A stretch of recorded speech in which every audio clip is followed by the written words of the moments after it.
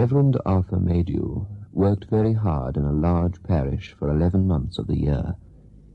He was also a student and a man of no strong physique, so that when an opportunity was presented to him to take a holiday by exchanging his parsonage in a sprawling, dark, industrial town with the country living of another clergyman in the sunlit south, he was very glad to avail himself of it.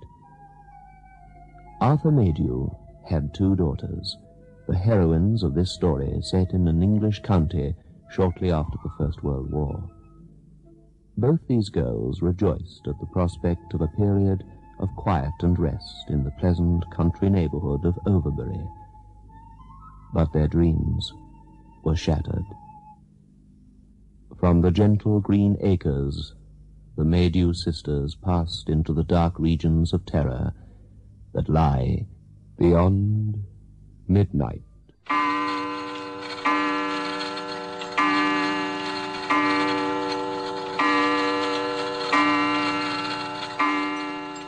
Biotex, the new soak and pre-wash powder, presents Beyond Midnight.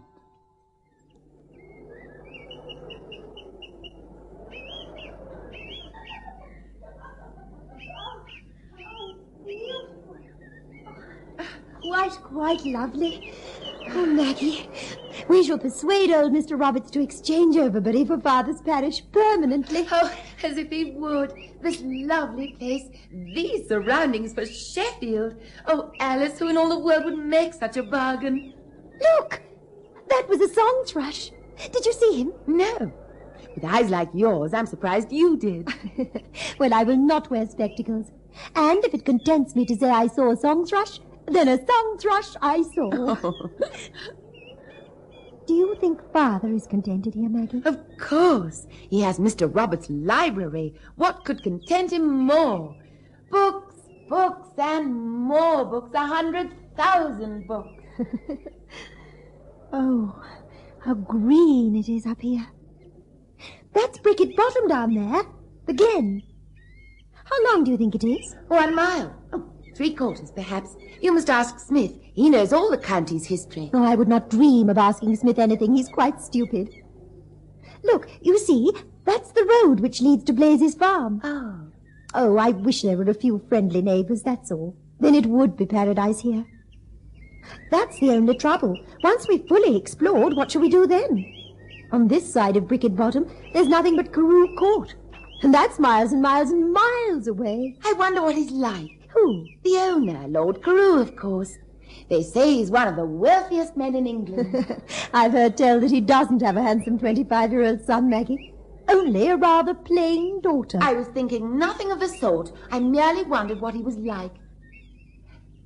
It is bleak, though, isn't it? All about here. Beautiful, yes, but bleak. Oh, come on. It's getting dark. We must... Tomorrow we'll explore right to Blazes Farm. Who knows? We may be treated to fresh, warm, creamy milk. Alice, look. Look. How very curious. There's a house down there in the bottom, which we have never... leastways, I have never noticed before. House? Where? Do you see? We've walked along the path down there, but I... Oh, no. There, girl, there. You see? I don't see any house. Oh, you must be able to see it. A quaint-looking old-fashioned house. Red brick. Oh, just where the road bends to the right. See the garden? No. I certainly can't see a house. Oh, Alice, I am very sorry, but if you don't persuade Father to buy spectacles for you soon, you'll be incapable of seeing anything. Yes, perhaps I can see a house, but the light is getting so bad. Oh, Maggie, we really must fly. All right, but tomorrow we shall come and explore it. Perhaps we shall meet some charming people, make new friends. Wait for me. Perhaps we may persuade Father to desert his books and come with us too. We must meet the people in the house, though, otherwise Father will be too shy. We can't go tomorrow, Maggie.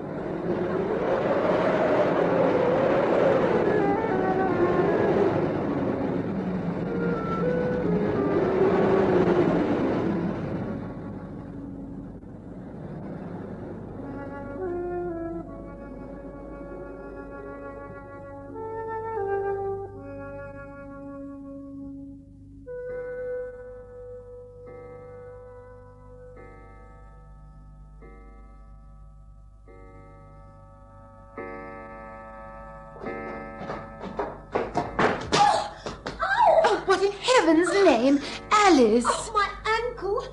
Oh! Oh, Maggie, help me! Well, why did you come down the stairs like an elephant? It's your own fault. Oh, you told me to hurry. Here, don't stand. Sit down, rest it. Well, I wanted to go to the house. Father's forgotten all about visiting Overbury. We can go this morning. Oh, it's swelling. Oh, look. Oh, Maggie, it's so painful. Oh. I shan't leave the house this morning, that's evident. If you wish to explore, you must go alone. Yes, Maggie. Yes, Father. If we don't go now, we'll never get away. He's sure to want to go to Overbury. It's no good. I cannot stand. Oh, go alone and tell me about it when you come back. If there is a house in Bricket Bottom. I swear I saw nothing. I shall see you soon. If they are pleasant people and we are invited to tea and your ankle still pains you tomorrow, we shall take the trap over. Maggie, you are so forward. Maggie, are you there? Now, don't try to walk. Preserve your ankle at all costs. I shall not be late. Tell Father I am just walking. He will be cross if he thinks I have gone to the house without me.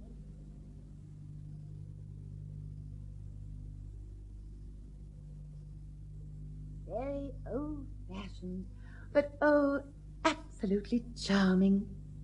Oh, and Alice, you should just see the garden. Oh, there are hollyhocks and roses and Canterbury bells and foxgloves. It is absolutely lovely. A darling little house. It's set close to the woods, just where the lane turns off to Blazer's farm. Oh, and Alice, I saw the people too. An old lady and gentleman. The gentleman was sitting on the porch. I couldn't see him clearly, but the lady was in the garden tying up her flowers or weeding or something or the other. Oh, she looked up and smiled as I went by. Oh, Alice, I'm sure they are nice people. It would be awfully pleasant to make their acquaintance. And we shall too. I shall make their acquaintance if it is the last thing I do.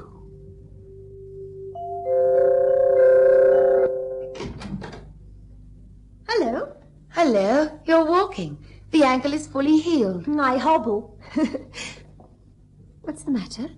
Matter? Yes, you don't look yourself this morning. Father was not angry yesterday, was he? I'm sure he was not awfully keen on going into Overbury. No, not angry. No, I'm all right. Only I did not sleep very well. I kept on dreaming about the house. Such an odd dream, too.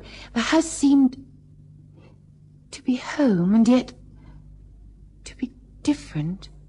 What? That house in Bricket Bottom? What on earth is the matter with you? You seem perfectly obsessed with the place. Well, it is curious, isn't it? I mean, that we should only just have discovered it, and it looks to be lived in by nice people. I do wish we could get to know them. There's going to be a storm. Oh, the swelling just will not go down.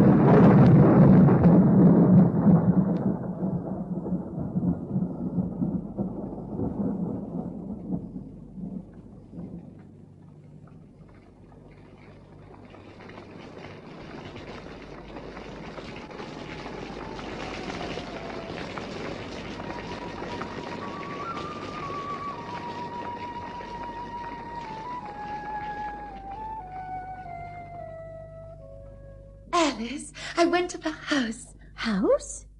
Oh, the house in Bricket Bottom. Well? I saw the old lady, and she is absolutely a darling. I believe she simply lives in that garden. Mind you, it's absolutely enchanting. Oh, anyway, she came to her gate and talked with me, and she asked me in to look at her flowers. She's terribly keen on flowers. Anyway, the thing is, I was a little shy, I suppose, and she said, "You needn't be afraid of me, my dear. I like to see young ladies about me, and my husband finds their society quite necessary to him." Oh, she's awfully attractive, lovely silver hair. Anyway, she told me about herself and the Colonel. Oh, that's her husband. He used to be in India, in the army. Paxton's their name. Colonel and Mrs. Paxton. She said they were awfully lonely at times, and she asked me in to meet the Colonel. I hope you didn't go in. Why not? Well, I don't like her asking you in that way. Well, I didn't actually go in because it was getting late, but... But what? I have accepted Mrs. Paxton's invitation to pay her a little visit tomorrow. Well, I do think you ought to find out a little more about them before you go calling, Maggie. Why? Oh, what on earth is the matter? They're lovely people. How do you know? Well, I'll tell you when I come home. Oh, you would have to go and hurt your ankle. Look, I'll go this afternoon just for a short visit. I'll be back for tea, and then we can have some croquet. You know how happy Father is when he plays croquet. Oh, Alice, don't look so disapproving. Maybe the Colonel and his lady have a handsome son. After all, you're getting awfully old, Alice. 20.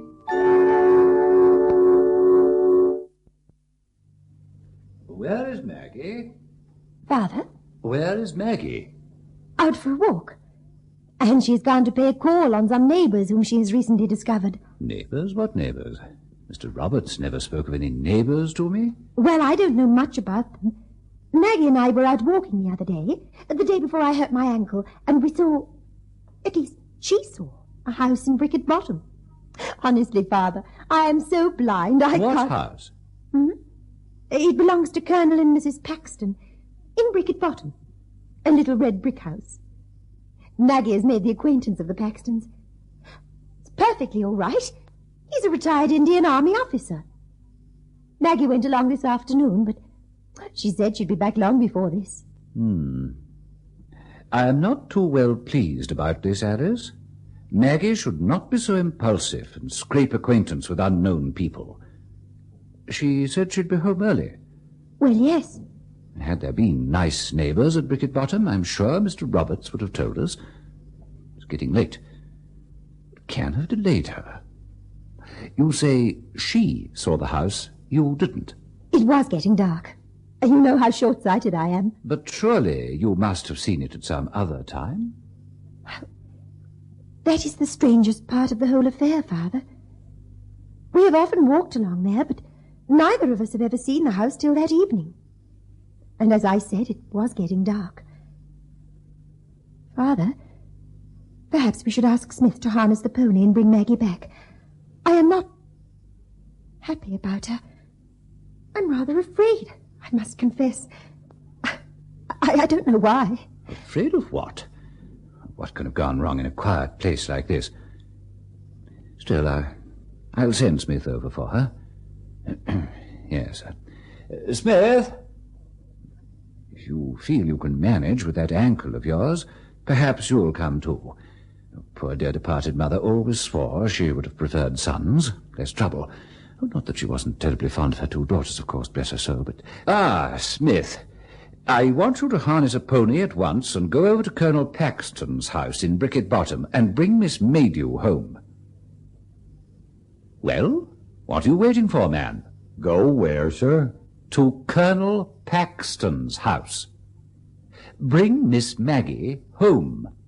I never heard of Colonel Paxton, sir. I don't know what house you mean. Alice, tell this fellow where your sister has gone to, and let us be off to fetch her. The Paxton's house, man, in Bricket Bottom. Colonel Paxton. Smith, you must know the house. You really must. Why, we saw it only the other day. At least Maggie saw it. Not too heavily on that ankle now, girl. Harness the pony at once. Yes, sir. Stupid man. Alice, is your ankle strong enough? Yes, Father. Then you must show Smith where this house is. I must own I'm worried, Alice. But why, Father? Maggie merely went to pay a visit to the Colonel and his wife. And why have I not heard of the Colonel? Roberts would have informed me if there had been pleasant neighbours hereabouts. Be that as it may. Come, let me help you. I shall find it difficult not to be stern with your sister when we meet her again.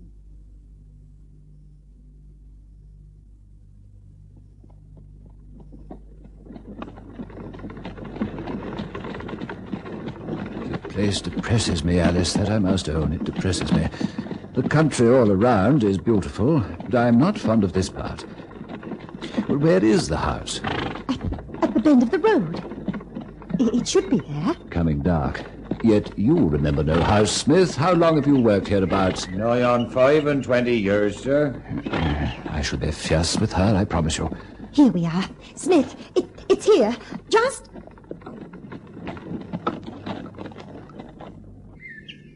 This is the place? Yes, Father. But there's no house here. Sir? Huh? Look, sir. What? Some part of a building. Here, and here, in the grass. There was a dwelling here at one time, a long time ago. There were terraces here running... what does it all mean, Alice? Are you sure of yourself, girl? You're not mistaken? Perhaps further... No, Father. I promise. It stood here, the house. Maggie pointed it out to me from up above. And she went to visit the Paxtons. Well, then, where is Maggie?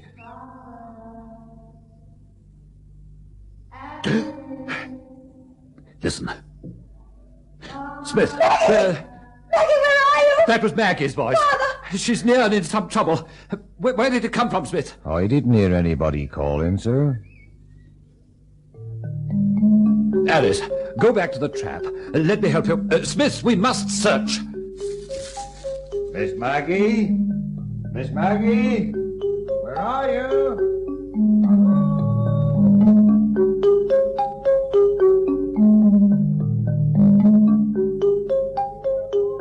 Maggie! Miss Maggie? Maggie, we heard you. Call again. Where are you?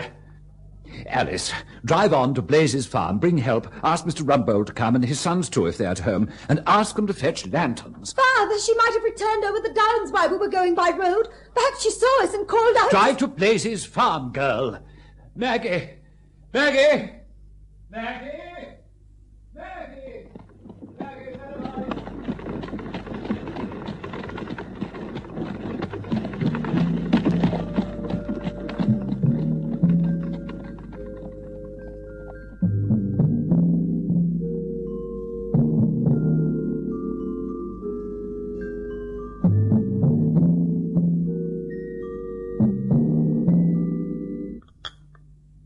May I offer you more tea, Mr. Roberts? No, thank you, my child. No, thank you. Nothing. 4 days. Nothing. What can have happened to her, Roberts? The police have questioned the old woman. She saw her on the path to Bricket Bottom, but no one else has seen her since. The old woman said... What was it, Father? She described Maggie as smiling, but looking queer-like. The house. There is no house. And yet... Have you ever heard any local gossip concerning this Colonel and Mrs. Paxton? No. I never heard mention of their names until... I think the pot needs more hot water, Father. Well, I'll tell you all I can about them, which is not very much, I fear. I am now nearly 75 years old, and for nearly 70 years no house has stood in Bricket Bottom. But when I was a very young child, there was an old-fashioned red brick house standing in a garden at the bend of the road, such as you have described. It was owned and lived in by a retired Indian soldier and his wife, a Colonel and Mrs. Paxton. At the time I speak of, certain events having taken place at the house, and the old couple having died, it was sold by their heirs to Lord Carew, who shortly after pulled it down on the ground that it interfered with his shooting. The Paxtons were well known to my father, who was the clergyman here before me, and to the neighborhood in general. They lived quietly and were not unpopular, but the Colonel was supposed to possess a violent and vindictive temper. Their family consisted only of themselves and their daughter, the Colonel's old army servant, and his Eurasian wife. Well, I cannot tell you the details of what happened. I was only a child. My father never liked gossip, and in later years, when he talked to me on the subject, he always avoided any appearance of exaggeration or sensationalism. However, it is known that Miss Paxton fell in love and became engaged to a young man to whom her parents took a strong dislike. They used every possible means to break off the match, and many rumors were set on foot as to their conduct. Undue influence, even cruelty, were charged against them. I do not know the truth. All I can say is that Miss Paxton died, and a very bitter feeling against her parents sprang up. Yes, but Roberts, I pray you, what... Please let me continue. I know how shocked you are. This story, well, it may shed some light. My father never saw Paxton after his daughter's death, and only saw Mrs. Paxton once or twice. He described her as an utterly broken woman, and no one seemed at all surprised when she followed her daughter to the grave within 3 months. Paxton himself became a recluse. He was rarely if ever seen, and himself died in a very short time. Some said by his own hand. He was buried like his wife and daughter in the churchyard of my church. The property passed to a distant relative, who came down to it for one night soon afterwards. He never came again. It said he conceived a violent dislike to the place. He sold it to Lord Carew, who later pulled it down, and the garden was left to relapse into a wilderness. And those are the facts. But there is something more. I can see it in your face. You have a right to know. What I'm going to tell you now is rumor, vague and uncertain. About 5 years after the house had been pulled down, a young maid-servant at Carew Court was out walking one afternoon. She was a newcomer to the district. On returning home to tea, she told her fellow servants that as she walked down Bricket Bottom, which place she described clearly, she passed a red brick house at the bend of the road, and that a kind-faced old lady had asked her to step in for a while. I saw the old lady, and she is absolutely a darling. She came to her gate and talked with me and asked me in to look at her flowers. She's awfully attractive. Lovely silver hair. Did this girl go in? No. She feared that she might be late back at the hall for tea. She never visited the bottom again. But 2 or 3 years after that, after my father's death, a travelling tinker and his wife and daughter camped for a night at the foot of the bottom. The girl strolled away up the glen to gather blackberries, and she was never seen nor heard of again.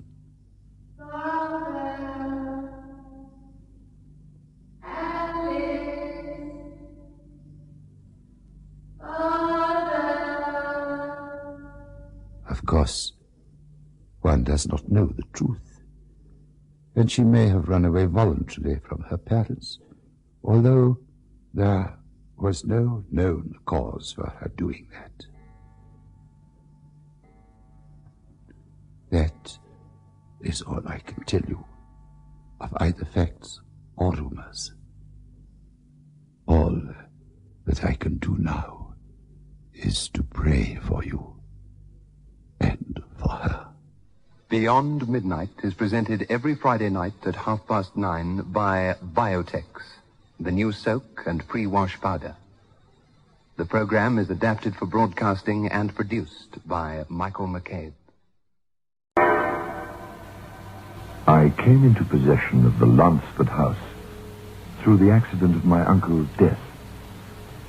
My inheritance from him enabled me to buy it, for it was the isolated kind of dwelling I'd been looking for in order to finish a novel I was working on. I've always found it impossible to create anything worthwhile in the noise of the city. The house was fully furnished, but since it had been empty for many years, it was extremely dusty, and I spent my first day cleaning away the dust in the few rooms I intended to use. Lansford House. I remember the place as if it were only yesterday I discovered the green vase, learnt its terrible secret, and passed so nearly through the veil that separates sanity and the madness that lies beyond midnight.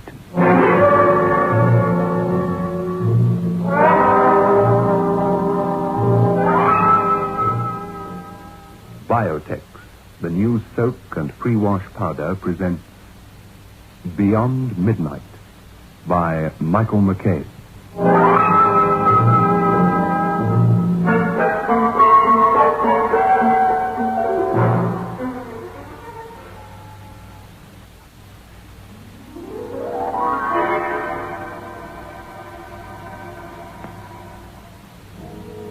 Lansford House.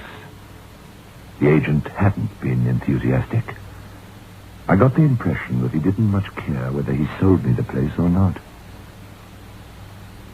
There's nothing extraordinary about Lansford House, Mr. Royd. It's very big, of course. It was plenty built and big in those days. If it wasn't so strongly built, it would have fallen to pieces years ago. A house needs to be cared for. Leave it empty. Well, it's what I'm looking for.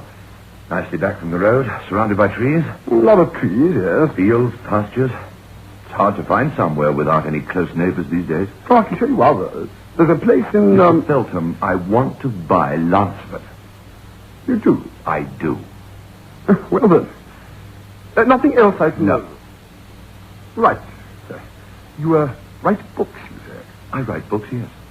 When can I take possession? Today. Oh, marvelous. I'm halfway through a book at the moment, you see. I've been stuck for weeks. I need peace now. Quiet. No.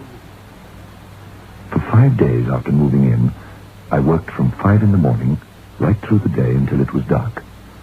The book progressed beautifully. I was even thinking of who the film rights should go to when I hit another dull patch. Nothing. I destroyed a few thousand words and left the typewriter until a possible return of inspiration. I was fairly satisfied, though, and it was with a lot of pleasure that I began to examine more carefully the house I'd so quickly and perhaps rashly bought. In most ways, it was typical of the houses erected in the country 100 years ago. It needed a lot of money spent on it before it would assume the splendor it deserved, but I needed only 1 or 2 rooms. One thing puzzled me. The little attic.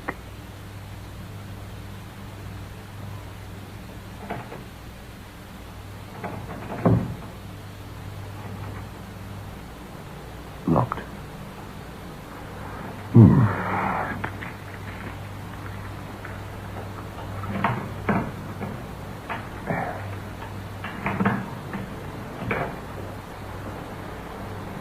No key. Why is that then?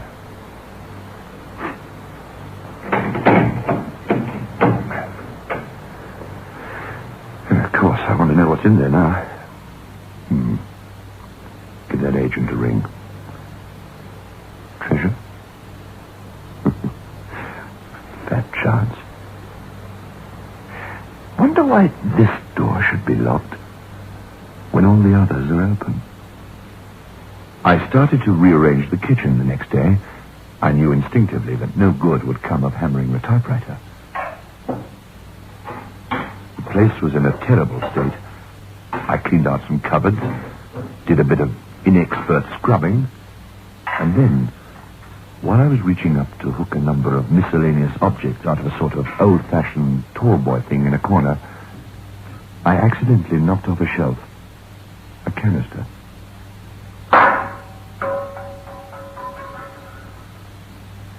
It opened, and a piece of folded paper fell out. An old piece of paper, brown with age, badly worn and tattered.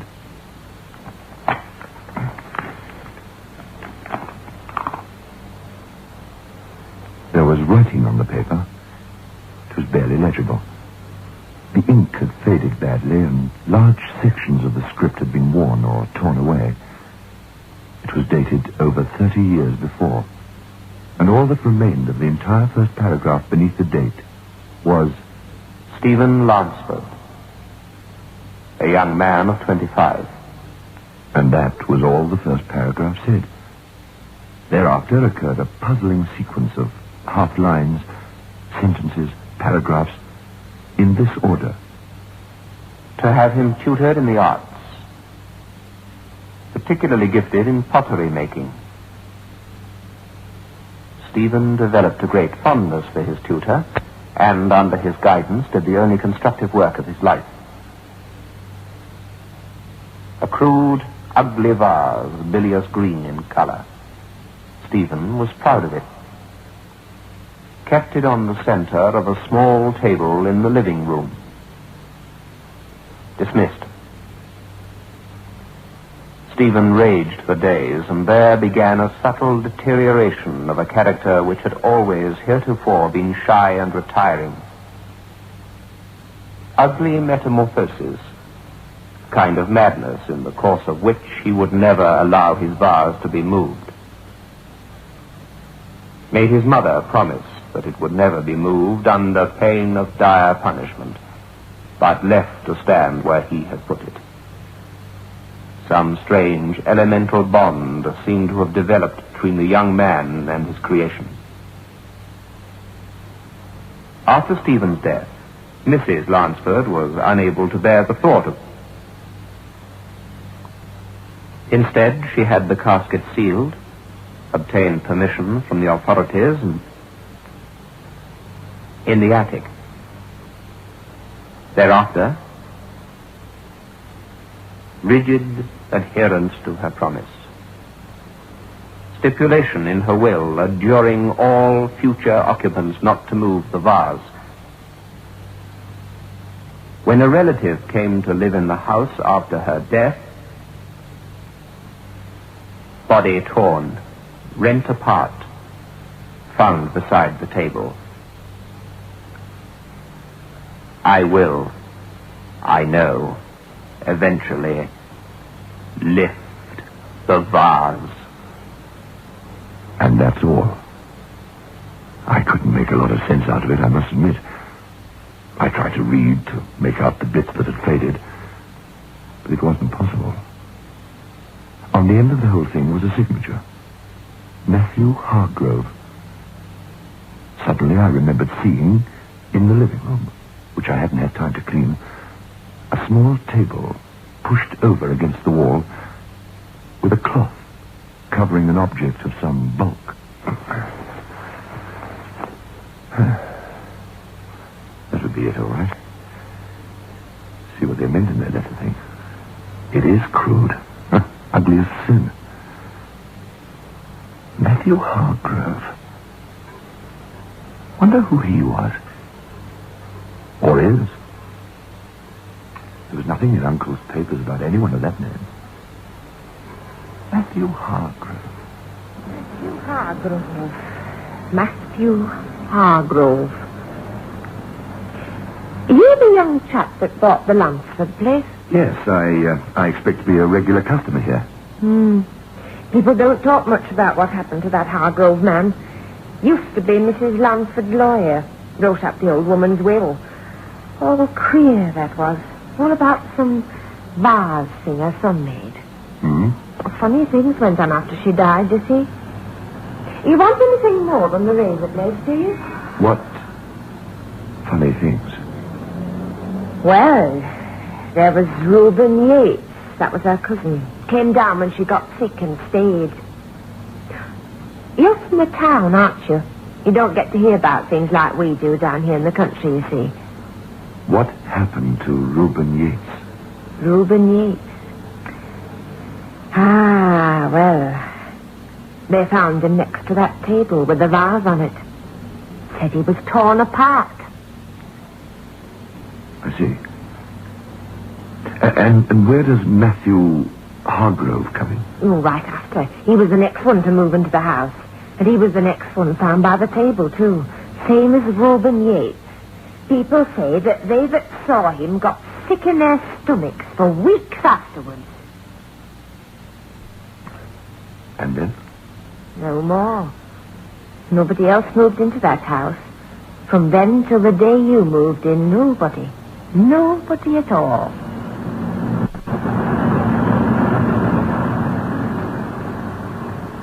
The inference behind Mrs. Calkins, the lady in the village shop's words, added to those in the fragmented letter, began to take a kind of nagging form in my thoughts. For the rest of that day, I tried to write. I couldn't. No city noises. But there was another distraction now. The vase, and the strange story behind it. The living room drew me, and I went in. I looked at the ugly thing for a long, long time, and then I stretched out my hand to lift it. Suddenly I remembered Reuben Yates and Matthew Hargrove. Come on, Lloyd. Stop me. But even so, I only lifted the thing a quarter of an inch from the little table. It was about 10 seconds later that I heard it.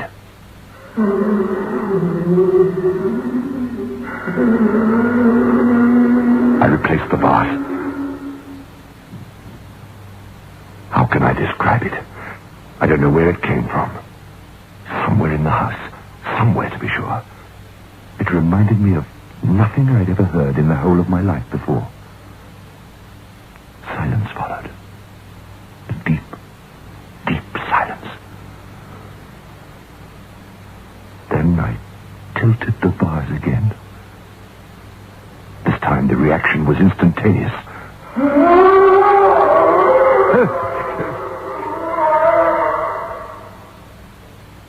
I went and got a brandy and sat down for a while to recover my composure. It was then that I remembered the attic. It took me a long time to summon up the courage, but I had to know.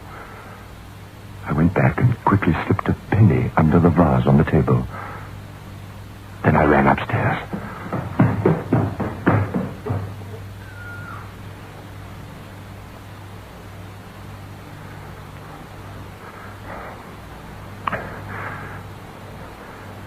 I got down on my hands and knees and tried to peer through the keyhole. I couldn't see anything. As I was struggling to my feet, I felt a thin current of air cross my face. A short, warm draft of air. But there was no attic window through which the wind could enter, and the air that struck my face was warm.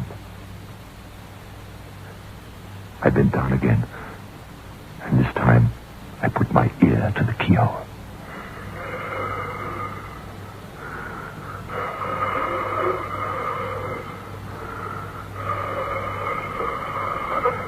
I felt it again, coming out of the keyhole. Not a draft. Not a draft at all. What I felt was breathing.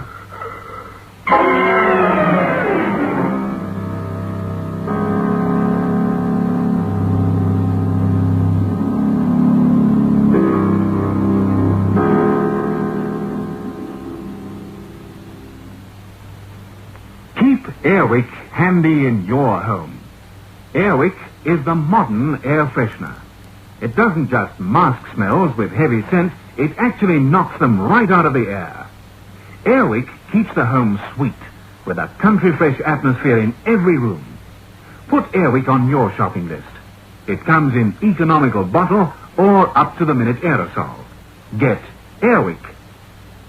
Soak, soak, that's all you have to do. Soak, soak, just for an hour or two you'll find this soap as good as new when you use new Biotech. Amazing new Biotech soap stubborn stains away. Clean, clean, everything soon will be clean, clean, for all the world to see. Soak, soak, stains away easily when you use new Biotech. Get amazing new Biotech today and let soaking do the washing.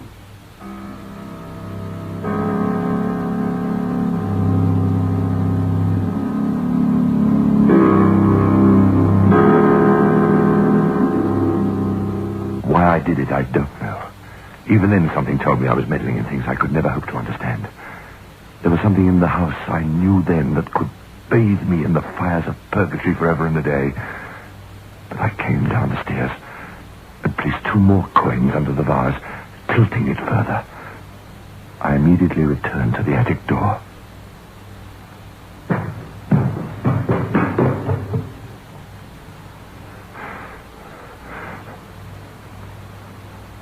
I no longer heard mere breathing through that keyhole from the room beyond.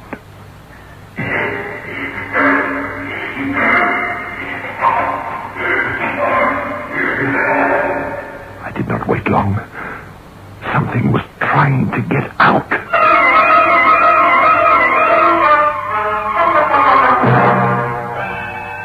I removed the coins again from under the vase, and it once more rested as it had done so for 30 years.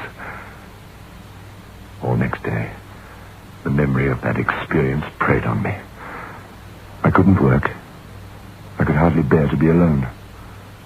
The vase exercised an unholy fascination on me.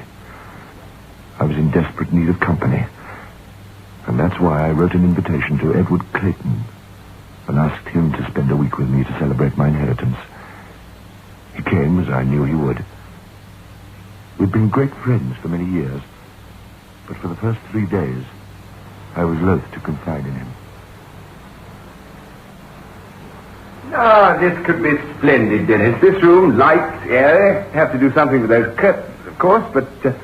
hello, what's this? Oh, for the love of heaven, don't touch that vase! Oh, why not? What's the... Sit down. I'll tell you. Hmm? Sit down. I told him everything that had happened since I took possession of the house, but he made little effort to conceal his skepticism. Oh, Dennis. Come on, man. I mean, you must take me seriously. But granting that what you say is true, what... I mean, what the devil does it mean? I don't know. You read the letter? Hmm? Oh, yes. It just read it in front of you, didn't I? Edward, promise me you will not touch that vase. But that put me in the position of subscribing to your fears. Please. All right, promise. Scout's honor. I need beer. Lots of cold beer. Come on, the ghost isn't walking at the moment. He promised. Oh, yes. But he promised without believing. And perhaps the very promise he made was a challenge. Next day, he seemed unable to concentrate. Twice when I spoke to him, he didn't hear me. He was in a kind of dream, thinking of something else. I knew what it was. I did everything I could to divert his attention. I read him part of my novel, which had come to a full stop. He listened and made some favorable comments. For a while. But I knew I was not holding his attention. He kept wandering about the house, and inevitably his journeying took him by or into the room where the table and the vase upon it had lived for the past 30 years.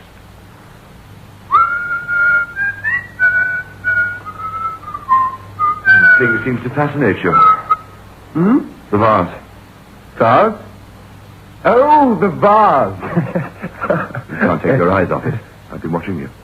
Oh, at first, well, I thought it was a fairy story.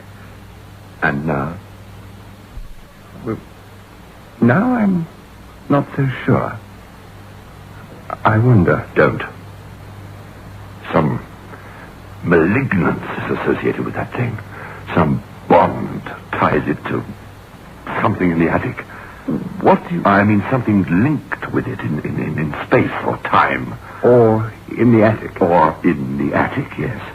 If you think so, why haven't you been up there to see? It's locked. Well, I couldn't bring myself to break in. There's no time like the present, then, is there? You game? I did know. Well, make up your mind. You can't just live here with half-truths. You either find out there's something nasty and horrible around, in which case you move out. Or you find out it's all a silly mistake. Lay the ghost and continue writing your book in peace. And incidentally, I think your book will be very splendid. Thank you. So, let's go and see what's up in the attic. Bring the lamp. All right.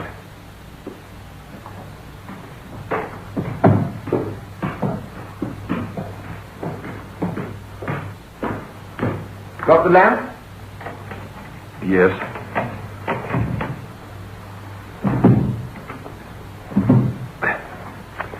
Coat off, I think. Danger. Men at work.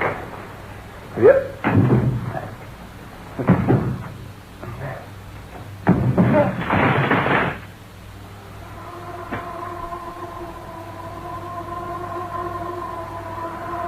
Our lamplight flooded the room.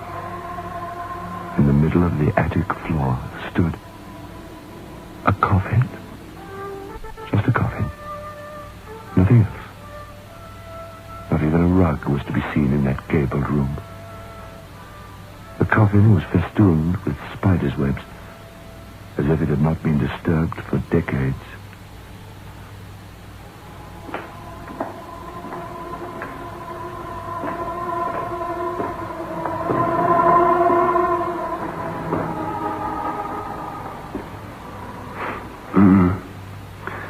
Sealed. I take it that this is Stephen Lansford's coffin. His mother had him put here. I imagine so. Yes. The vase is the one he made in the letter. Remember? Yes, exactly. Well. Yes, I know what you're thinking. It doesn't hold water, Dennis, and you ought to be the first to see it. Nothing about this thing holds water, as you put it. Suppose it isn't a bad place to rest.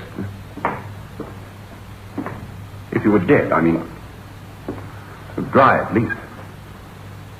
Better than 6 feet under, eh?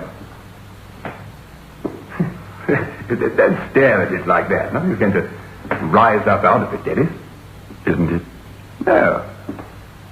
Ghoulish lot the Lansford there. Let's get out of here. Okay. What are you going to do about this room, attic? I'm going to seal it. Nail it up.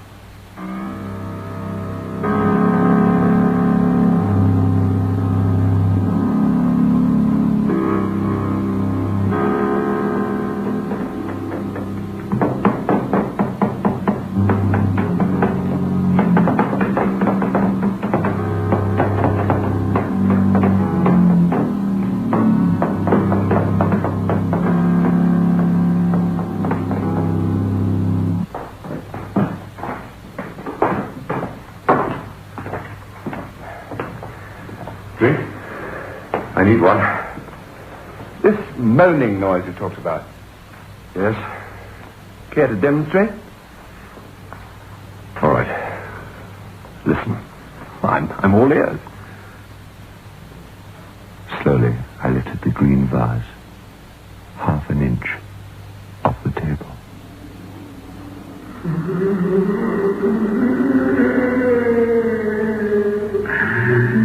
I replaced the vase. Interesting. All right. Now you've heard. Let's have that drink, and then I think I'm ready for bed.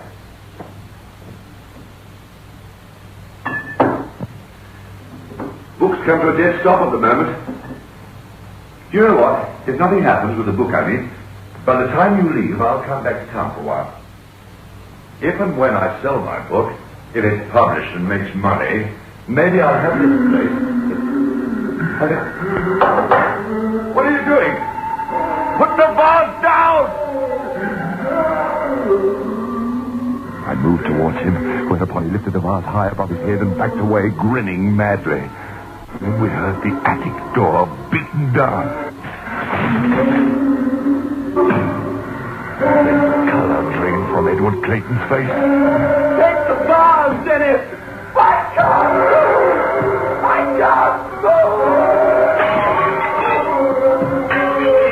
Dropped the vase, it smashed into 100 pieces, and then the thing was at the door, and the door opened, and it was in the room.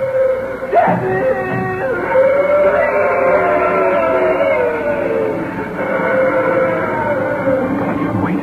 I leapt towards the window, and before I crashed through the glass, I half-turned. Something had entered that room beyond my range of sight, for Edward was hanging limply aloft in mid-air.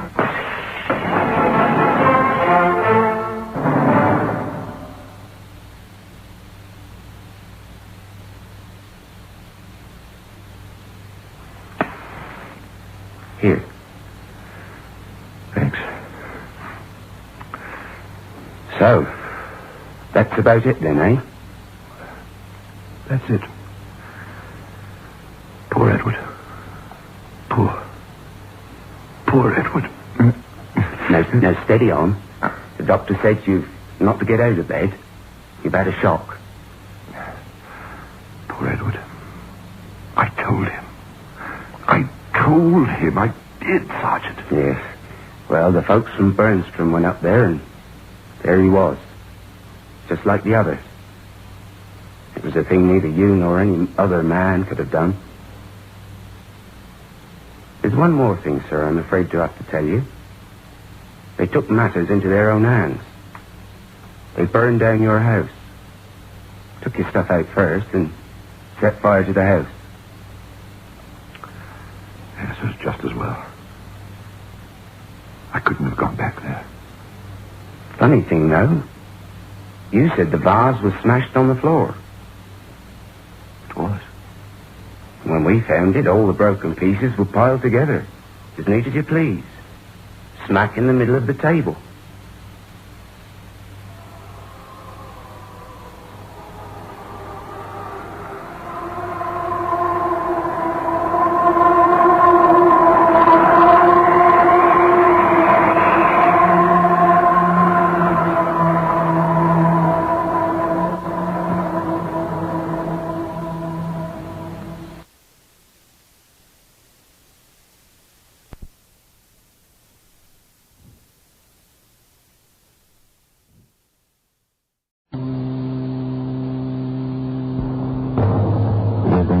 Beyond Midnight, and of course that will last for half an hour, no?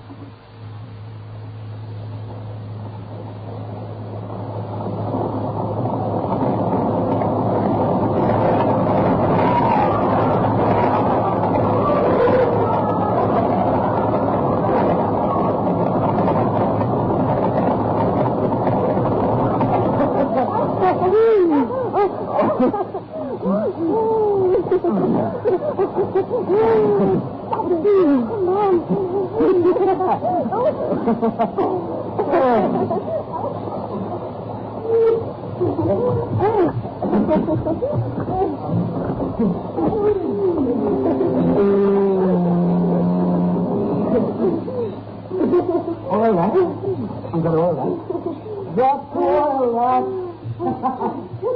All right. Ha, ha, ha.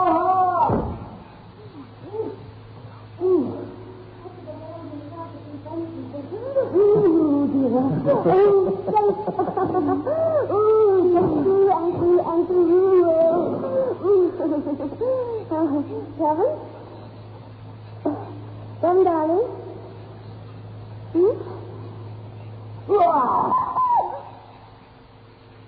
Biotech, the new soap and pre-wash powder presents Beyond Midnight by Michael McKay. Just soap in biotech. Just soap in biotech. Just soap in biotech. If you have wondered how to get your washing really stain-free, understand this. Biotex removes the stains and dirt washing won't. Just soap in biotech.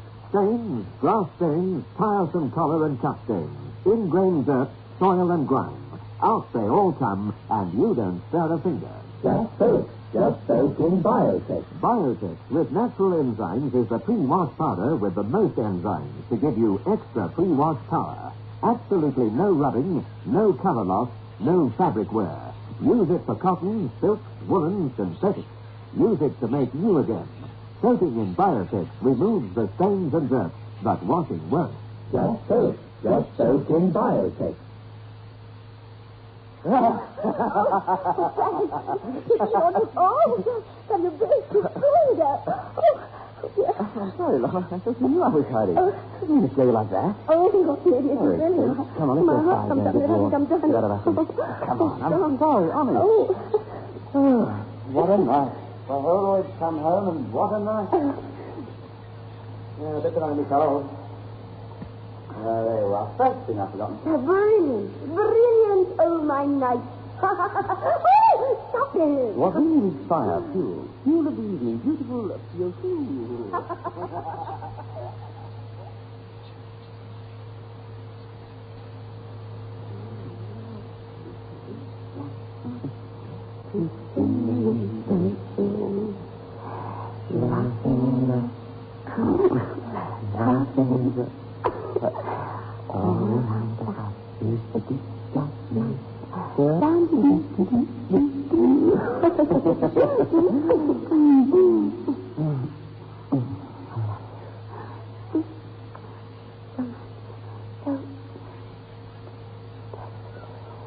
Don't be desperate about it. What all that is? Oh, it is.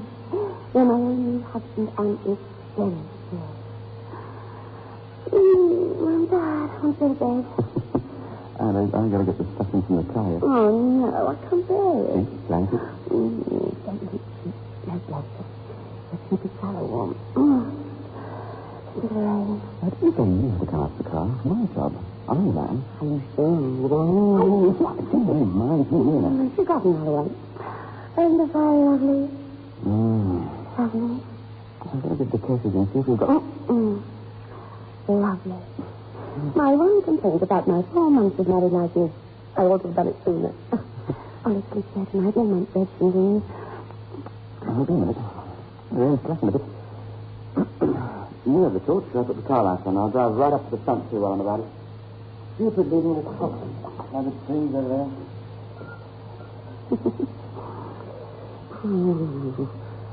So nice. It is so nice.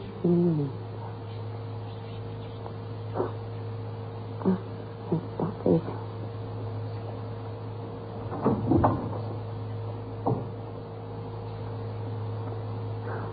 What is it?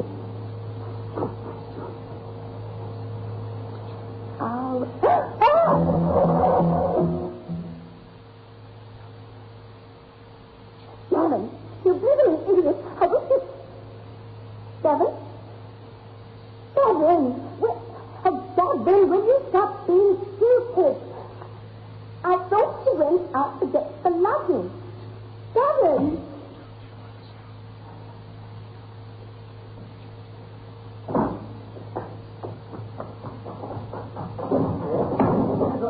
Oh, that's you. Where's the torch? Gavin, hold on. Stop the feeling, dear. Stop messing about. You can't stand me anymore. What do you mean? You know, blast it through without me.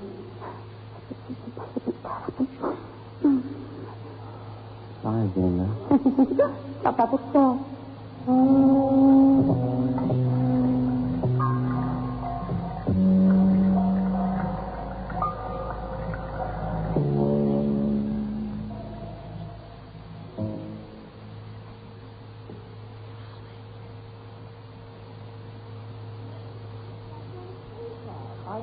You, darling. I don't know what you're on about. I wasn't down there at all last night. Gavin, I'm not a bit amused. Yes. Oh, that's in Victoria. So you're not amused. Katie, I went out to bring the car up and get the stuff in. You swear? Well, if I was down there in the other wing, how'd I get out again anyway? You couldn't. Could you? Kitchen goes back there. Listen, what is this? Someone was standing in the passageway just below the stairs. Well, I couldn't see, darling, because... And as I said your name, he took 1 or 2 paces towards me and then turned and went away. And where? I don't know. I heard the car then and... Couldn't I was see. driving the car, so... There, you see? You imagined it. Shadow. Come on. Let's get things sorted out. Rest of the furniture's coming today. It's starting to look like home. Roll up. Napoleon Bonaparte, let's hear our first round out, butchers. Never believe it. There was someone. I saw him.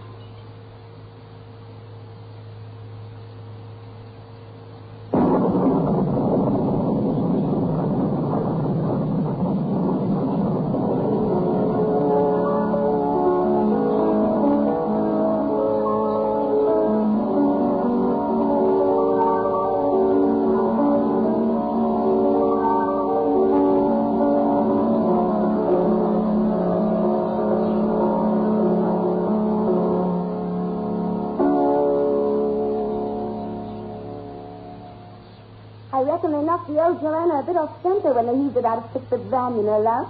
Well, that's different to your playing there, will it, sweetheart? What? I know what I want. Oh, darling. No, it's not 9 o'clock yet. I was talking about supper. Pickles, cheese, tomatoes. Haven't got any. And gherkins in their jerkins. All right, let's start with tomatoes. Come on, chop, into the kitchen. Look, hot serving. You two, chocolate. Hot runny soup in mugs.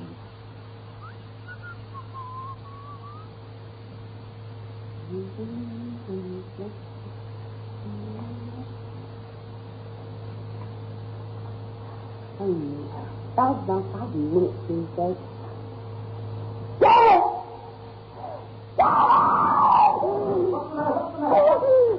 What? He's gone. Who? Him. What? He was standing there. What are you talking about? Who was? He was at the sink and he turned around. Oh, it's no use. It doesn't work. I tried to fix the bulb. Gavin, he was standing over there. Darling, there's no one here. There was. And he'd still be here then, wouldn't he? But the door's locked. You think I'm mad? Of course you're not mad. Then believe me, then. He turned and... I mean... He turned? What? Smiled. A man? Yes, I saw it upstairs. Yes, over... You said... Sit down, I'll get the supper. You don't believe me, do you? Hmm? I don't know. I don't not believe you. I'll stay here when you get to food. Well, you might as well get it then. You better not have tea. Make you dream. That's right. Send me up about it.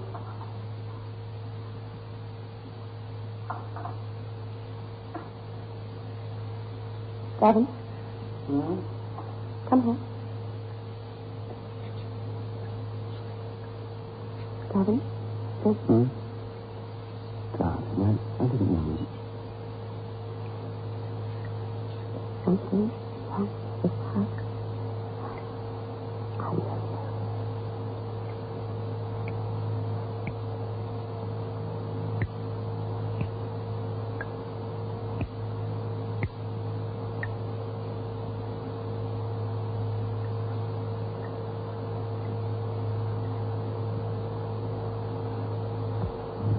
Let's play some music. I feel like dancing. But I thought you had a splitting headache. Oh, that was 5 minutes ago. I've taken Grandpa Headache powder since. Grandpa Headache powders kill pain, soothe pain nerves, and lift depression.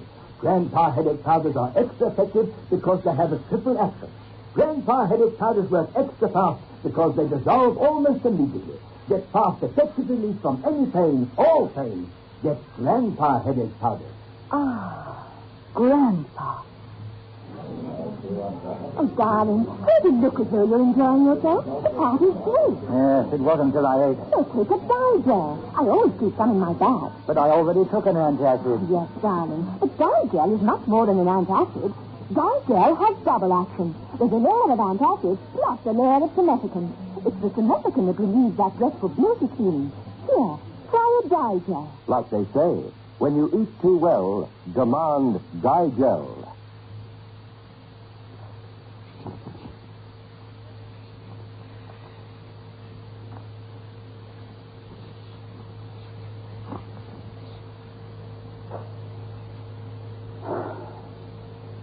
So that's the fix then, is it? Either I don't do any more evening work, or if I do and I've got to, you say to others.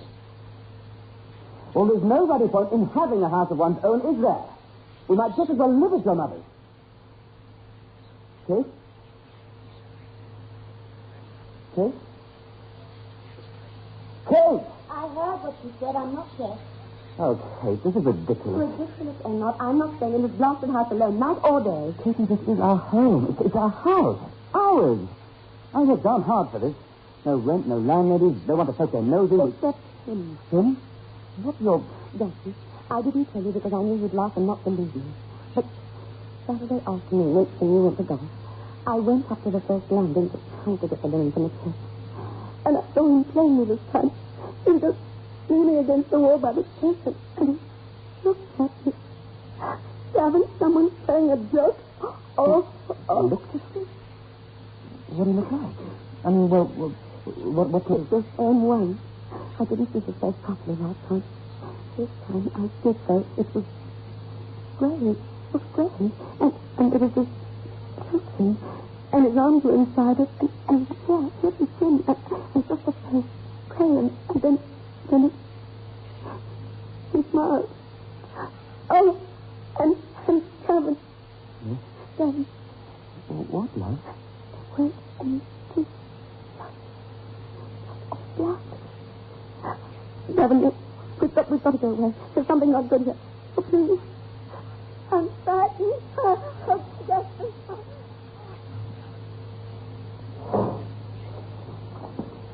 Why didn't you tell me, Mr. Edwards? Tell you, Mr. Hallward. Do you think there was any need? Well, I think there was a lot of need. If you sell a house and it's had 9 different families living in it in 14 years, and for the past 3 years it's been empty altogether... No, hang on. Let me finish, please. If I heard of a house like this, I'd expect to find dry rot, worms in the cellar, the roof caving in, the drains along, something. I mean, the price wasn't all that low. £4,000. Yes, sure, it was a bargain. You looked at a lot of houses and ours was charm, and it was the best all-round buy there was. Could you tell me, Mr. Redwood, why no one from the village will go anywhere near the place after dusk? Mr. Holroyd. In every village all over England you'll find a house somewhere with a lot of superstitious twaddle connected. And we bought the local haunted house of Woodford. Oh, that's fine, isn't it? How long would it take to sell the darn thing? Another 3 years, I suppose? But surely, it's not dangerous. My wife has had several very bad shocks since we've moved there. She's very unhappy. Mr. Edwards, is there any way of finding out more about the place? More? Yes. You've given me a history back to 1944. It was empty during the war. I believe it's a little bad state of repair then. The owners have fallen out. But I'm not really interested in that. There's 1809 carved up over the front porch. And you said yourself it was a century and a half old. Now, how could I find out? Yes, sir. We are merely the London agents. But the property's so old. We can't... Yes, I appreciate that. I'm asking where I can go to find out. It's earlier history. Yes. Only the Woodford Town Hall. Parish records. I can't think of it. Thanks. I must be off. I missed my train. Oh, thank you for your help. I know it's your business to sell houses... Which train? Train? Which one are you taking? From Waterloo, is it? Yes. 5:18. You'll have a ways, I'm afraid. It's Friday. After the 4:38 for Portsmouth, there's nothing stopping at Woodford till 6:10. Oh, no. That means I won't get home till after dark. Blast. I'm not on the phone yet either. Well, I take myself to the old cross in the garage and a diamond car.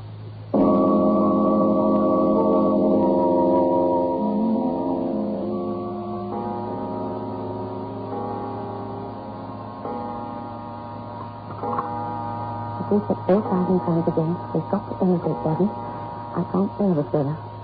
Rain and rain all year long. If you work tonight, Gavin, I'll never forgive you. It's Friday. It's not your work night.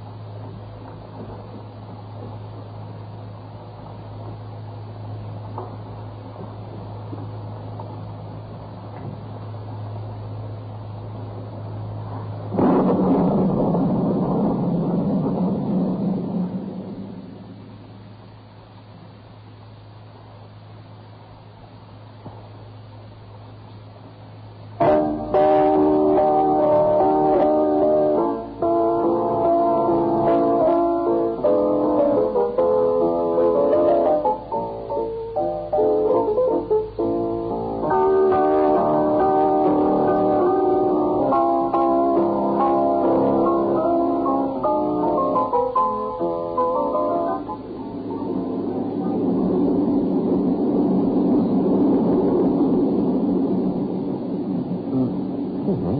Have you lunch? Thanks. Filthy weather. Still, kind of you to offer me this conversation. You know...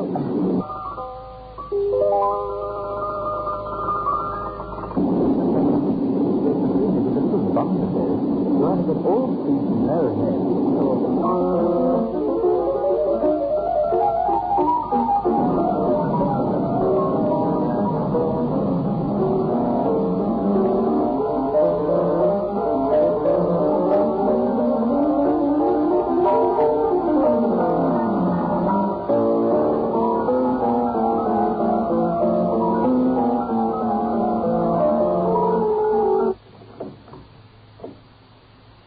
Darren?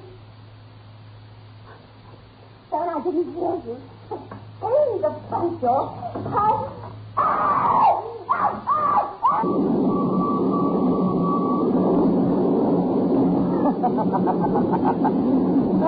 I was there once, and that was enough for me.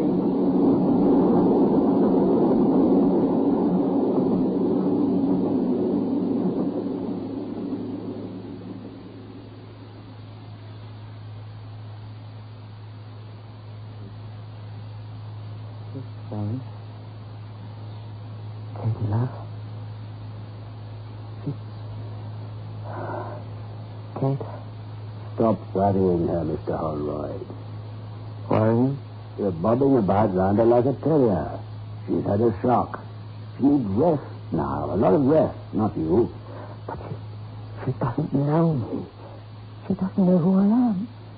She's been like this ever since I came home. Why did I have to get that late train? She ought to go to her mother's, as you suggest, away from this house. Take her, but do something for me. When you have her settled... No, I'll arrange for the ambulance. Leave that to me. When you have her settled, come and see me. Within a day or two if you can. And I'll keep you long. No, just do as I ask. Will you, Mr. Holroyd? And she's at her mother's? And she's okay, yes. All right.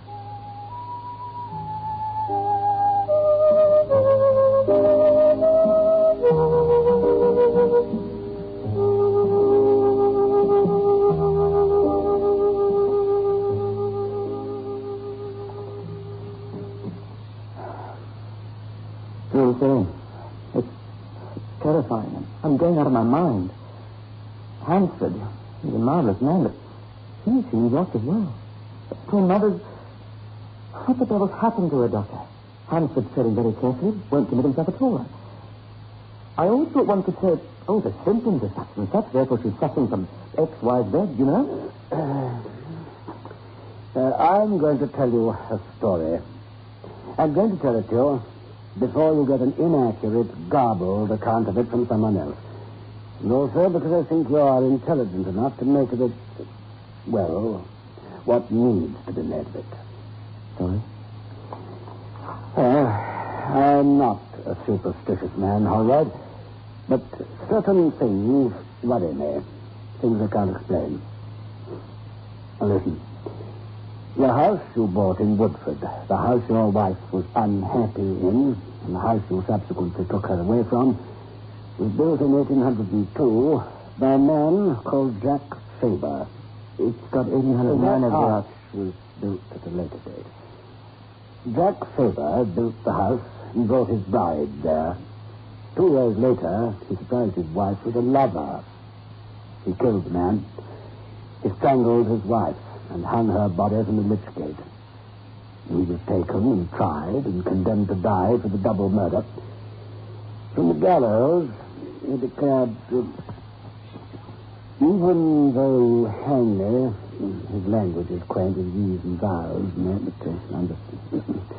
even though you hang me, I shall return to my home, and I shall dwell there with my bride. He swore this on oath, and then they stretched his neck and laid him in Murder's Corner. In the graveyard was tried under in 1935, the gasworks down on the site now. Well, I tell you, for what it's worth. As a man of medicine, I want to say it's all nonsense, but I can't. Perhaps I'm not worthy of my calling. The best doctors are irreligious and have no truck with curses and life on another plane and all that. Yeah, it is. Jack Faber. All he was short of was a bride. And so he tried to take mine. I don't know, Holroyd. I don't know. So we intruded, I suppose. And now he's in possession again. We'll just have to see about that. Goodbye, Doctor. Well, I'm going to keep in touch with Hansford. I'll know how she progresses. Thanks.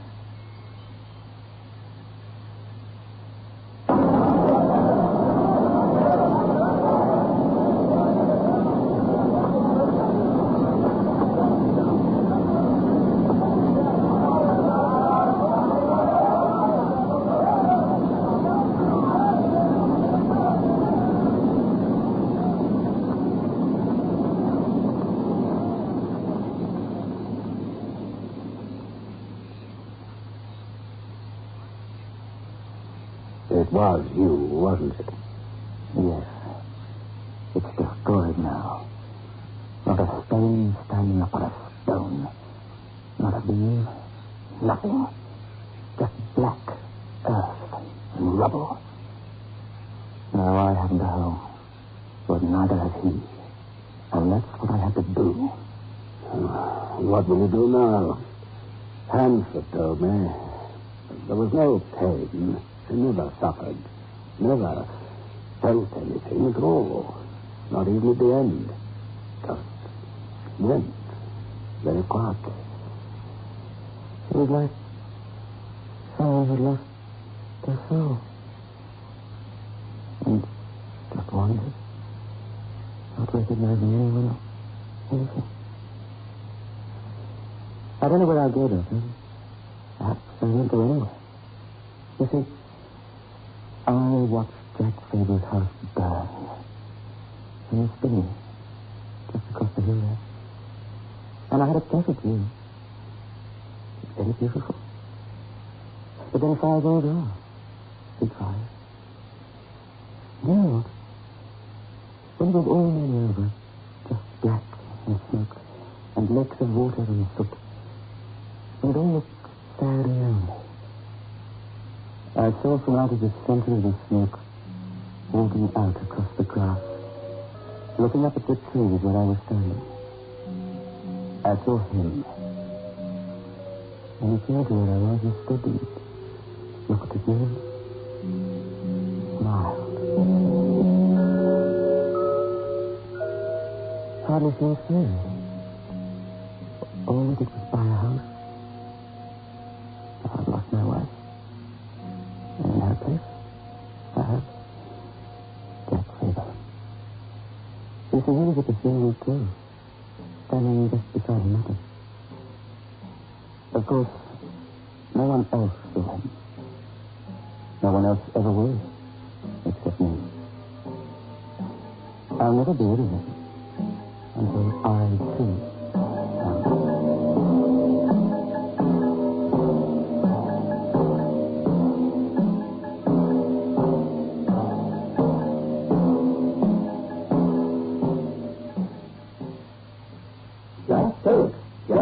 in biotech.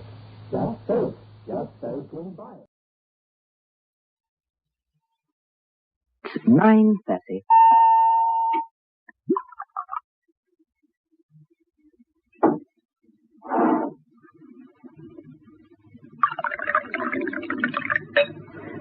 Do you like ice, Mr. Todd? Ice? Thank you, Miss Watts. That's a bit... Mrs. Watts, Mr. Todd. Oh, I'm sorry. That's all right. There. It gives me great pleasure to see a man drink whiskey, Mr. Todd. My late husband was partial to it. Oh, well, lovely. Thank you, Mrs. Watts. Do I look like a spinster? No, not at all, no. Well, you seem determined to make me one. I'm a widow. I have been one for 22 years. Cheers. It's lovely whiskey. Atlas whiskey. One of the first ever produced in Scotland. Not available in the general run of off licenses. Well, I'm honored. So, this is nice. So long since I've been able to offer my whiskey. I've had that bottle for nearly a quarter of a century. Poor Alfred was the last to drink from it. He died the next day. Oh. Shall we discuss the matter in hand? Rather.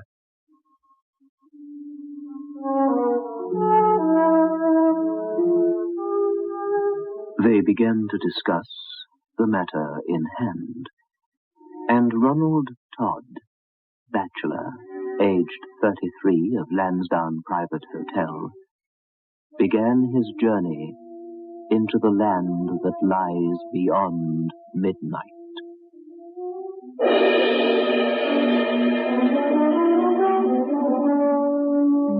Biotex, the new soak and pre-wash powder, presents Beyond Midnight by Michael McCabe.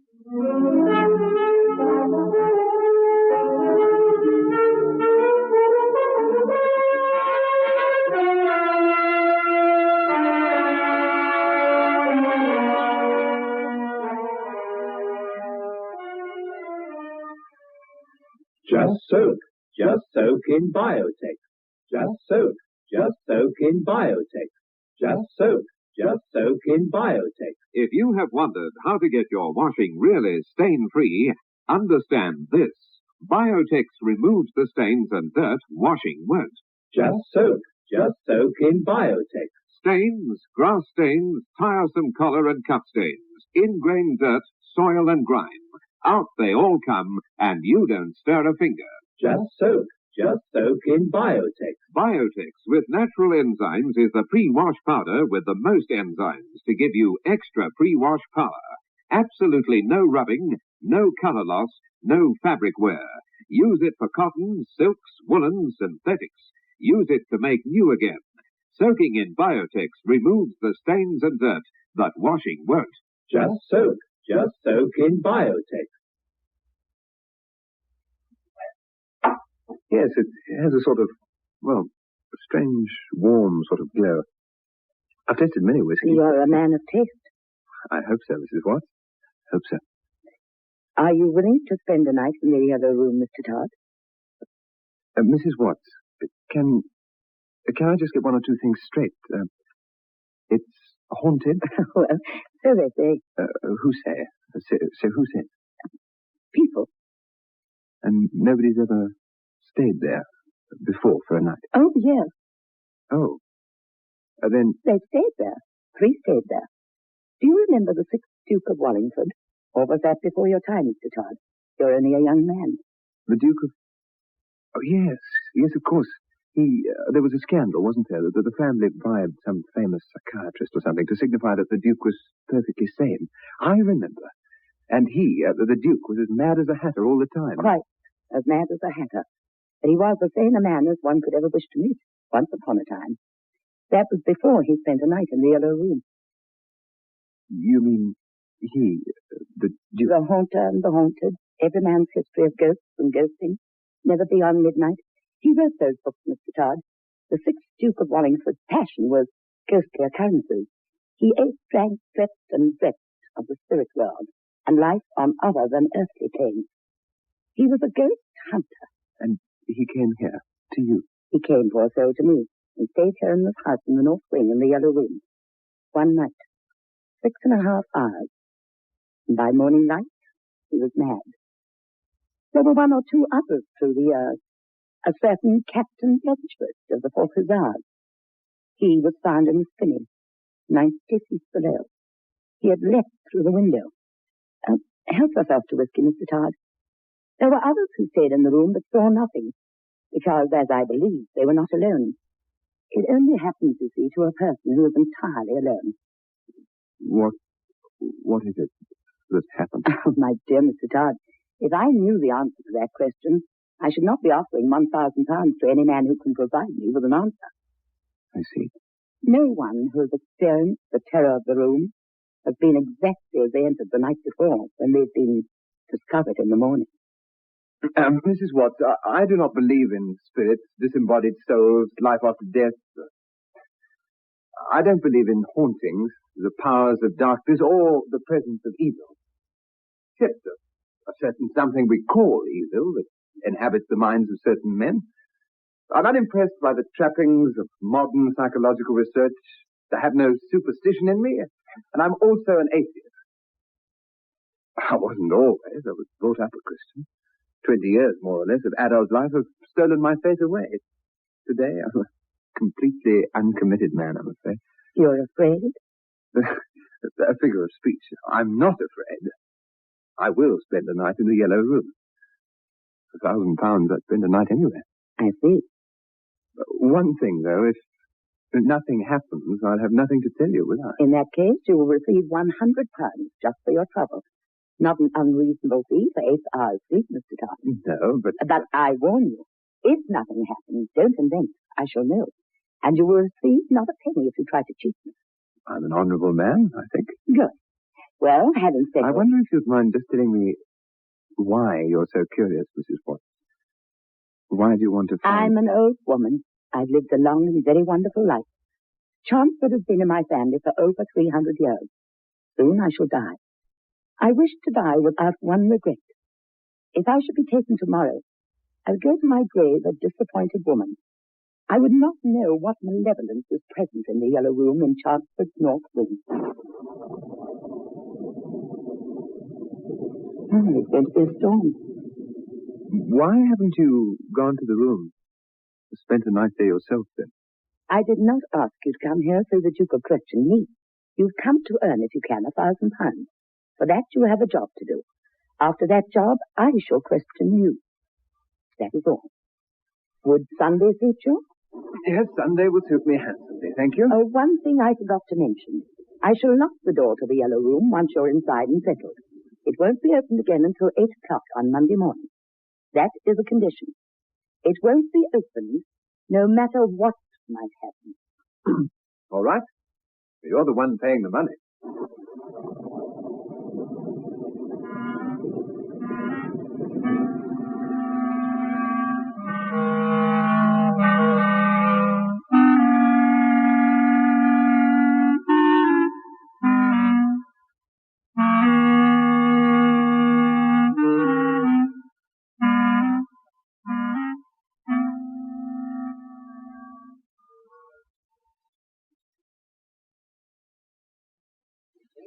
The electricians never reached the North Wing with their wires and switches.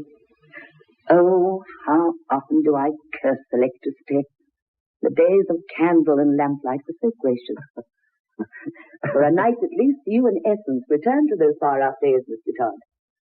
It's not the fault of electricity that they've gone, you know. There's been more changes than the mere invention of electricity. Father Doyle, don't skulk in the doorway and don't look so disapproving. I'm not skulking. I'm still hoping to persuade Mr. Todd to change his mind. It's an unholy experiment you're indulging yourselves in. Don't begin all that again, Father.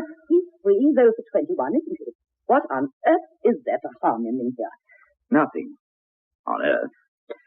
Mr. Todd, I've come tonight as an old friend of this lady, the friend of her husband. She asked me to be present.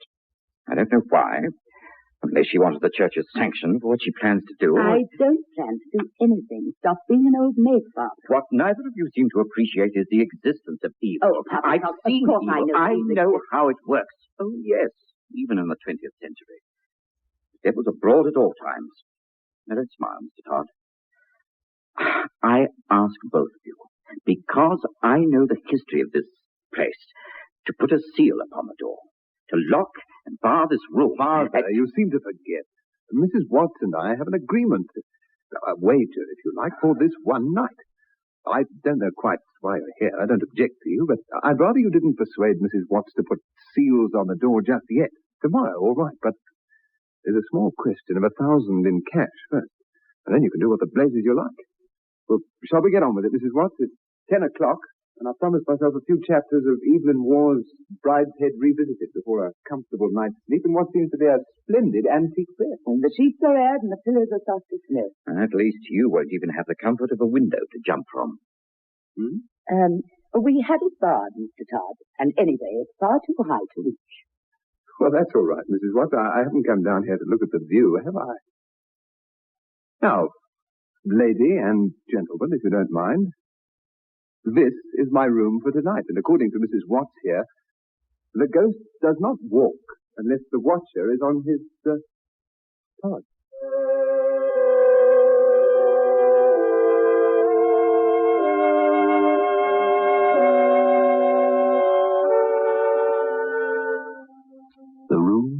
high-beamed, the paper yellow in colour, for this is the Yellow Room, is ancient. The design upon it is of some long-forgotten crest of some long-dead family. The shadows are deep.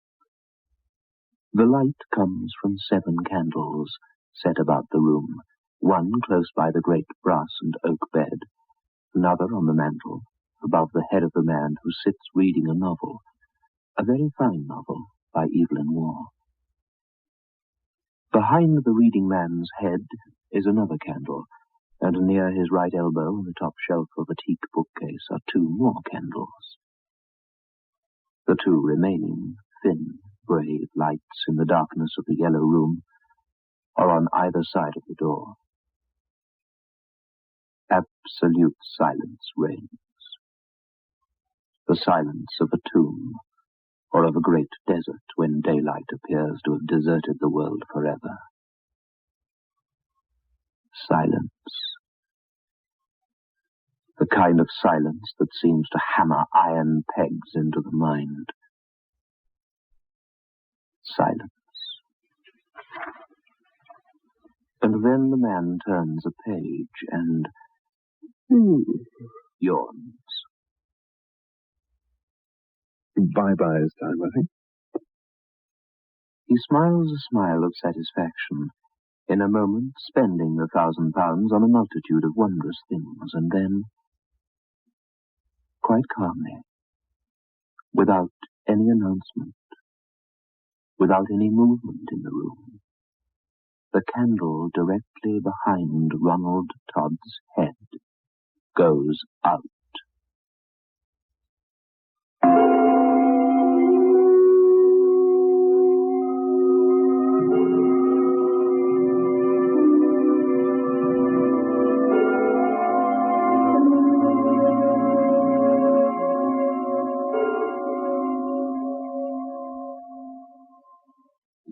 I feel like a new man. It's a lovely day today. I thought you had flu. I took a Grandpa headache powder, and I'm worlds better. When colds and flu are about, Grandpa headache powders are what you need. Grandpa headache powders work fast because they dissolve almost immediately. Grandpa makes all those dreadful flu symptoms disappear quickly. So, whenever you're in pain, get fast relief. Get Grandpa headache powder. Ah, Grandpa. Just soak in Biotech. Stains, grass stains, collar and cuff stains, ingrained dirt, soil and grime. Out they come and you don't stir a finger. Just soak in Biotech. Biotex with natural enzymes is the pre-wash powder with the most enzymes to give you extra pre-wash power. Absolutely no rubbing, no color loss, no fabric wear. Soaking in Biotex removes the stains and dirt that washing won't. Just soak in Biotech.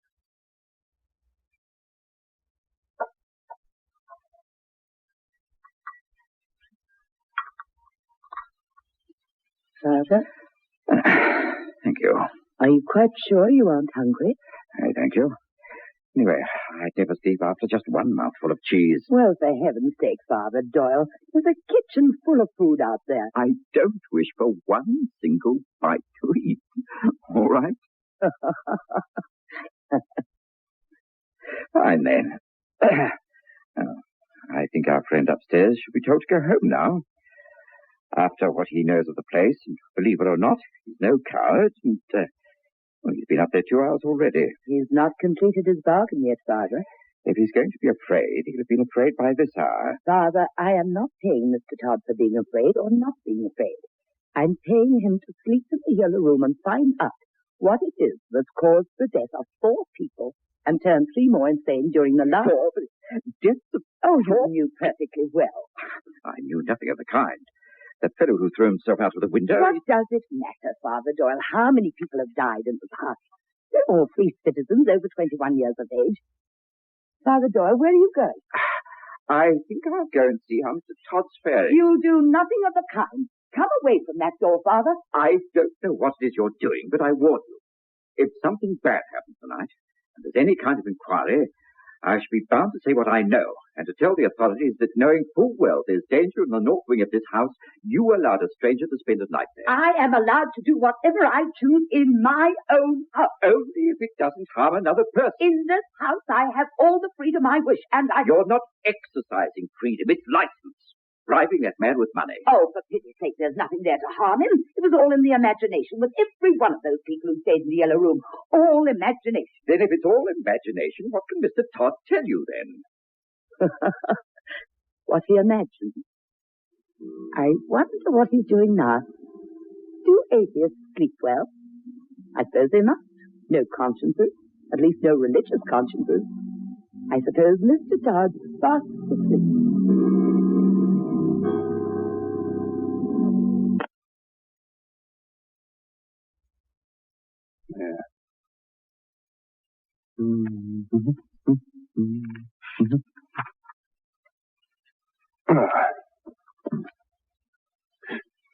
Well, blasted draft over there, too.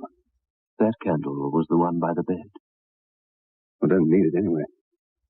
Doesn't feel drafty, I must admit. And then the candle on the right of the door went out.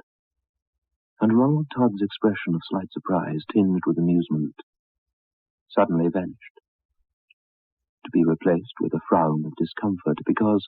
Queer? Very. As he reached the door to light the candle again, the little light on the left side of the doorway went out. Now there were only 4 candles burning out of the original 7.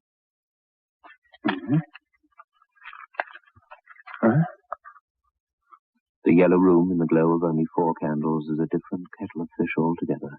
Never a pleasant room, even in daylight. At night it is malevolent. Todd crosses now to relight the candle by the great bed. He does so, just as one of those he has made glow again by the door goes out. For pity's sake, drafts all over the very shop. What's wrong with this room? Just as he's coming to light the right-hand door candle again, the 2 candles on the teak bookshelf go out simultaneously. Well, the best thing I can do is forget the whole business and go to bed. The candle upon the mantel goes out, followed by the one on the bed, followed by the one on the right-hand side of the door, followed by the one... He's puzzled, yes, but not at all frightened. Intrigued, if anything. For a moment all 7 candles glow again.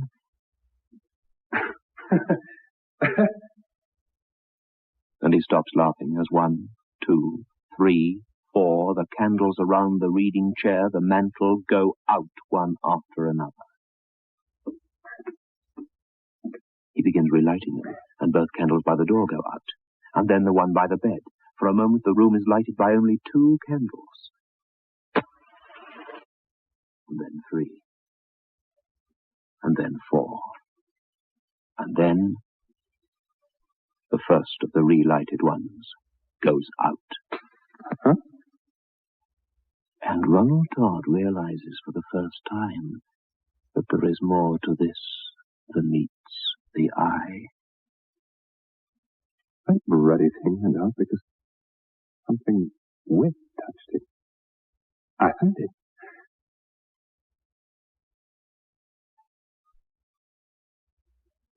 Suddenly, it's completely dark. All 7 candles are out.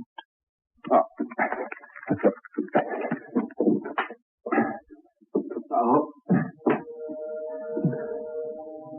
Suddenly, Ronald Todd doesn't like the dark. It can't be called fear, for he's not afraid of anything. But where are the matches? Where are the blasted matches?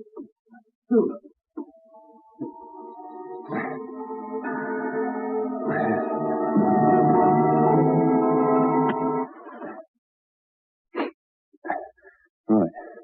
One lighted, that'll do. If that goes out, I'll just light it again. Drafty old room. And he gathers the remaining matches together. There are only 11 left. Beautiful, really. candle alone in the room. It's like the little night light Mum used to leave in my room when I was a kid. Because I was afraid. Oops.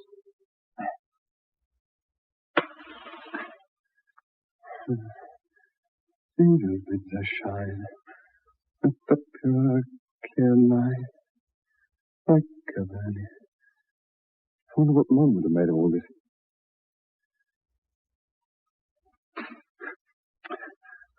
All right. I'll play your game. There's somebody here, isn't there? Somehow someone's making these candles go out, aren't they? Well, all right. Let's leave it dark for a while.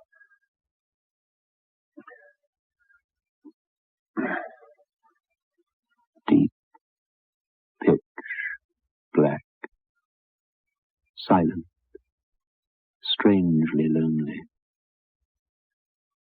And then the silence and the darkness gets on Todd's nerves and he fumbles and lights a match. At least, he tries to light. Must be a dead match, a spent match. Try another one. Oh, I'll try another one.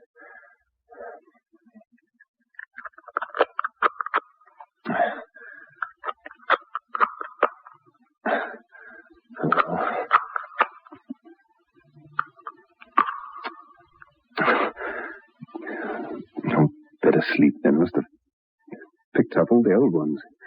And I fiddled around on the floor. What the?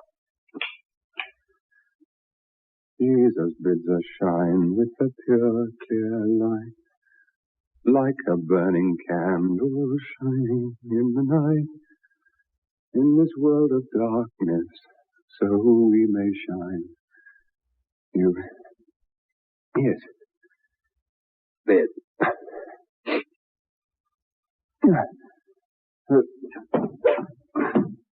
The blasted bed. Oh, no. Wait a minute. I must be running away. Wait a minute. You'd be like this, I suppose, in the desert, at night, or anywhere come to that in complete blackness.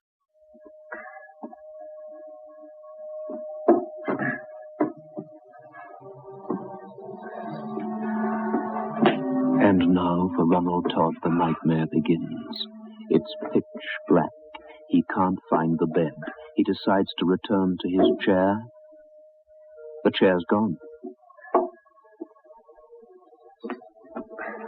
It's the blasted chair. Wait. All right, Mrs. Watts, you've won. This is silly. You built a trick room, a maze, mirrors or something. Come on, you. Ronnie lad. Now, there's an ex-Boy Scout and that. Let's just get our bearings. And in the blackness, like a blind man, he walks. Yes, it is all right now. Someone has taken his hand. Who's that? Who's this? Who are you? What? Who's this? Let go of my hand. Come on. Go. Who are you? I can't see. Let go of my hand. Who are you? Like a little candle, brave little light. Like a little candle burning in the night. In the world of darkness, I'm a shine like a little candle. You and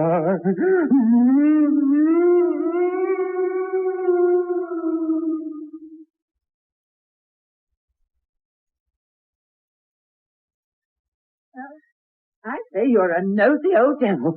Saving your reverence, of course. You always were a nosy old devil. You just cloak your nosiness in a vacation to save souls.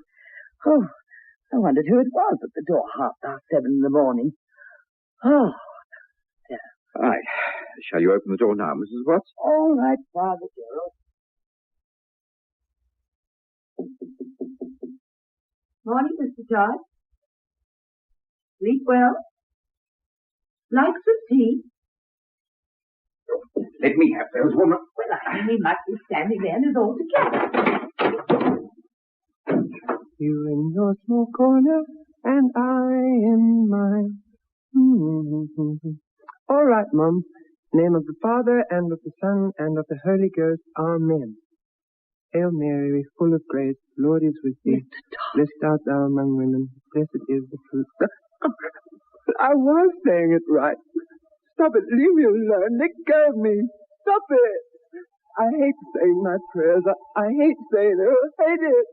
I hate it. Stop it. Stop it.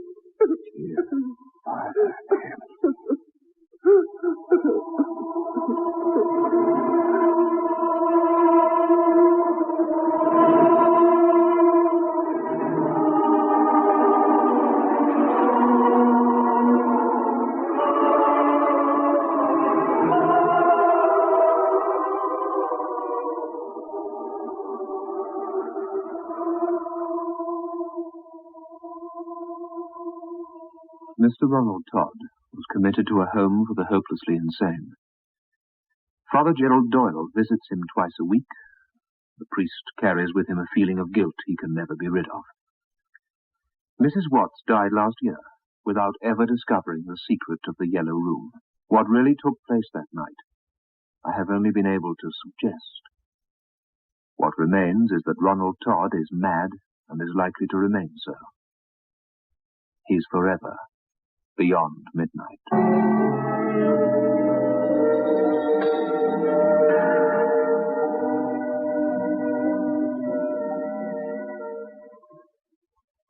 Just soak in Biotech.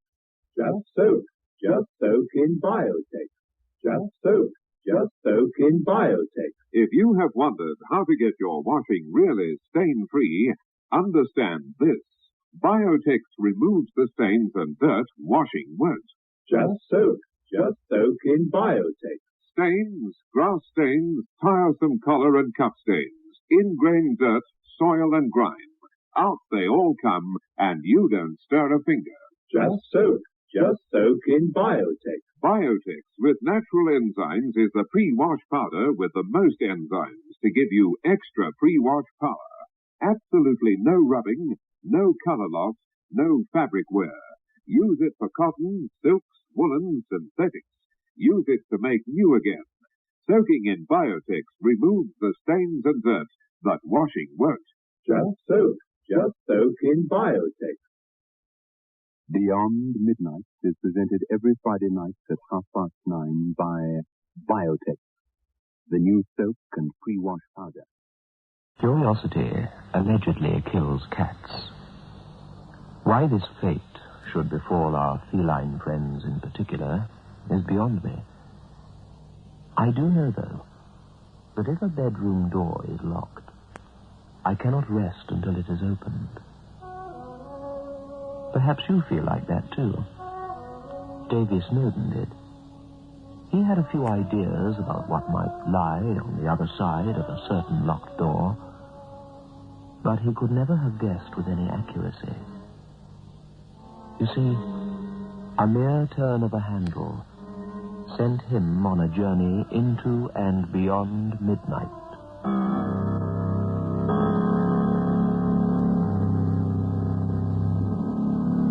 Biotex, the new soak and pre-washed powder, presents Beyond Midnight by Michael McCabe.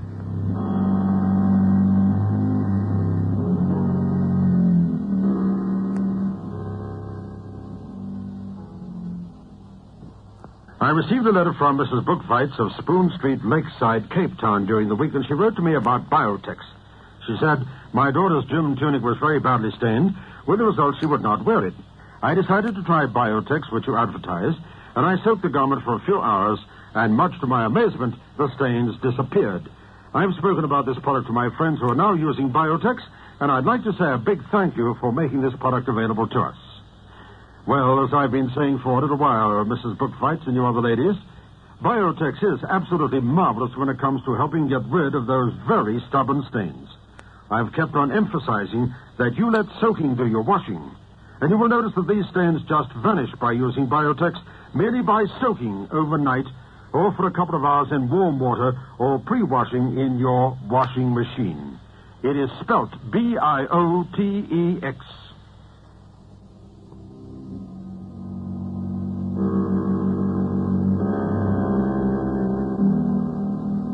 The house was a sphinx, squatting on the hillside. It had the dark, sullen look of all empty houses, but its size also made it seem tragic. It was 4 stories high, the topmost floor overhanging the entrance and supported on spidery white columns. It was a house built in an era of opulence, and then deserted by its owners for smaller, racier houses in more fashionable sections of the countryside.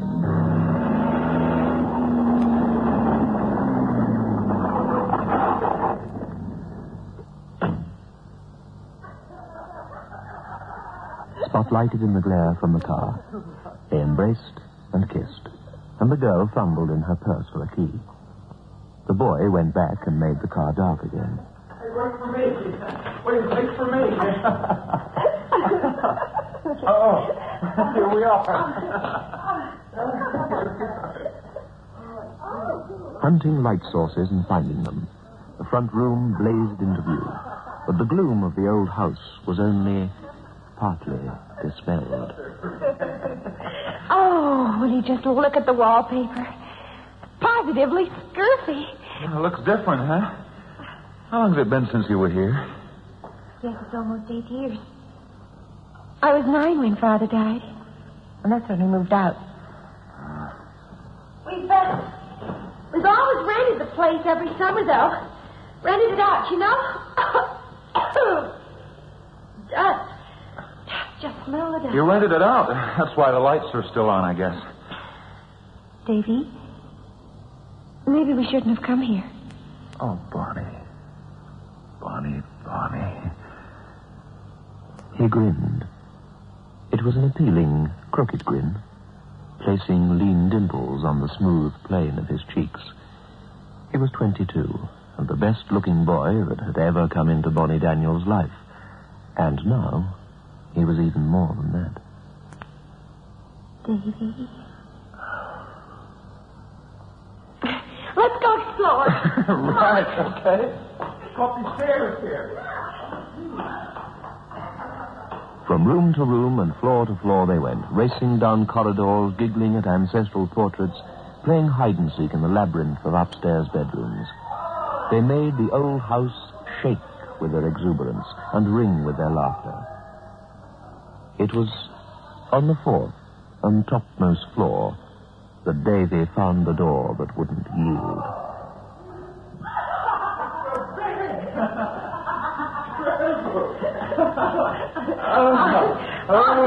Jesus. You go house.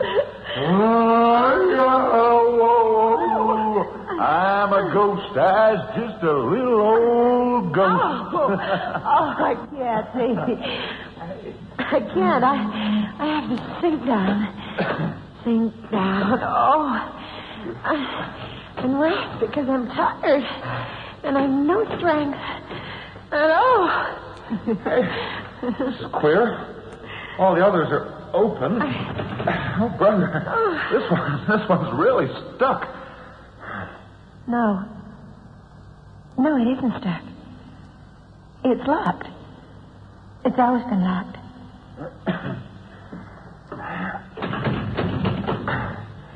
Oak. That's what this is made of, okay? Oak. What's behind it? I don't know. It's been locked since ever I can remember. Daddy once told me never to go near this room, and once I remember my mother talking about it. She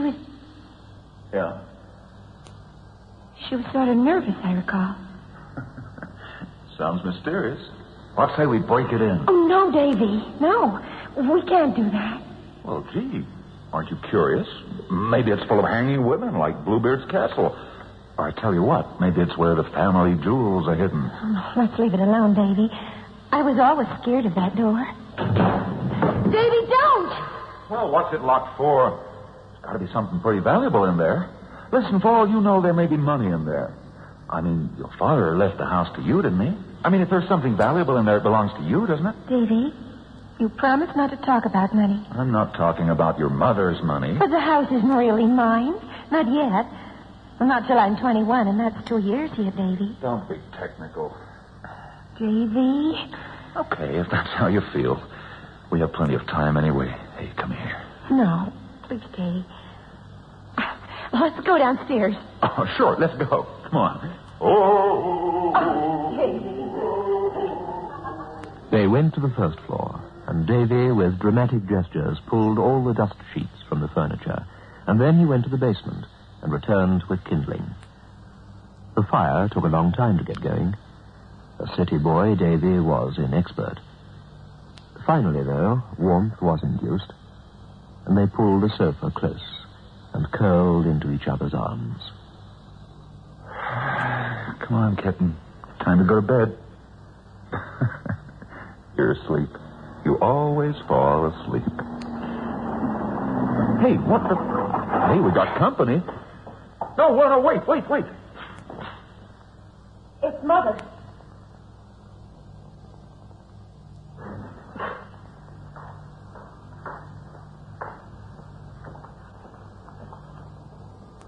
Mother, it's all right. Mother, it's all right. You're hurting me. All right, is it? I suppose you're David Snowden. I've heard about you, Mr. Snowden.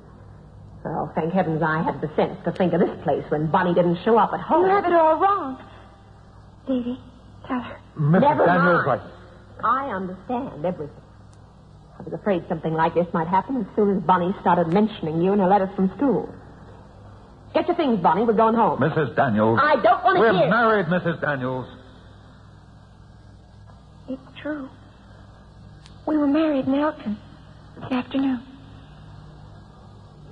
You can't be. You're underage. Not in Elton. 19's fine in Elton. You can't do anything, Mother. Please, try to understand. Oh, I understand, all right. I went through a dozen Davies when I was your age. All the handsome boys who thought I was the catch of the season. Even if I had braces on my teeth and a bad complexion. Oh, Bonnie. Bonnie, my poor Bonnie. I love Bonnie, Mrs. Daniels.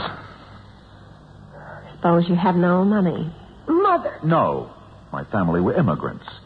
My father was a freight dispatcher till he died.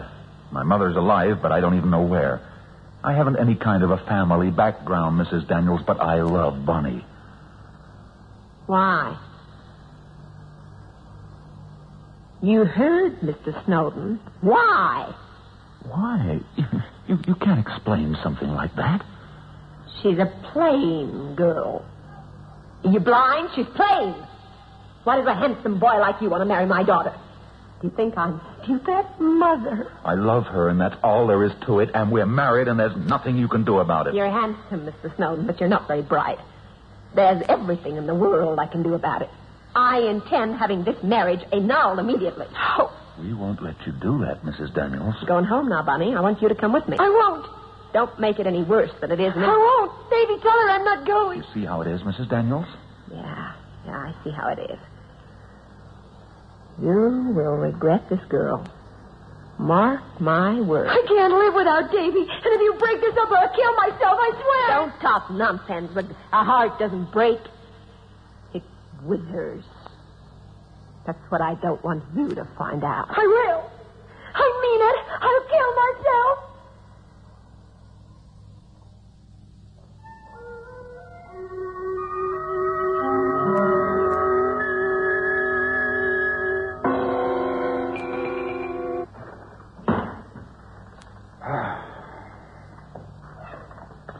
It's a lousy hole, and you know it. I'm ashamed to have to bring you here to 2 rooms downtown. Oh, don't worry, Davy. We'll make it nice. You'll see. There's something else. More important now, Davy. Can she really do what she says? I don't know. I'll have to talk to a lawyer. Because I couldn't stand it if she did, Davy. Your mother loves you. She wouldn't hurt you. Davy, tell me the truth. Do you think I'm plain? Huh? I think you're beautiful.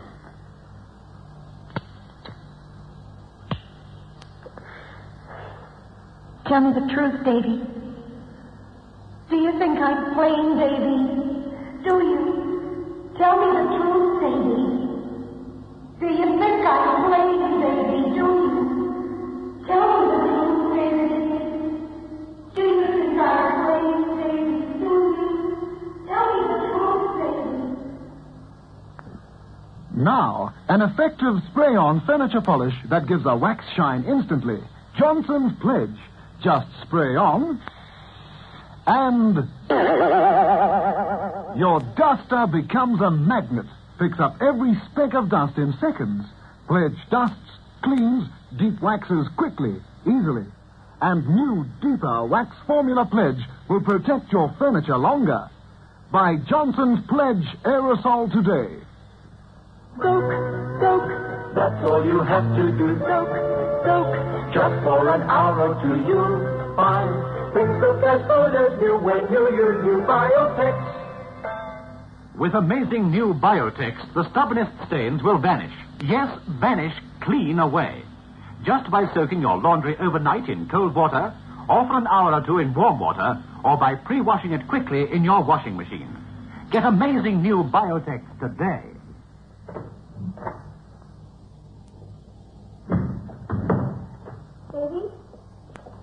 Davy, what happened?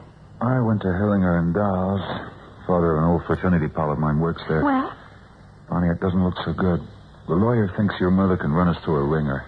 By the time she's through with us, I'll probably be arrested for kidnapping you over the state lines. Looks pretty hopeless, kitten. It can't be, Davy. Maybe if you talk to her. She won't give me a chance.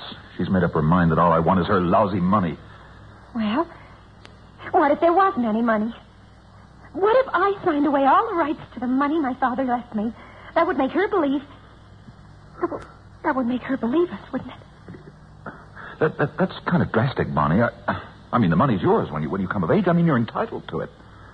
I don't care about the money. Yeah, sure, but there has to be another way. There has to be. Davy. What? You don't care about the money, do you? Do I care about your money, Bonnie? Because if I thought... If I thought that... What, Davy? What kind of a question is that to ask your husband? Well, you better give me some kind of answer, Davy. Have I acted as if all I want is your money? Oh, sure. That's what your old lady thinks. Oh, because sure, I want my mother to be wrong. More than anything else in the world, I want my mother to be wrong, Davy. Oh, say you'd love her. Please, Davy. Listen, I got an idea. It's a crazy idea, and I won't blame you if you don't go along with it.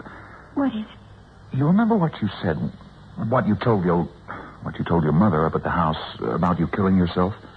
Yes, but what are you talking about? Look, she didn't believe you, of course.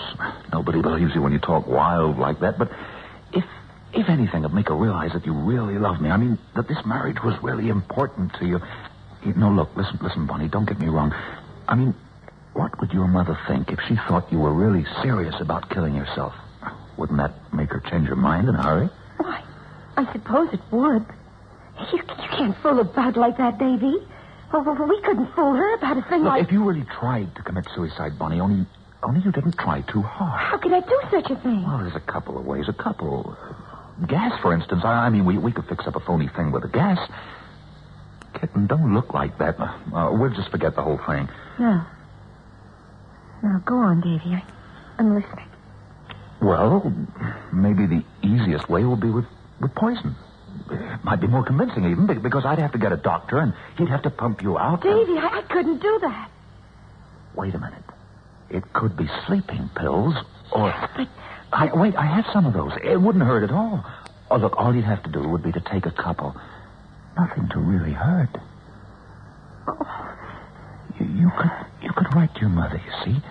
Tell her what you're going to do, but that I don't know about it, see?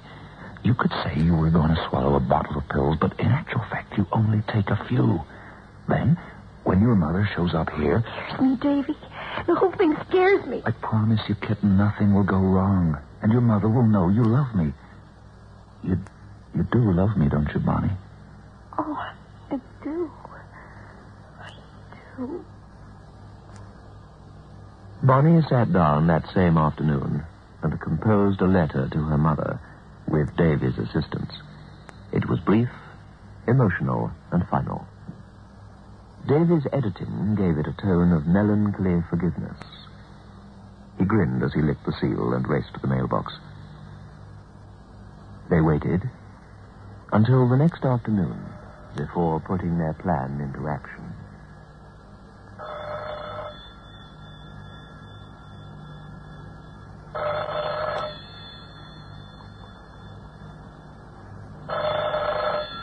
Leave it ring. It may be her. She may have received the letter, and now she's calling you.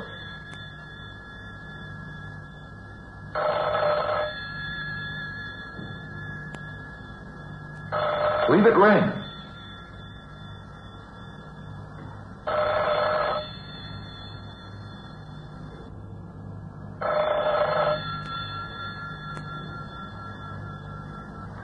Okay.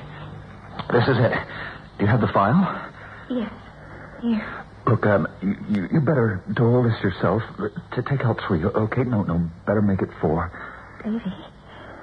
Davy, are you sure it'll be all right? Of course it will. Look, it takes at least 10 to hurt you, and even then it wouldn't do you a lot of harm. Besides, I'll get a doctor over as soon as possible. Trust me, kitten. I trust you, Davy. Wait a moment.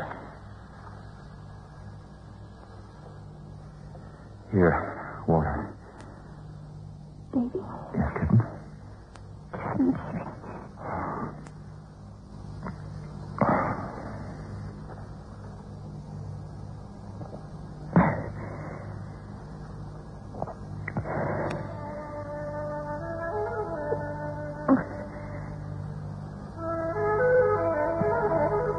She took the pills, swallowing them one at a time. It was almost half an hour before she felt as much as drowsy. He suggested that she went to lie down in the bedroom. She did this. She was asleep 10 minutes later. He called her name, but she didn't waken.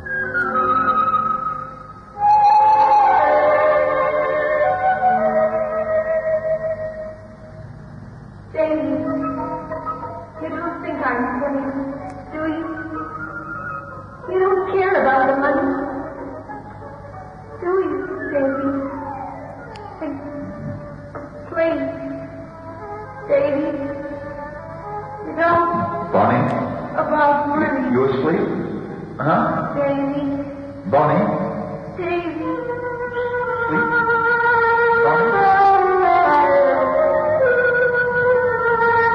What seemed like a long time passed. He went out and bought groceries at the store. He tiptoed to Bonnie's bedroom and called her. She did not stir. He was about to call Mrs. Daniels, having decided to change the plan a little, to call her urgently to come over instead, when...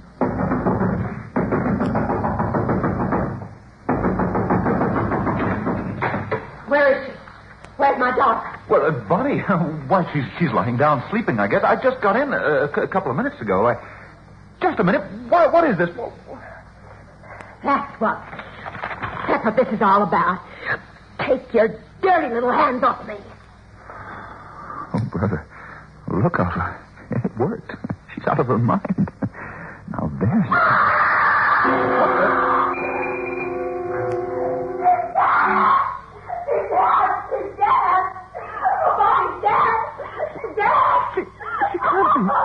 She can't be dead. No, I'll get a doctor.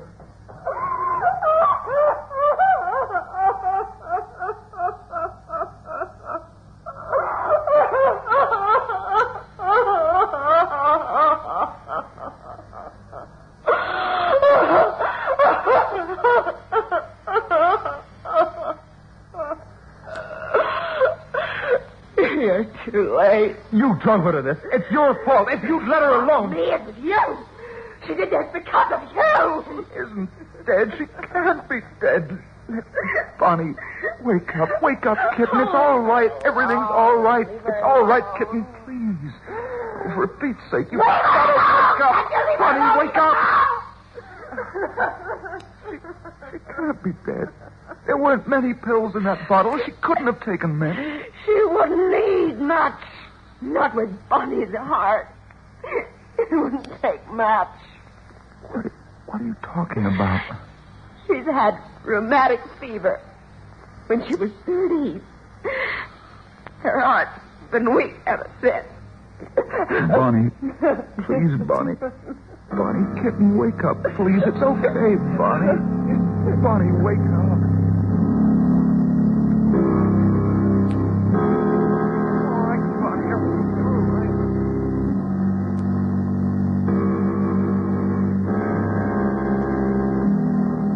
Dear Mr. Snowden, would you kindly attend a meeting in the office of my attorneys, Hallman and Wilcox, 70 Wall Street, at 10:30 a.m., April the 3rd.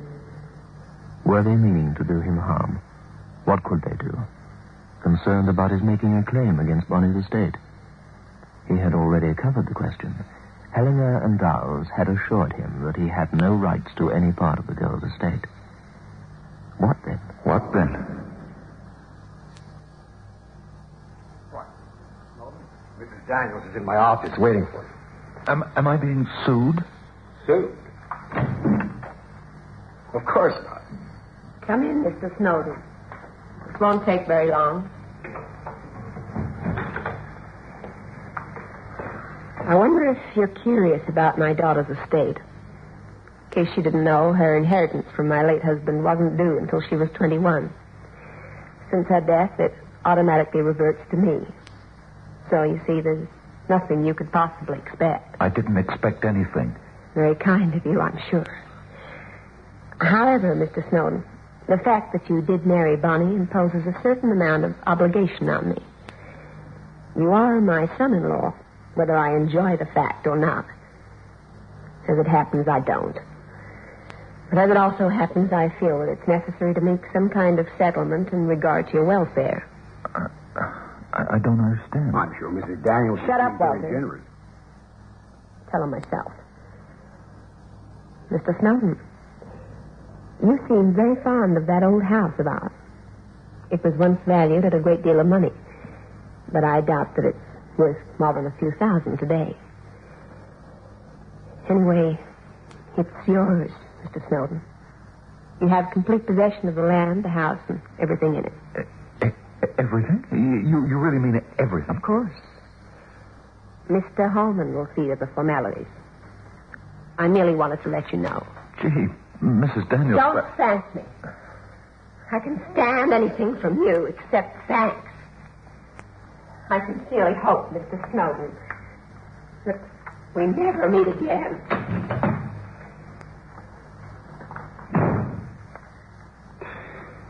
Now then, let's take care of all the details. Could I just ask one question? When Mrs. Daniels said I could have everything, well, there are certain places in the house, I mean locked doors, rooms and that. Am I entitled to all? Of course, all Mr. that? Snowden, everything. I'll see you get a full set of keys for every lock. Now, so we get down to business. Came the day when Davy drove out to look at his estate. A cursory inspection of the lower floors, and then the climb to the fourth. He was winded by the time he reached the door. He was excited, too. There might, of course, be nothing of value in the room, no treasure, no hidden cache of jewels. But there might just be something of value, he reasoned.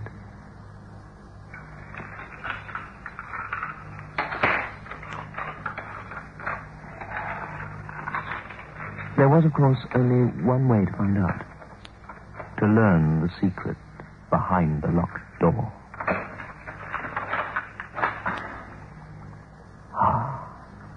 Success. He stepped inside. The house was a sphinx.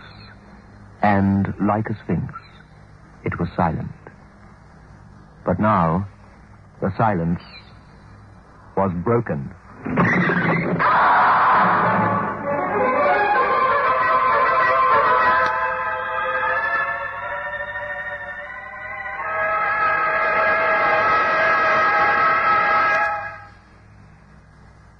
lied to him. You knew perfectly well what you were doing when you deeded the house to Snowden. I knew. You going to give me away, Walter? You could call that place lieutenant back, you know. Of course, I'm not going to give you away. But, well, there's such a thing as morality. I knew there was nothing behind that door, except rotten floorboards. I used to argue with my husband about it. I used to say we ought to have the floor repaired, that someone might fall through that terrible overhang and be dashed to pieces on the driveway. But he was a strangely miserly man. So we just locked up the room and forgot it. It's an old, gloomy house, Walter. But sometimes I really think it wasn't so bad.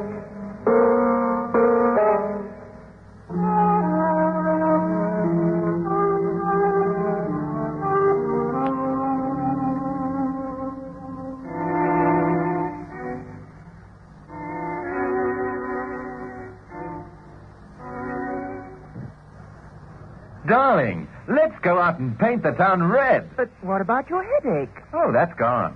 Grandpa headache powders did the trick. Grandpa headache powders kill pain, soothe strained nerves, and lift depression.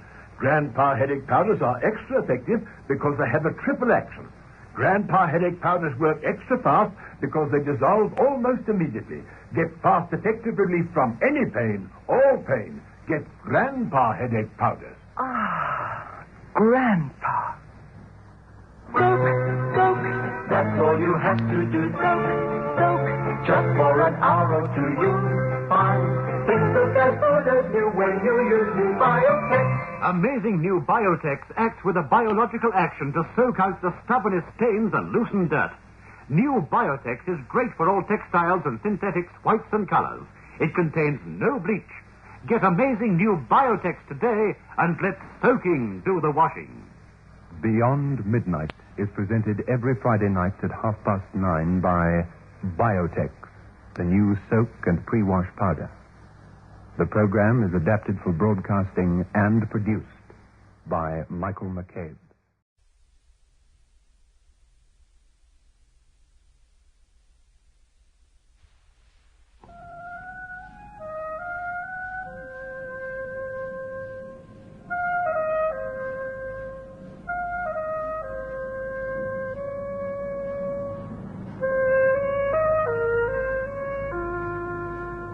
There is no danger if you choose the right moment. That golden ray is a signal. Now. There, you see? Without a flaw. Oh, what sculptor could reproduce that? The Easter lily which Genevieve brought to me this morning from Notre Dame turned to stone, to the purest marble. I know nothing of chemistry, Boris, but how? I mean... Oh, don't ask me the reason. It never fails, though. Yesterday, I tried one of Genevieve's goldfish. There it is. The other man looked to where Boris Ivan pointed. The goldfish that once had floated in a glass bowl now lay upon a small antique table, sculptured in marble. The stone was beautifully veined with a faint blue, and from somewhere within came a rosy light, like the tint which slumbers in an opal. When the Russian-born sculptor had dropped the lily into the basin, the liquid it held had lost its crystalline clearness. For a second, the flower was enveloped in a milk-white foam, which disappeared, leaving the fluid opalescent. Changing tints of orange and crimson played over the surface. And then what seemed to be a ray of pure sunlight struck through from the bottom, where the lily was resting. It was at that precise moment Boris had plunged a hand into the basin and drawn out a marble flower.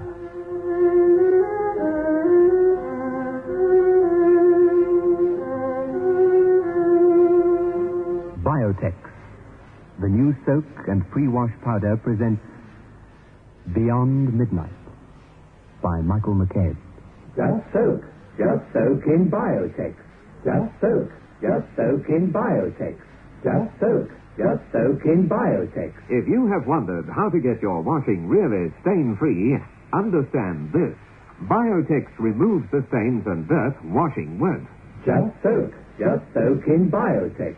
Stains, grass stains, tiresome collar and cup stains, ingrained dirt, soil and grime. Out they all come, and you don't stir a finger. Just soak in Biotex. Biotex with natural enzymes is the pre-wash powder with the most enzymes to give you extra pre-wash power. Absolutely no rubbing, no color loss, no fabric wear. Use it for cottons, silks, woolens, synthetics. Use it to make new again. Soaking in Biotex removes the stains and dirt, but washing won't. Just soak in Biotex.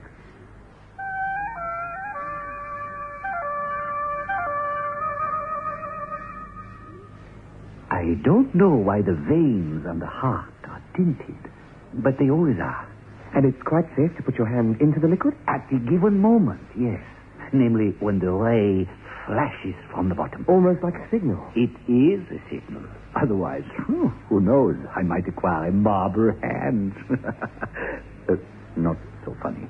But what I don't... No, Alec, my dear Alec, I can't explain. Where does this ray, the light, where does it come from? I don't know. It just comes. Where I immerse any living thing. Perhaps it is the vital spark of the creature escaping to the source whence it came. Stay to lunch. Genevieve will be here very soon. I saw her going to early mass. It was beautiful, sweet, fresh. Like that lily before you destroyed it. Do you think I destroyed it? Destroyed, preserved? How can we tell? Boris? Huh? Will you Adriadne get to the salon, monsieur? I suppose so. You like it? Magnificent. Technically. But after your Madonna last year, the world is going to expect something greater. You like the Madonna? As a model, I could ask for no one in the world as perfect as Genevieve. Neither of them spoke then for a long time. Perhaps both were dreaming of the woman Genevieve, who had gone to early mass. Certainly both were in love with her. The colony of artists flourished and was proud of Boris Ivan. His father was French, and his mother was Russian. Perhaps Alex being in love with the beautiful Genevieve had something to do with the affection that existed between the two men. An affection that was never acknowledged. But after it was all settled and she had told him that it was Boris whom she loved, Alec had gone to the big sculptor and congratulated him. Alec. What? Oh, so. What do you think of my discovery? I think it's wonderful. I shall make no use of it, you know, beyond satisfying my own curiosity, so far as may be. And the secret will die with me. I investigated, and I stumbled on a solution which attacked the object immersed with a ferocity unheard of, and in a second did the work of years. I'm almost frightened when I think what I've found. Scientists would go mad over the discovery. So simple, too. It discovered itself. When I think of that formula and that entirely new elements... What new elements? Oh, I haven't thought of naming it, and I don't believe I ever shall. There are enough precious metals in the world now to cut throats over. Have you struck gold, Boris? Oh, no. Better. But see here, Alec. You and I have all we need in the world already. Oh, how sinister and covetous you look already. I better change the subject. I'm devoured by the desire for gold. Genevieve, how lovely to see you. Alec. Boris, you must ask Alec to stay to lunch. I did? And you said yes, I hope. Je vais bien l'honneur, madame. Oh, she's I'd better go home, don't you think? She seems sort of dispirited. And if I know... I mean, if she's upset about something, I don't want to hang about. Yes, well then. Luncheon is ready, you know. I prepared everything. Alex, was I cross? I thought I had a headache, but I haven't. Come here, Boris. Alec knows that after you, there's no one in the whole world I like as well as I like him. So if he sometimes feels snubbed, it won't hurt him. Oh, la bonheur. Who says there are no thunderstorms in April? We eat. We eat. Food!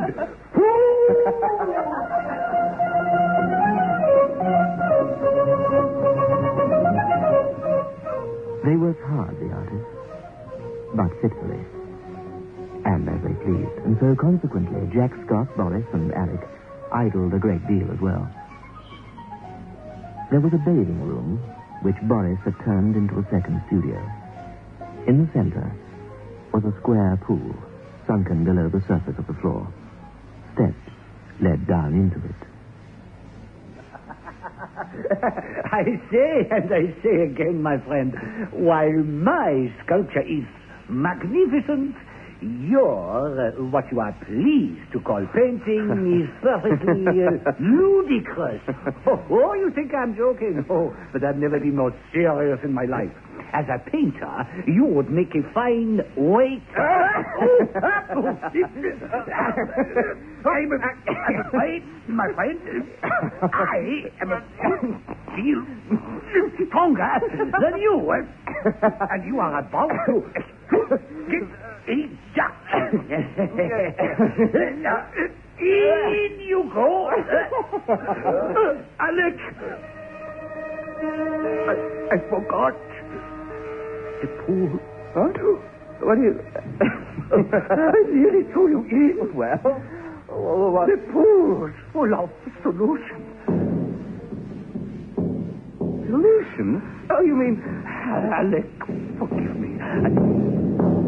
I don't think I've been turned to stone today.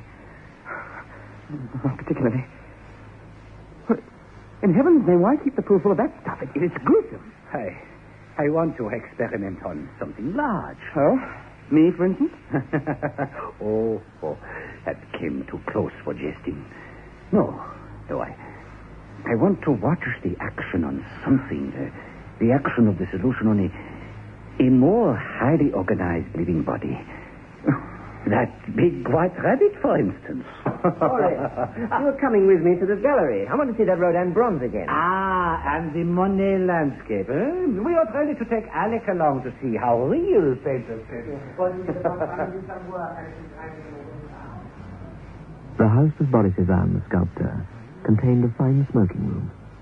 It was never used for smoking, although there were racks of very fine pipes in the room.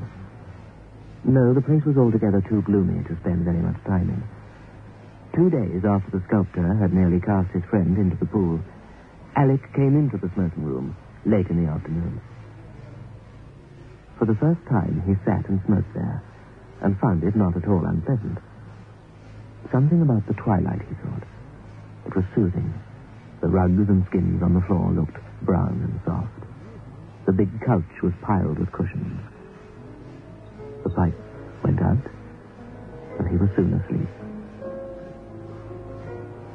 When he awoke, someone was playing the piano. The music was strangely sad. It was quite dark. He listened and caught a brief scent of her perfume. He knew too well who played so sadly.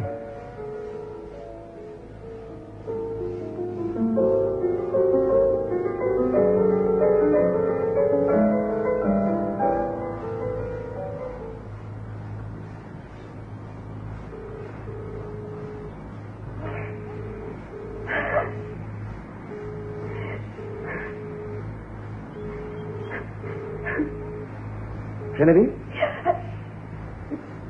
All right, Genevieve. It's me, Alec. Alec. I've been sitting here dreaming. Came for a smoke, ended having a sleep.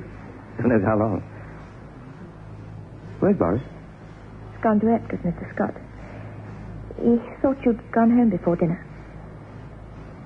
Forgive me, Alec, for letting you stay here alone all this time. I had a nice long nap. Won't you play again? No. I don't want to. Please go home now, Alec. Good night.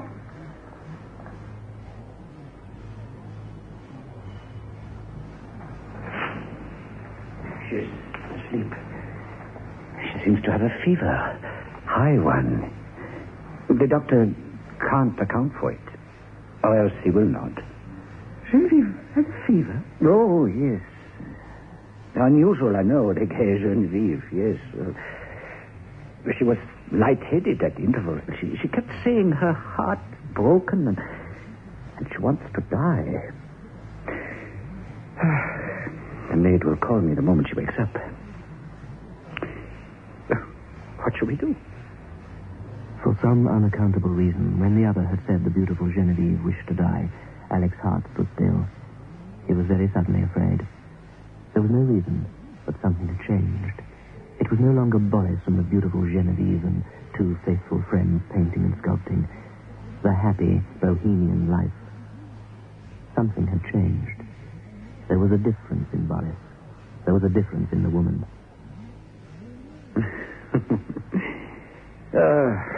Come and see my rose-colored bath full of death.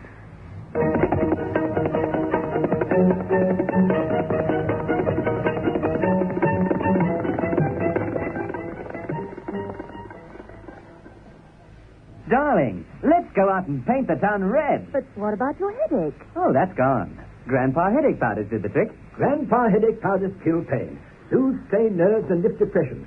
Grandpa headache powders are extra effective because they have a triple action.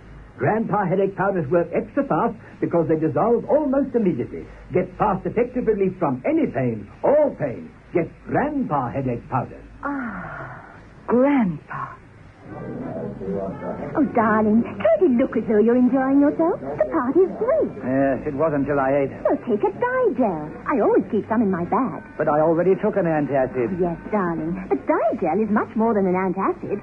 Digel has double action. There's a layer of antacid plus a layer of simethicone. It's the simethicone that relieves that dreadful bloated feeling. Here, try a Digel. Like they say, when you eat too well, demand Digel.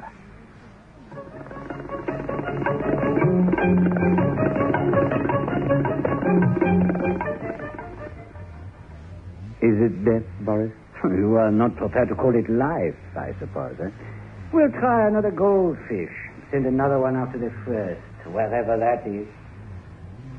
The sculptor collected one of the squirming fish from the bowl in the studio and made his way to the crystal pool. The fish was cast into the pool, and as it sank into the liquid, its scales flashed with a hot orange gleam.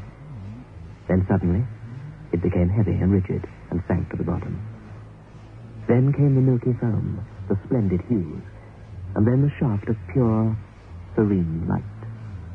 And Boris lay on his stomach, reached into the pool, and retrieved the goldfish.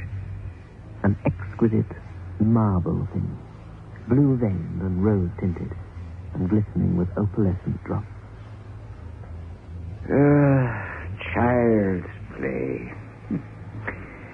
It is simple. Hello. I've done another fish. Boris? Hello, Jack. Something bigger now, You must try something bigger now, Boris. You must watch yourself. Don't put ideas into his mind. 2 days ago, I was very nearly thrown in. Oh, that's nonsense, or will you know it?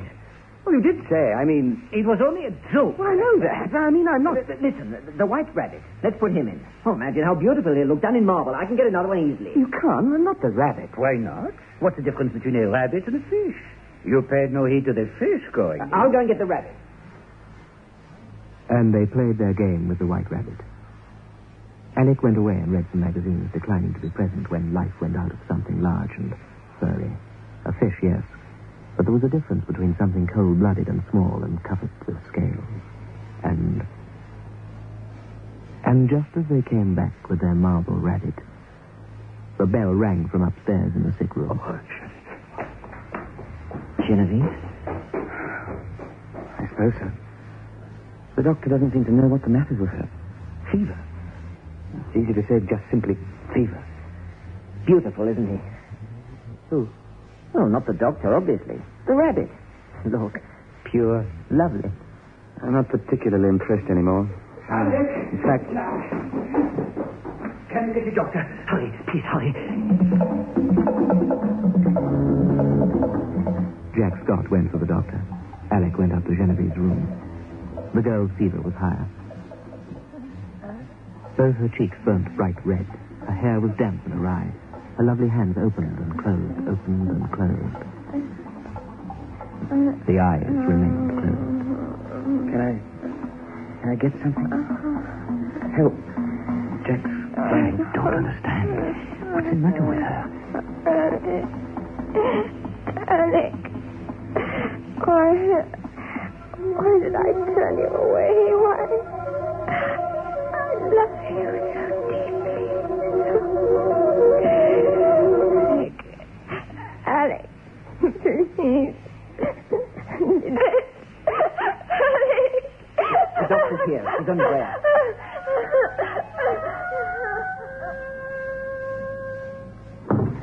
It's not your fault, Alec. Don't grieve so.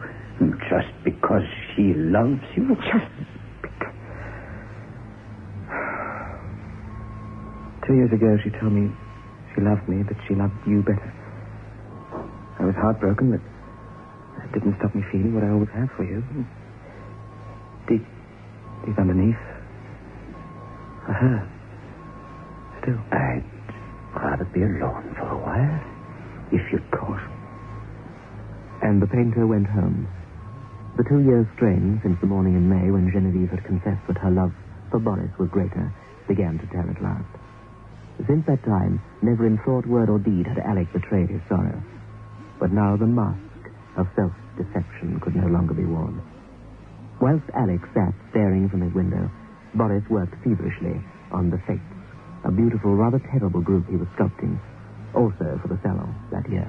While he worked, the Madonna looked on, frozen forever in stone, her face as near in stone to the lovely Genevieve, in flesh and blood, as anyone in the world could make it. And even as he worked, the real Lady Genevieve left her bed, and after looking sadly through at the sculptor, walked slowly towards the bathing room. A second after she had passed, Boris put down his hammer and chisel, and, on an impulse, went to the door and looked out into the passage beyond. He saw the flash of his lady's gown as she passed into the bathing room. He must have known instinctively. Genevieve! Genevieve!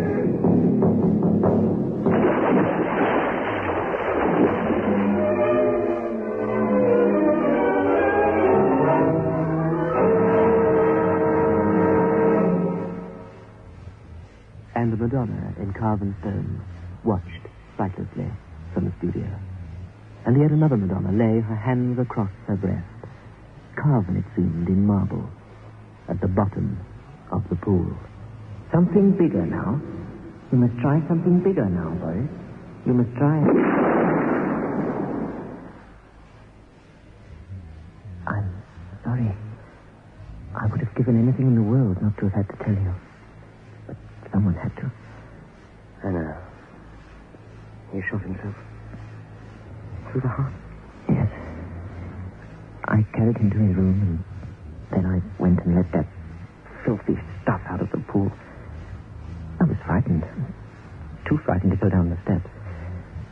I did, though, in the end. She was white as snow. I went and found bottles of the solution, then I smashed them. I made a fire, a big one, and destroyed all Boris's notebooks and papers. I burnt them. There's no chance of the formula ever being discovered now. I called the doctor in the end. I could never have managed everything without his help. He's a good soul. He knows when to pity a man who can bear no more. Oh, we got the servants paid and sent them to the country. Rosia keeps them quiet there. Stories of Boris's and Genevieve's travels in foreign countries. We buried Boris in a little cemetery at Sèvres. The doctor gave his certificate as heart disease. No one else knows anything. They mustn't. This is for both of us. Please open it. It's from him. I suppose it's the will.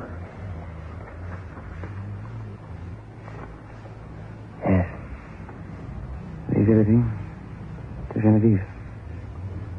In the event of her dying childless, I'll to take control of the house at Rue Saint-Cécile. You're to look after the management of debts. On our debts, property is to revert to his mother's family. Except the marbles and sculptures he's done. I'm to have them. Genevieve lies before the Madonna in the marble room.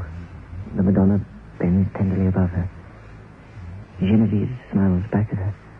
What? You can't. Why not? What else is there to do? She's just a beautiful piece of marble now. She's yours. You've always loved her. What would you have had me do? Bury her? Courage, Alec.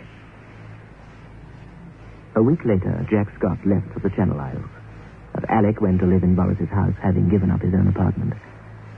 He found he could paint at the house in the Rue Saint-Cécile. This surprised him. Sorrow fades like everything else. It was a long time, though, before he could bring himself to enter the room where she rested. At last, he was drawn by the strength of his life's passion to the sealed door of the marble room.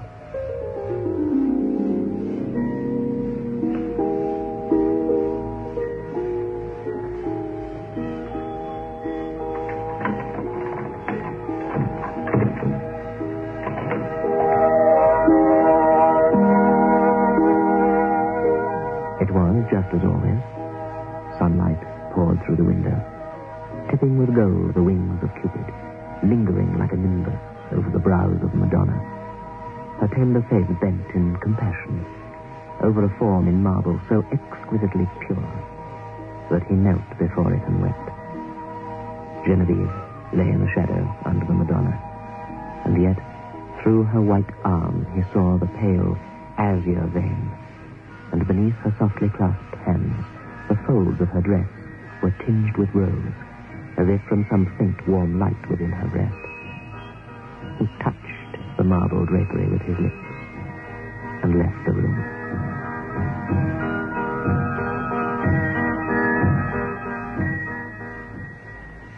Sir? Yes, what is it? Sir, one of the gardeners has seen a white rabbit. White rabbit? Well, what of it? Well, beg pardon, sir, but it was running about the house when he came to lay the fires this morning, sir. Well, if it's caught, let it loose in the walled garden. Is that all? Just this letter, sir. Oh, thank you.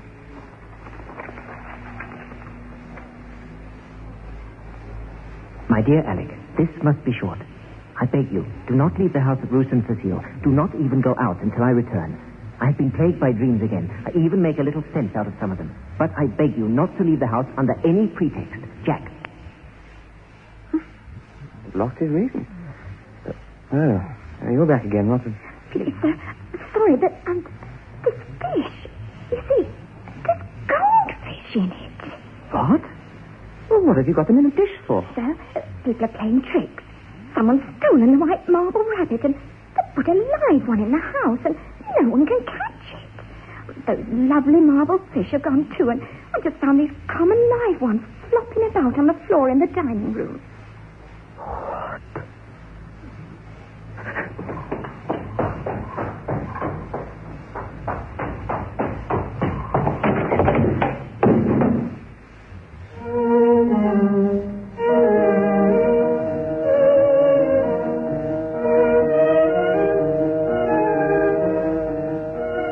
The sculpture room was just the same. The sunlight was streaming in. And through the sunlight, in a heavenly glory, the Madonna smiled as Genevieve lifted her flushed face from the marble couch and opened her sleepy eyes.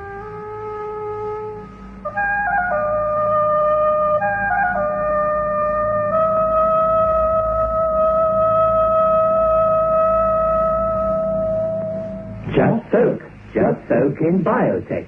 Just soak in Biotex. Just soak in Biotex. If you have wondered how to get your washing really stain-free, understand this. Biotex removes the stains and dirt washing won't. Just soak in Biotex. Stains, grass stains, tiresome collar and cup stains, ingrained dirt, soil and grime. Out they all come, and you don't stir a finger. Just soak in Biotex. Biotex with natural enzymes is the pre-wash powder with the most enzymes to give you extra pre-wash power. Absolutely no rubbing, no color loss, no fabric wear. Use it for cotton, silks, woolen, synthetics. Use it to make new again. Soaking in Biotex removes the stains and dirt, but washing won't. Just soak in Biotex. Beyond Midnight is presented every Friday night at 9:30 by Biotex, the new soak and pre-wash powder. The program is adapted for broadcasting and produced by Michael McCabe.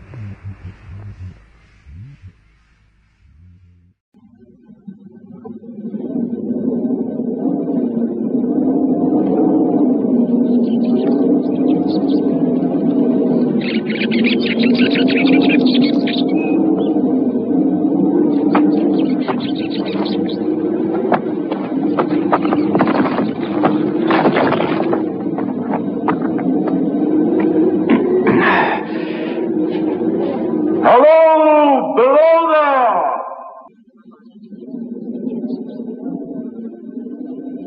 When the signalman heard my voice thus calling to him, he was standing at the door of his box, with a flag in his hand, furled round its short pole. One would have thought he could not have doubted from what quarter the voice came, but instead of looking up to where I stood on the top of the steep cutting over the railway line, he turned himself about and looked down the line. There was something remarkable about the man, the way he stood, something strange, perhaps uncanny, but certainly I would have termed such a thought mere imagination then. I know now what was remarkable about that man, and even though years have passed, I still see his figure, foreshortened and shadowed, down in the deep trench, my figure high above him, so steeped in the glow of an angry sunset that I shaded my eyes with my hand before I saw him at all. Hello, below! Is there any path by which I may come down and speak with you?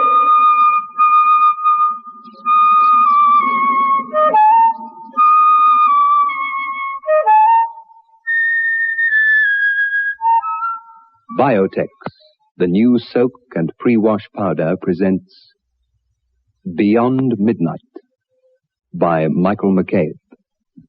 Now, ladies, we're speaking about Biotex in this series of programs, and Mrs. E.B. Granger of Gordon Road, Heathfield in the Cape wrote to say that she decided to try our Biotex just to see if it lived up to our claims, and she said, I bought a packet, and lo and behold, it actually did just what the advert said. I'm so proud of the children's white shirts, the hankies, and the underwear that I want to say it will be Biotex for me every washing day from now on. Some of my family's accessories were left with slight stains, but now, thanks to Biotex soaking, they come out white, and the stains do go away, as you say. Now, that is the statement from Mrs. Granger of Heathfield of the Cape, and it bears out what we have been saying to you, ladies, ever since Biotex first came on the market. We said to you, it is different to any washing product that you've ever used before. We claim that the stubborn stains will vanish, and people like Mrs. Granger bear out our claims. Remember, Biotex.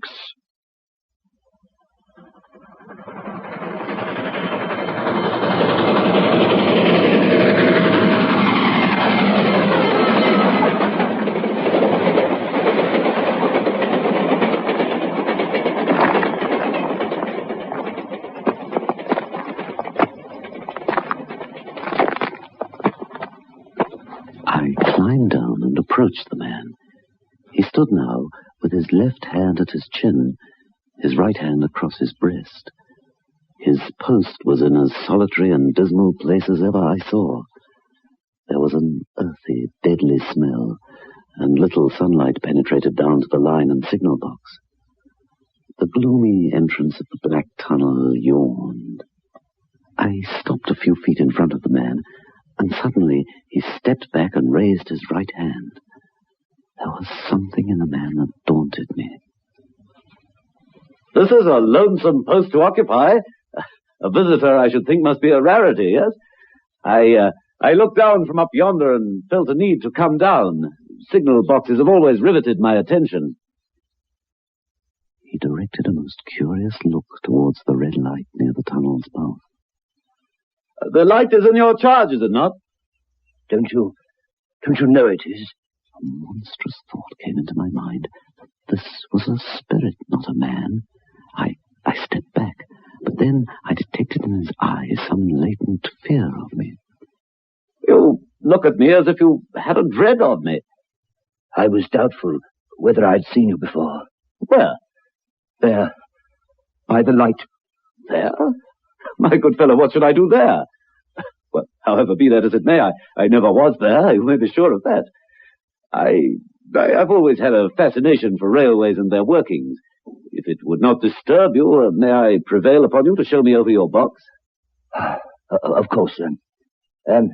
Come this way, sir, come this way. Thank you. Come this way, sir, please.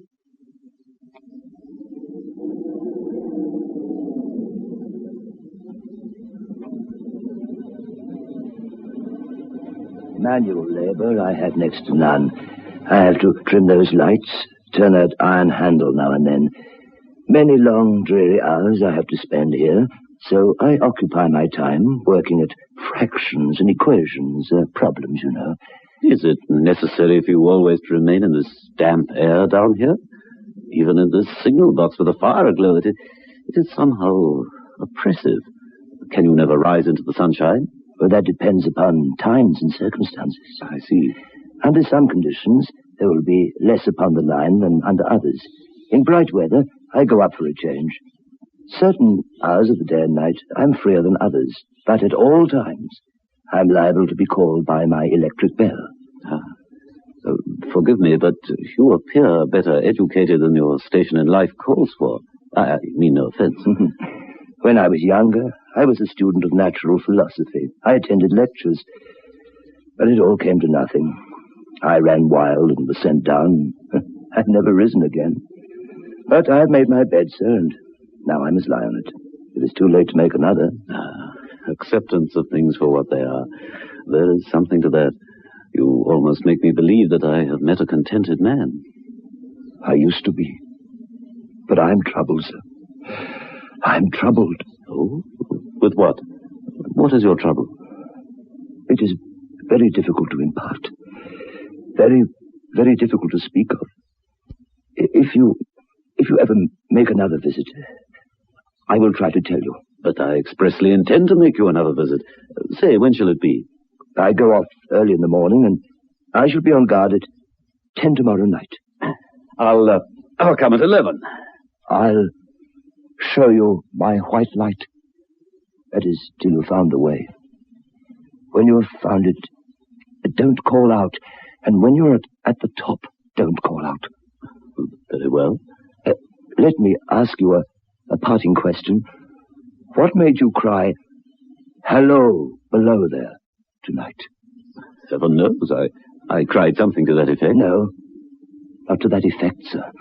Those were the very words. I know them well. Well, I spoke thus because I saw you below and wished to attract your attention. For no other reason. What other reason could I possibly have? You had no feeling that they were conveyed to you in any supernatural way? No. Oh, good night, sir. Oh, may I inquire your name? Mine is William Benby. Mine is Charles Dickens.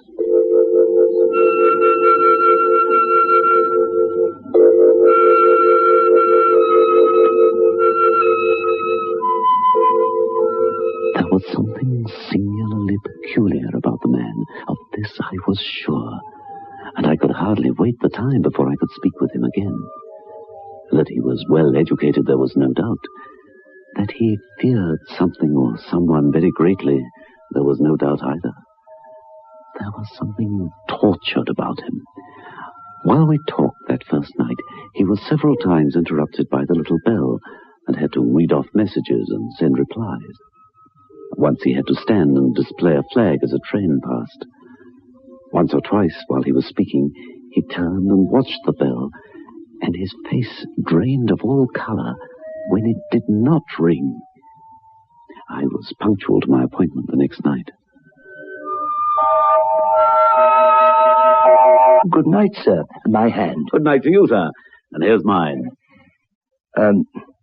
I have made up my mind, sir, that you shall not have to ask me twice what troubles me. Please be seated. Oh, thank you. Thank you. I took you for someone else yesterday night. That troubles me. That mistake? No. That's someone else. Who is it? I don't know. Like me? I don't know. I never saw the face. The left arm is across the face, and the left arm is waved, violently waved. This way. For pity's sake, clear the way. One moonlight night, I was sitting here when I heard a voice cry, "Hello, below there! Look out!"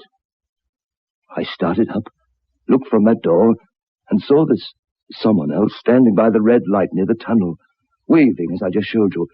The voice seemed hoarse with shouting, and he cried, "Look out! Look out!" And then again, "Hello, below there! Look out!" I caught up my lamp, turned it on red, and ran towards the figure.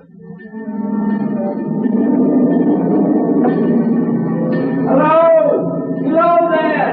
Look out! Look out! What's wrong? What has happened? Where? Hello! Below there!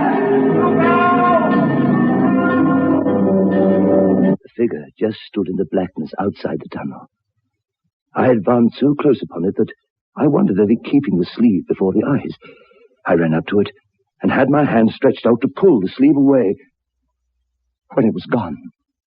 Into the tunnel? No. I ran into the tunnel 500 yards.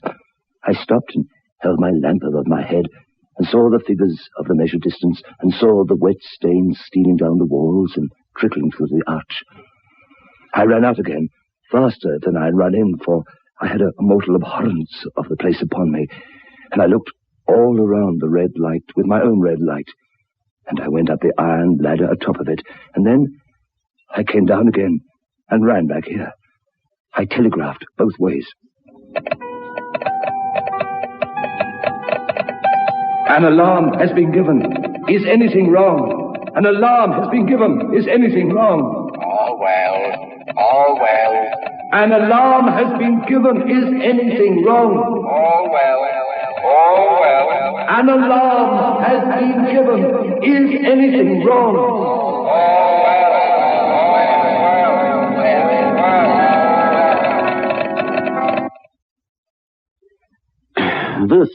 This figure must have been a deception of your senses, a deception of your sense of sight. Figures such as you describe sometimes originate in the delicate nerves that minister to the functions of the eye. As to the imaginary voice, well, the wind, dear sir, the wind which sometimes sounds, well, in this unnatural valley, think... That is all very well. I know about the wind and telegraph wires. I pass many long nights here, alone and watching, but I beg to remark, sir, that I've not finished my story. I ask your pardon. Within 6 hours after the appearance, the memorable accident on this line happened, and within 10 hours, the dead and wounded were brought along through the tunnel, over the spot where the figure had stood.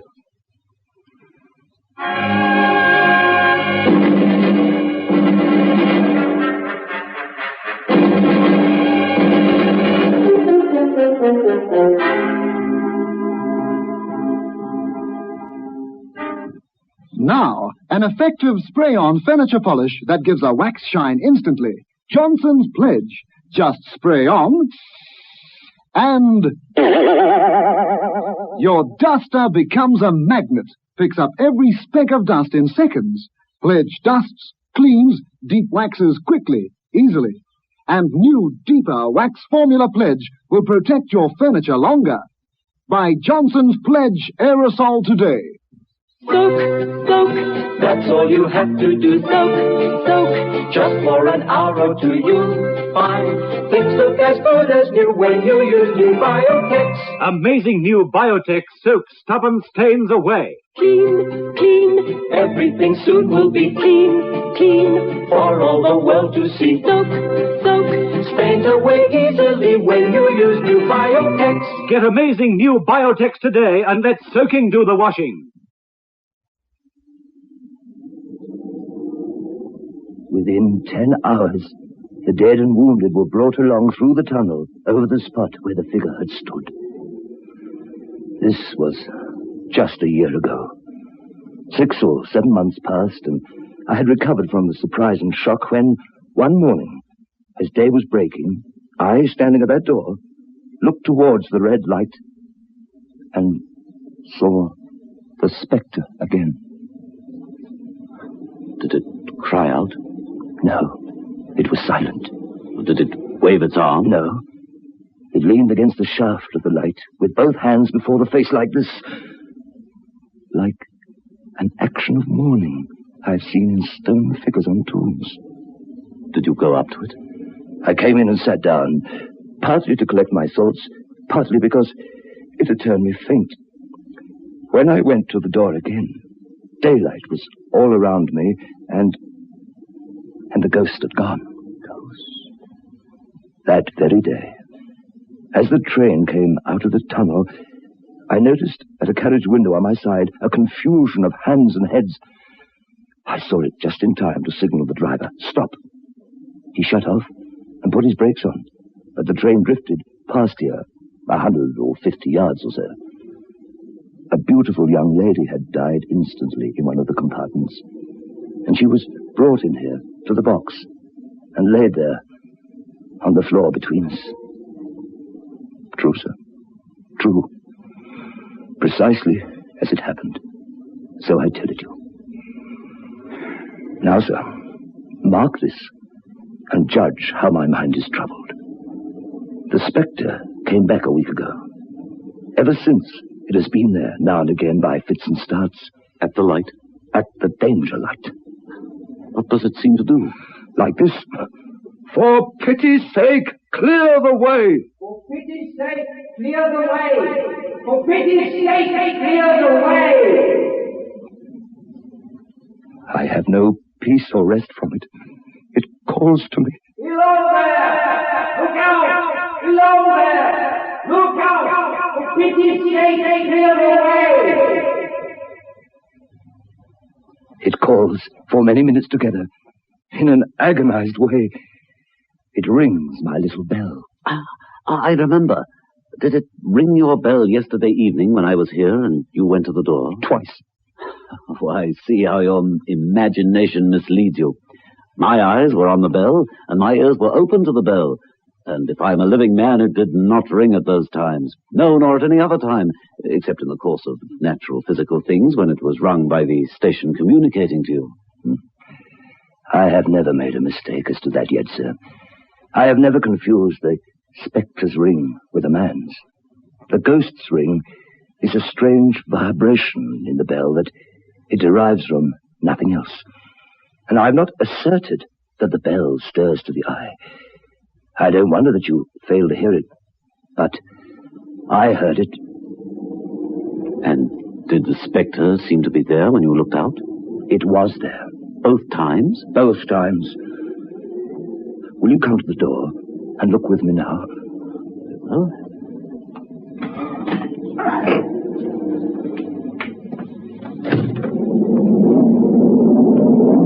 I saw the danger light in the dismal mouth of the tunnel. The high, wet stone walls of the cutting. There were stars in the sky. Do you see it? No. It is not there. Agreed.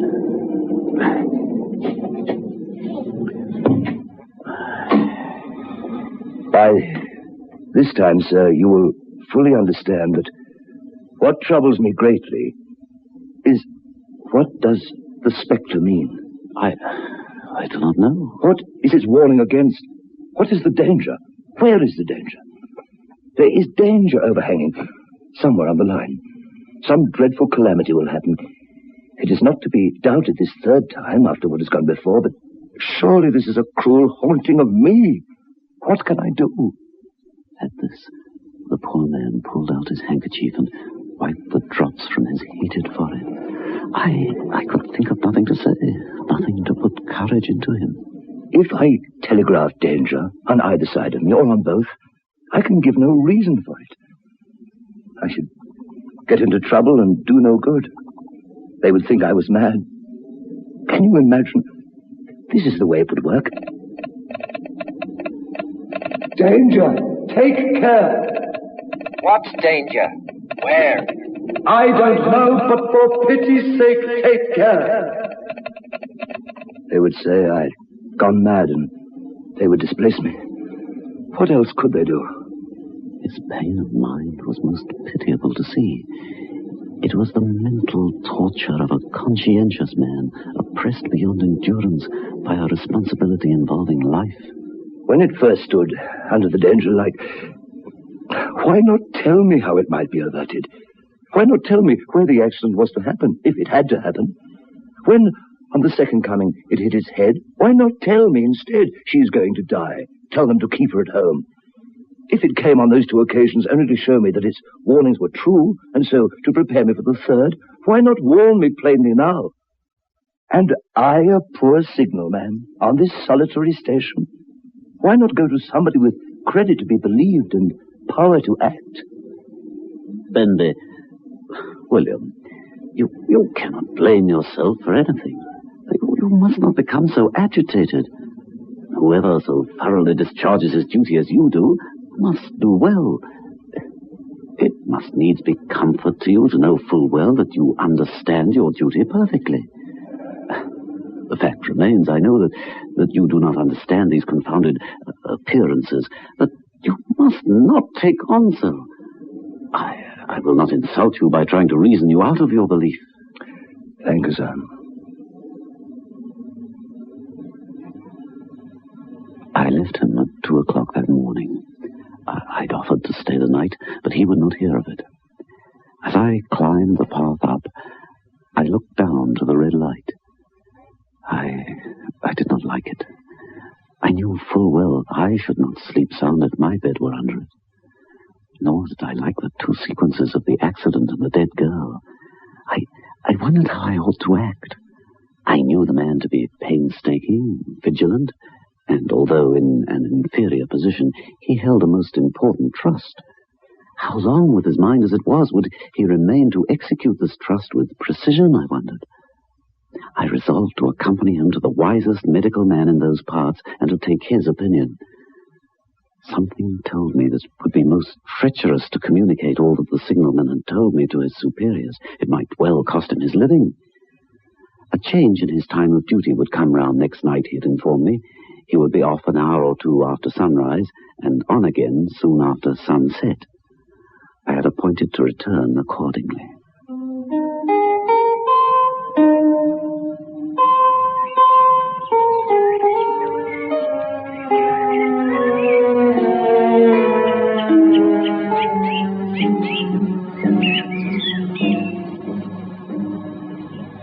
Next evening was a lovely evening, and I walked out early to enjoy it. The sun was not yet quite down when I traversed the field path near the top of the deep cutting. I would extend my walk for an hour, I said to myself, half an hour on and half an hour back, and it would then be time to go to my signalman's box.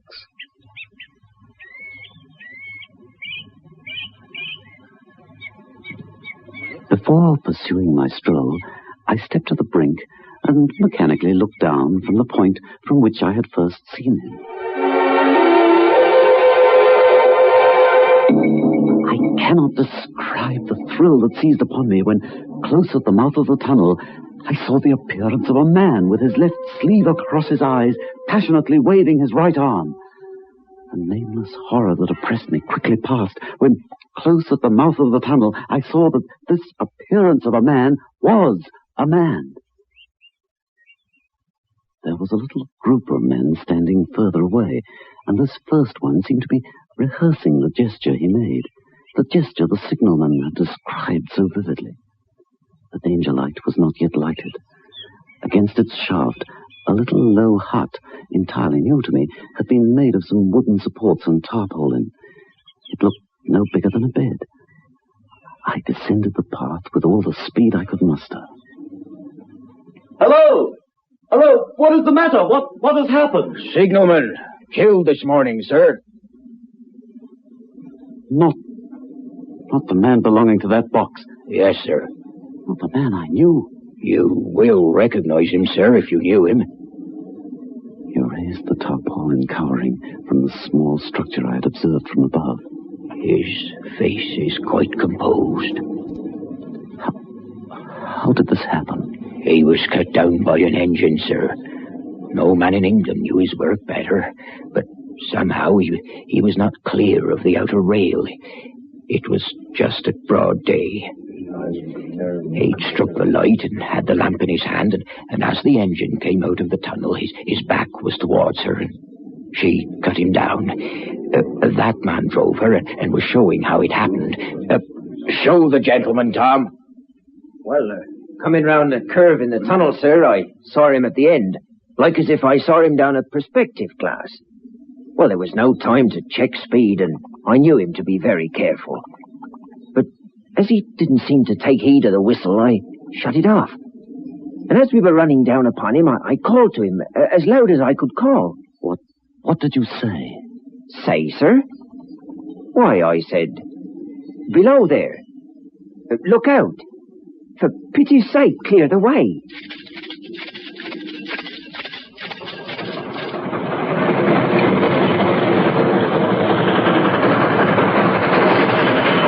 Below there! Look out! Look out! For pity's sake, clear the way! Come on, look out! For pity's sake, clear the way!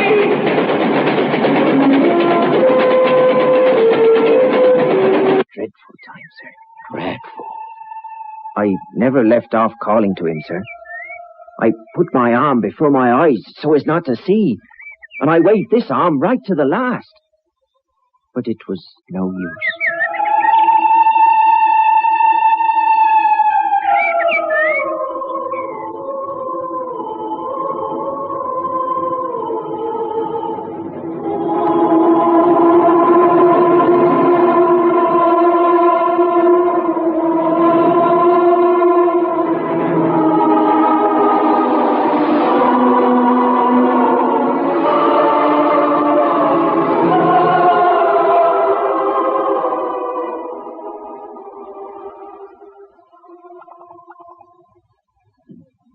Let's play some music. I feel like dancing. But I thought you had a splitting headache. Oh, that was 5 minutes ago. I've taken Grandpa headache powder since. Grandpa headache powders kill pain, soothe strained nerves, and lift depression.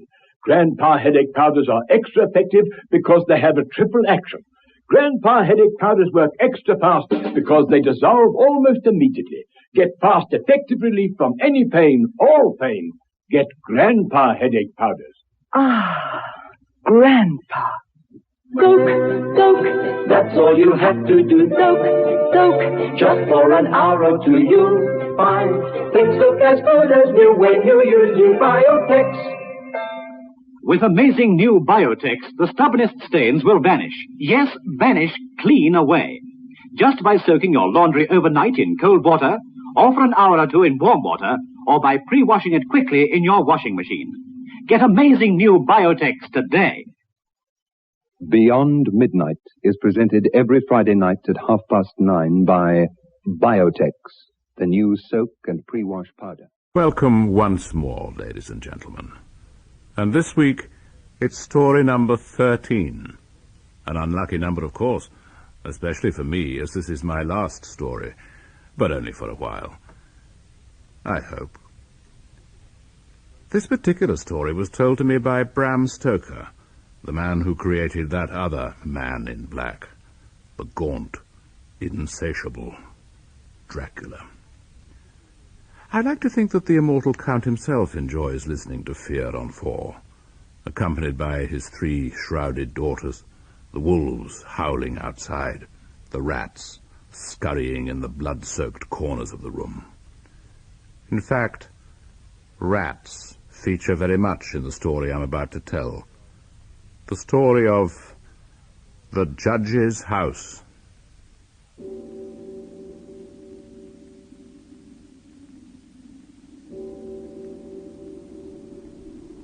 It's an old and rambling house, in the Jacobean style, with heavy gables and windows unusually small and set higher than customary in such houses. It is surrounded, entirely surrounded, with a high brick wall, massively built. Indeed, it looks like a fortification, and this impression is deepened by the presence on the roof of a small round tower of weathered stone, which houses an old alarm bell.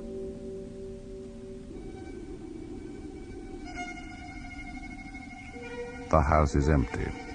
It has been empty for many, many years. All about it there hangs an air of desolation. It stands some distance from the little town of Benchurch, in the midst of a small tract of weedy parkland. But all these things, the absolute, the unutterable loneliness of the place, only makes it seem the more desirable to Malcolm Malcolmson this year of his final examinations. He needs solitude, and that is something he will certainly find in this house, of all houses.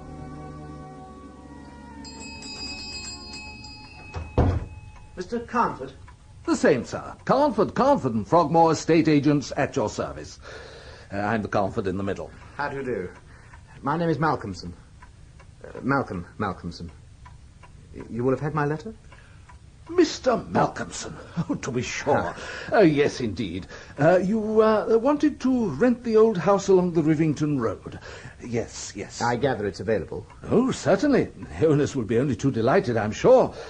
It's a lonely old place. Of course, however... That's exactly why I wanted, Mr. Carnford. I think I told you I'm reading for the mathematical tripos. Of course. Yes, indeed. You wanted peace and quiet. Most necessary. Yes. If it's solitude you want, you'll find it in the Judge's house.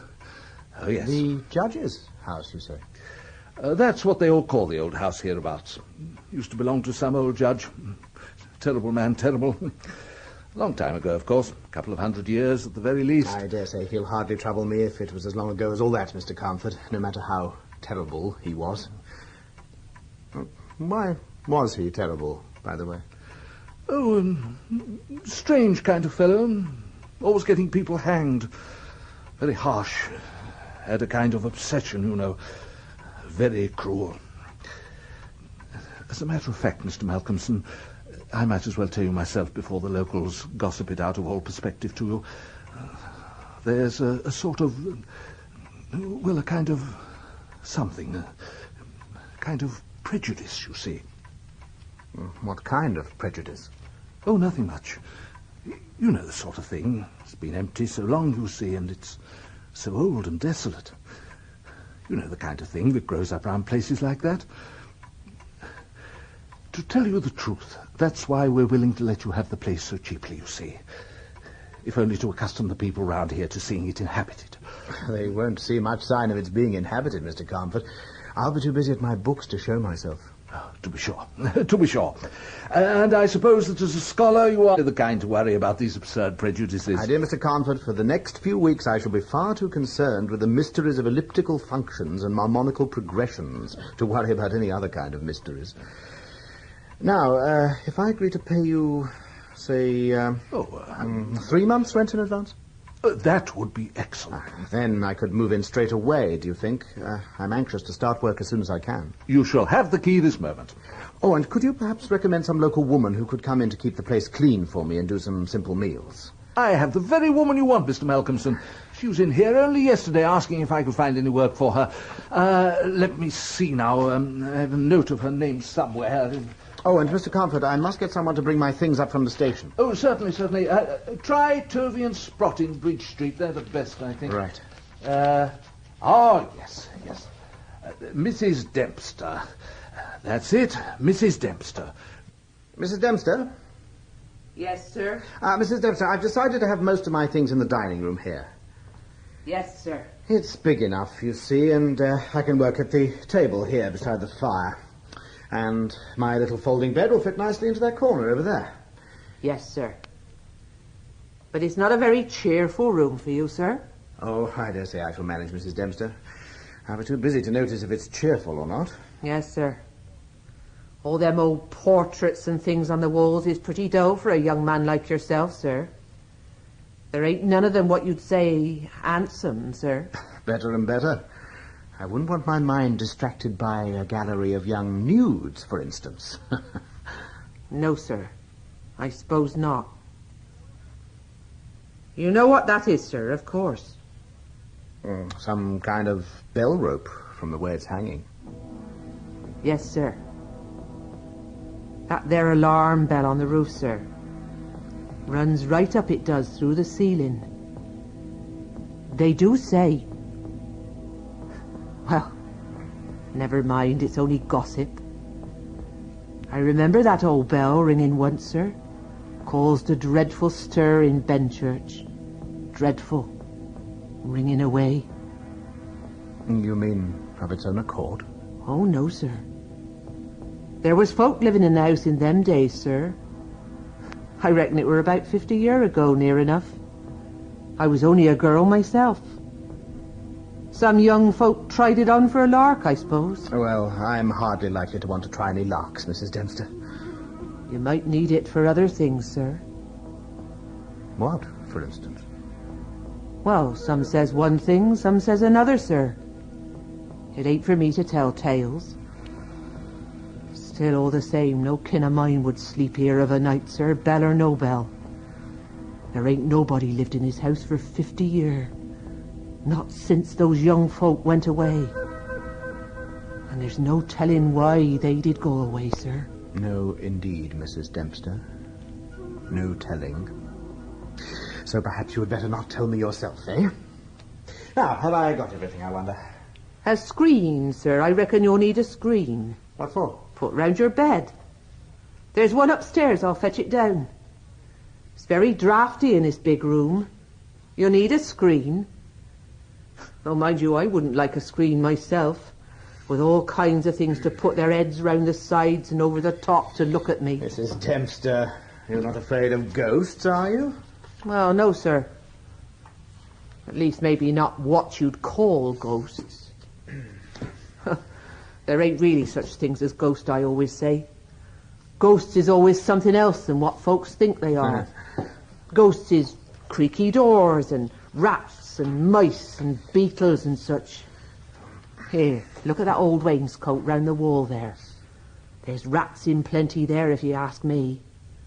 I dare say you'll hear 'em too, of a night. They won't disturb me, Mrs. Dempster. No, sir.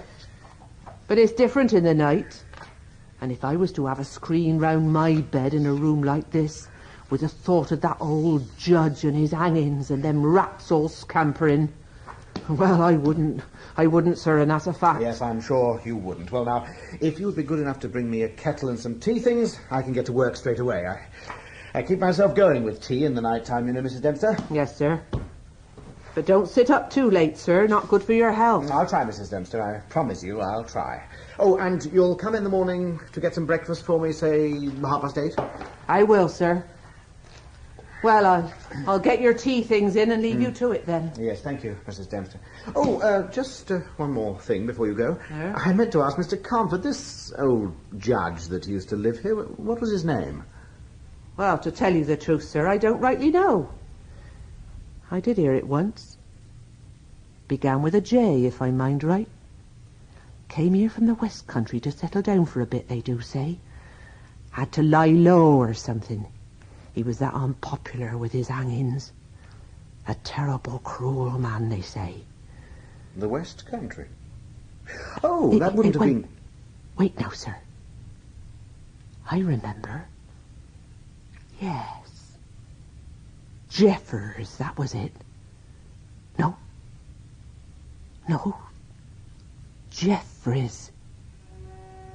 Yes. I'm sure of it. Judge Jeffries, that was the name, sir. Judge Jeffries.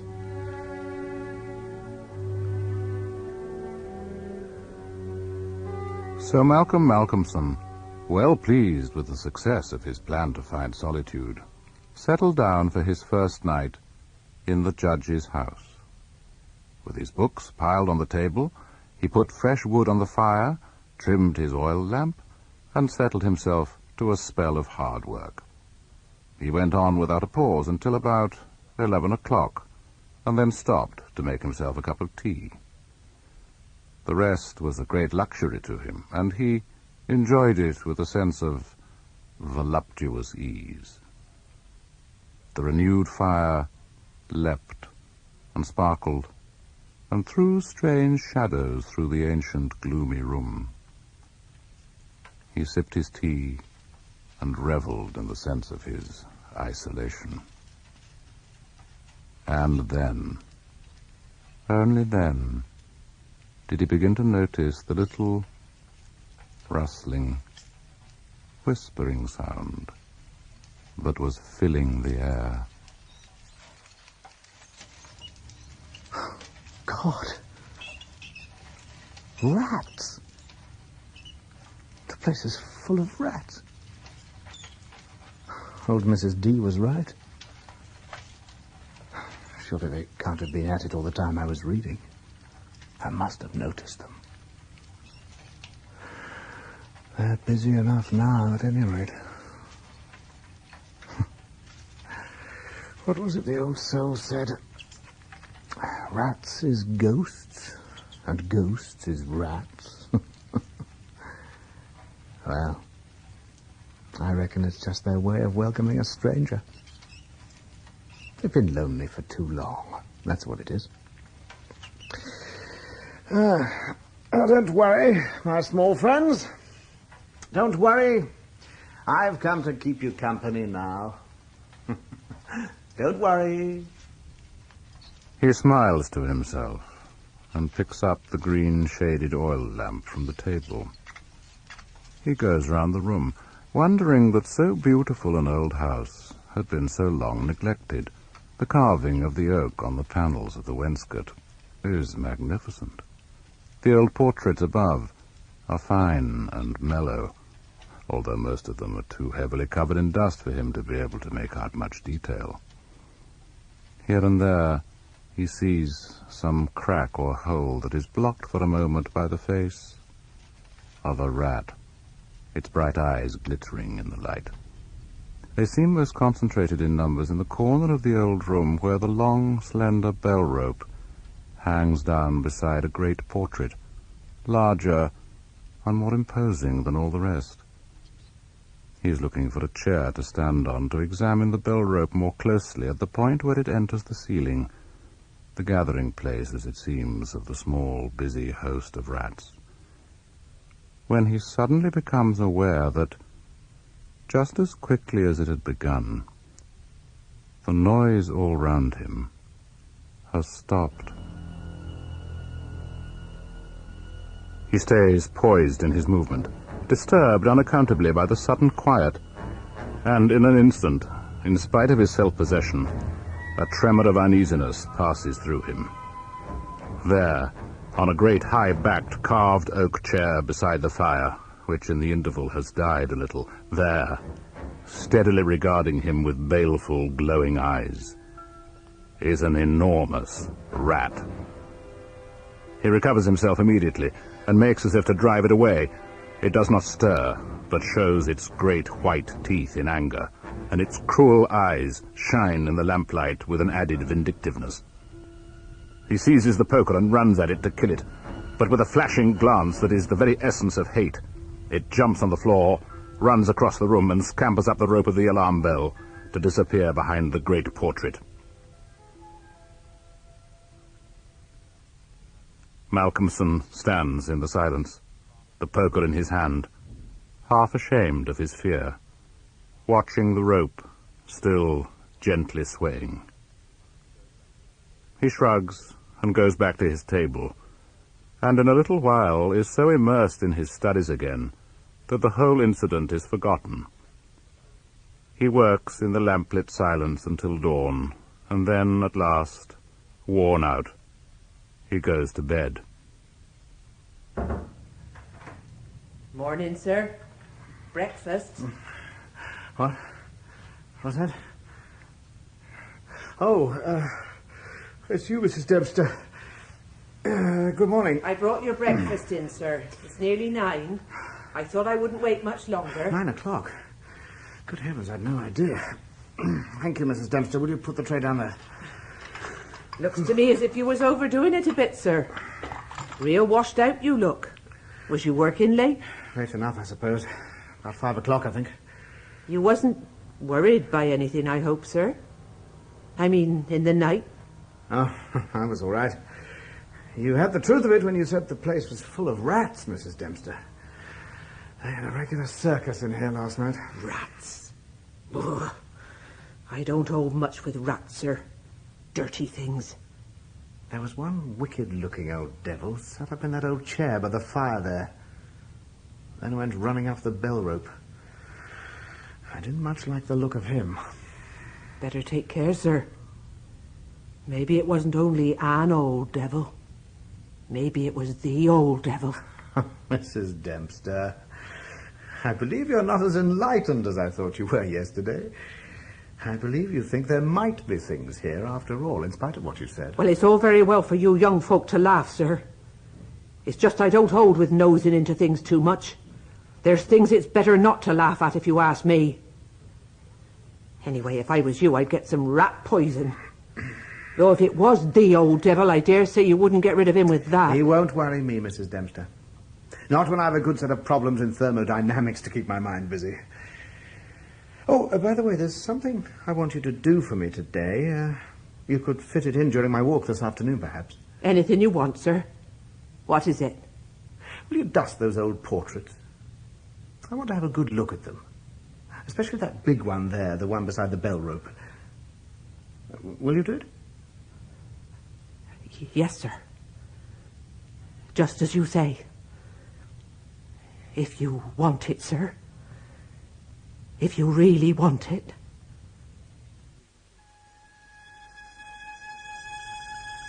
Malcolmson rises and has his breakfast. Outside, the weather is damp and unpleasant, and so he passes the time in further study. In the afternoon, the skies clear a little, and he goes for a walk into Benchurch by way of taking exercise. He stays rather later than he'd intended, so it's after dark when he gets back to the house. Mrs. Dempster has gone, leaving a cold supper for him on a tray. He eats it hungrily, and once more settles himself down in the great dining room for a night of hard work.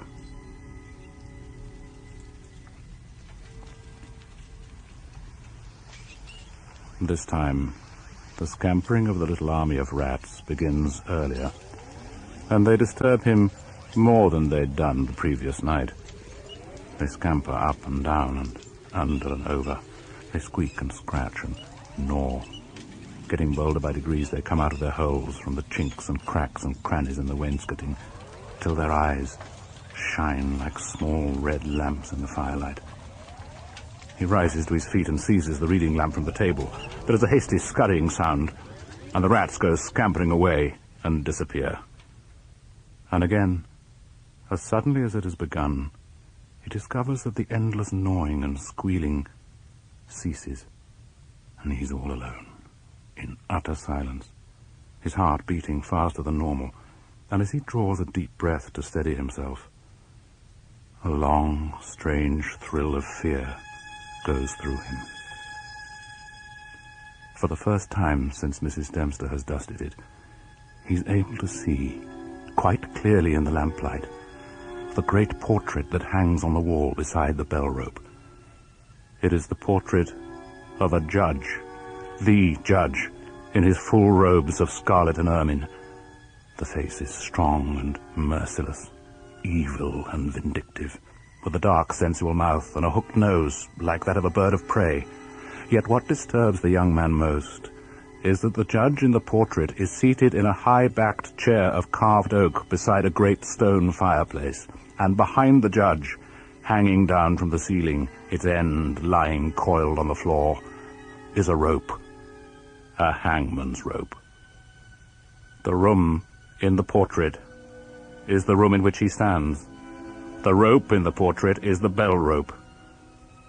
He had thought it unusually supple when first he'd seen it, the end of it worn and smooth, as if from much movement in a running noose. He swings round towards the fireplace to look at the actual counterpart of the chair in the portrait, and he recoils in such fear that the green-shaded lamp nearly falls from his hand. In the armchair, the judge's armchair, sits the enormous rat he had seen there the night before. And its eyes, as they regard him, have a peculiar brilliance. They glow with an unutterable malignance. He has seen those eyes before. They are the eyes, the identical eyes, small, cunning, intolerably evil, in the portrait above his head.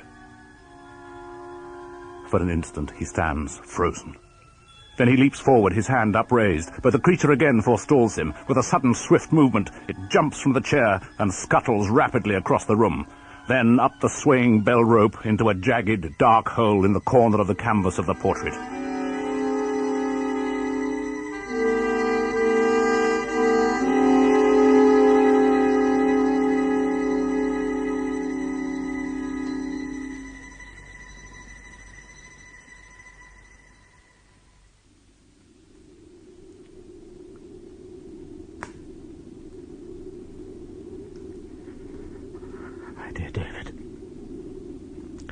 It is nearly 2 a.m. I should be working at my books. For some reason, I'm unaccountably nervous, and I'm unable to settle. To calm my mind, I've taken up my pen to write to you. I know I owe you a letter in any case. Outside, the wind has risen, and seems to be growing always in strength. It is suddenly strangely cold, in spite of the great fire I've built. A few moments ago I had to take a neat brandy, or I might have been unable to steady my hand to hold the pen at all. I think you know that I am not a particularly imaginative man. If anything, I can be blamed for always taking a materialistic view of things. Yet, as I sit here in this ancient room, I am oppressed with a sense of evil.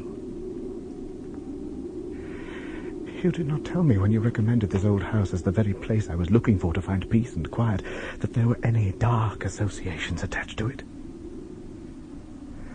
When I heard strange rumors concerning it, I paid no attention to them. Even now, I try to regard them as irrational superstitions.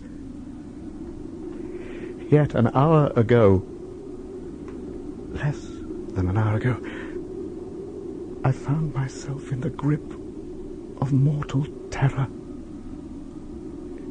Indeed, it is to calm my nerves from the experience that I write to you now. The house here is infested with rats. Normally I'm not afraid of rats. Indeed, at first I almost welcomed their scamperings as a little sound to keep me company in the night. But here, in this very room, I saw a rat that was bigger than any I've ever seen in my life before. And there was also a something all about it that I cannot express, but which seemed to me to be charged with evil.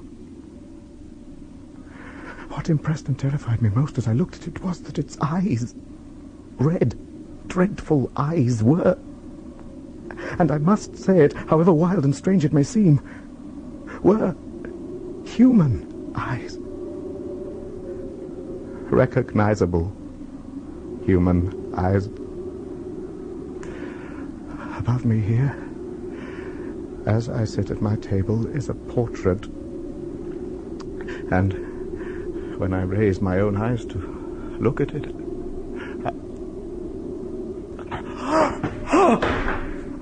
No! No! Oh, my God! No! He sees in the shrouded glow of the lamplight.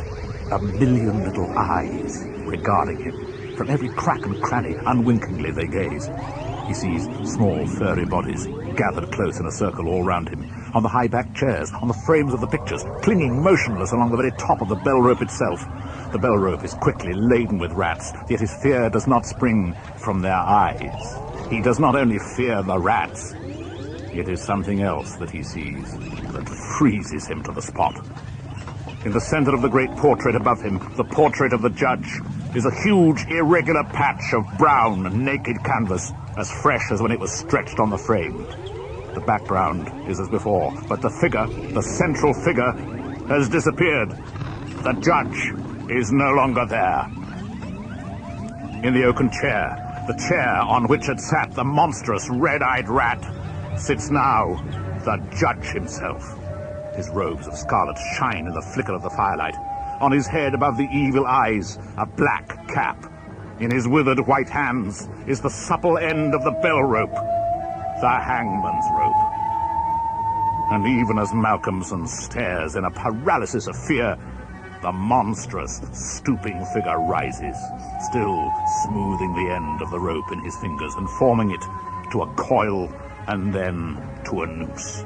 And with his eyes aglow in a red flame of triumph, he advances towards the helpless figure of the student, his long, strong, scarlet arms stretched out to him.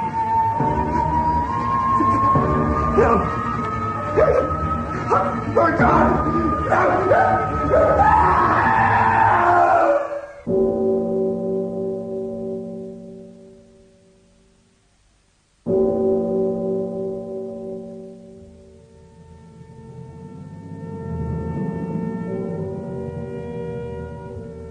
When the alarm bell of the judge's house sounds out across the countryside, a startled, huddled crowd assembles, led by an anxious Mrs. Dempster. Lights and torches appear, hurrying over the fields and through the desolate parkland. The bell still clangs as the white-faced helpers force their way into the great, dark house and move, terror-stricken, into the dining room. As they crowd in the doorway, wide-eyed and silent, they see why the bell is sounding. Swaying slowly back and forth at the rope's end is the twisted body of the young student. On the face of the judge, in the portrait beside him, is a smile of dark, malignant triumph.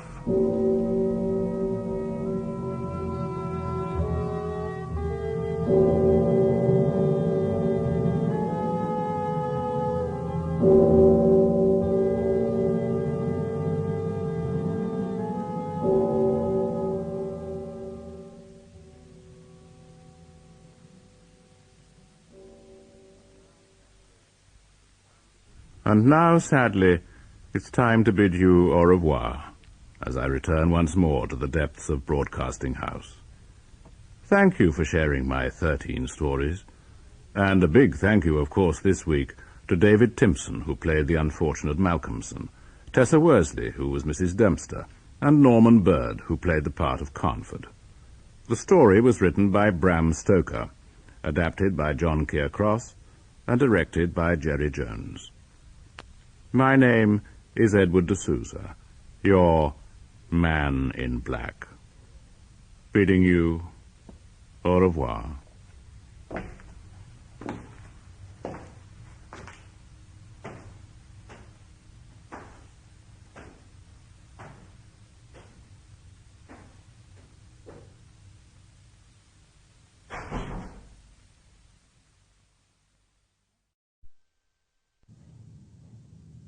Welcome to Fear on 4.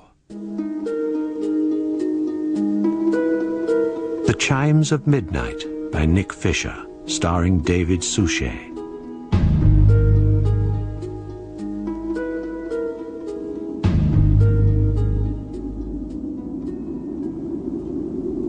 Time. The trickling grains of sand. The switch of the pendulum. The waxing and the waning of the moon, the sun, and the stars. Time, encasing our lives as our bodies wither and perish and decay, to the ceaseless march of its seconds, minutes, hours. Time, the subject of my working life. How and when did it begin? How and when will it end? What is its relationship with space and with humankind? This was the field of my work as holder of the chair of theoretical physics at Christ Church, Oxford. And such were the questions I posed, not only with my doctorate students, but also in lecture halls at large, where I discovered an avid public, thirsting for more knowledge of their place in the cosmos. Thus, we can look back to the creation of the universe, to the beginning of time itself, at the Big Bang singularity, as we can indeed look forward to the eventual heat death of the universe and the absolute end of time as we understand it. But one question remains. Can time exist without us? If humankind ceased to be, would time have any meaning? And if not, then would anything at all exist? For how could it, beyond the ultimate of all boundaries, time?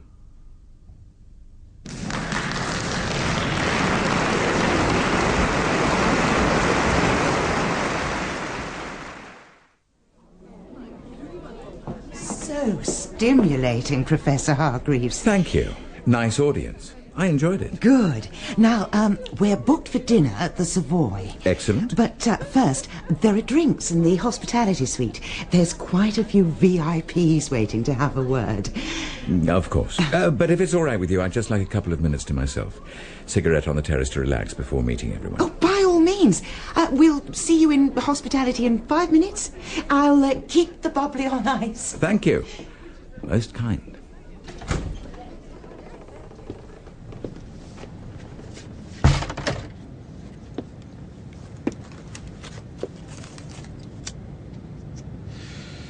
Fine lecture. God. I thought I was alone. Where did you spring from? I was here all the time. Seemed like you came out of nowhere. Out of nowhere? Hardly possible. Indeed, as I understand physics, and I trust I do rather well, not at all possible. Forgive me for having startled you. Allow me to introduce myself. Jonathan Tempray, habitual dealer in antiquities and occasional frequenter of scintillating lectures. You liked it? I wouldn't have missed it for the world. Thank you. We share some common ground, you and I. Really? How that? You specialize in understanding time. I specialize in collecting it and dealing in it. Collecting and dealing in time? Yes. Or to be more accurate, time pieces. Oh, I see. Antique clocks. Exactly so. Well, I've got quite a decent collection myself. Maybe rather an obvious hobby for me, but I enjoy it. A happy coincidence. Perhaps you'd like to visit my shop in Greenwich. Once there, I'm sure I could tempt you. Tempt me? To purchase an item or two. I'm afraid I'm back to Oxford early tomorrow. No matter, you can come tonight. Well, unfortunately, there's hospitality laid on for me. No matter, come afterwards. It's liable to be pretty late. No matter. Let's say midnight, shall we?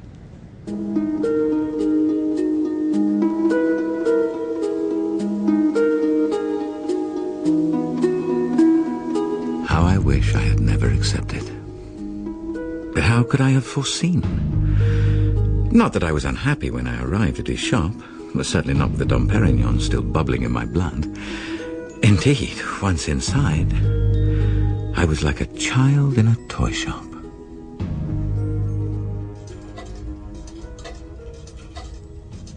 Well, what do you think? Fantastic. Good Lord. Is this a John Arnold? It is. 1779. A very fine mechanism. Though still requiring oil, of course. Unlike this.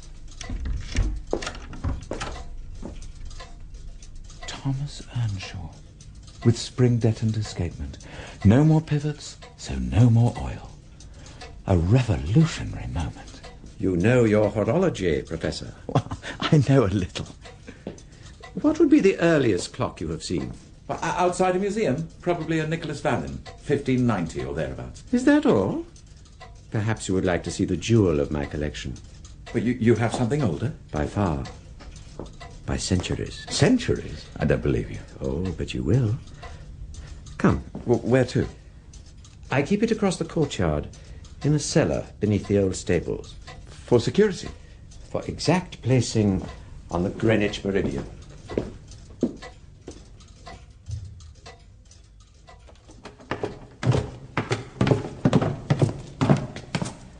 Bit of a gloomy spot to keep the jewel of your collection. Too much light is harmful for such a delicate piece. Nonetheless, I will illuminate it now for the chimes of midnight.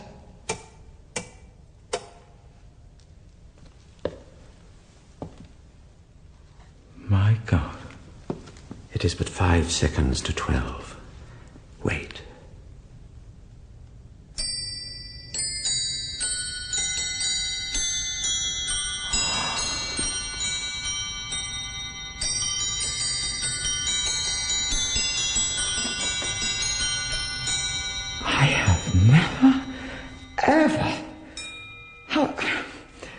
How much do you want for this? I'm afraid it is not for sale. But I must have it. I have never seen anything to compare. How much? It would be beyond your means. My books are bestsellers.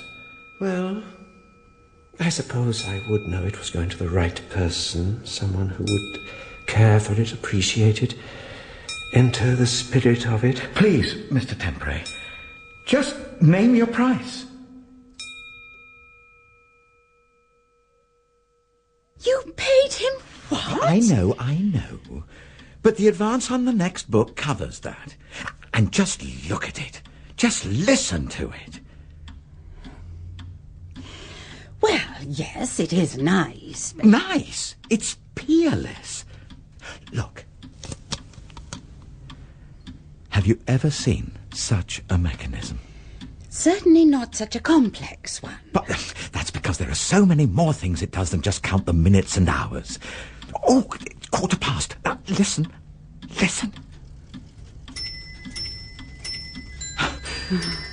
Now that is beautiful. Oh, and look. The little figures are all moving. The automata. I know. Aren't they wonderful? I said it was peerless, and it is.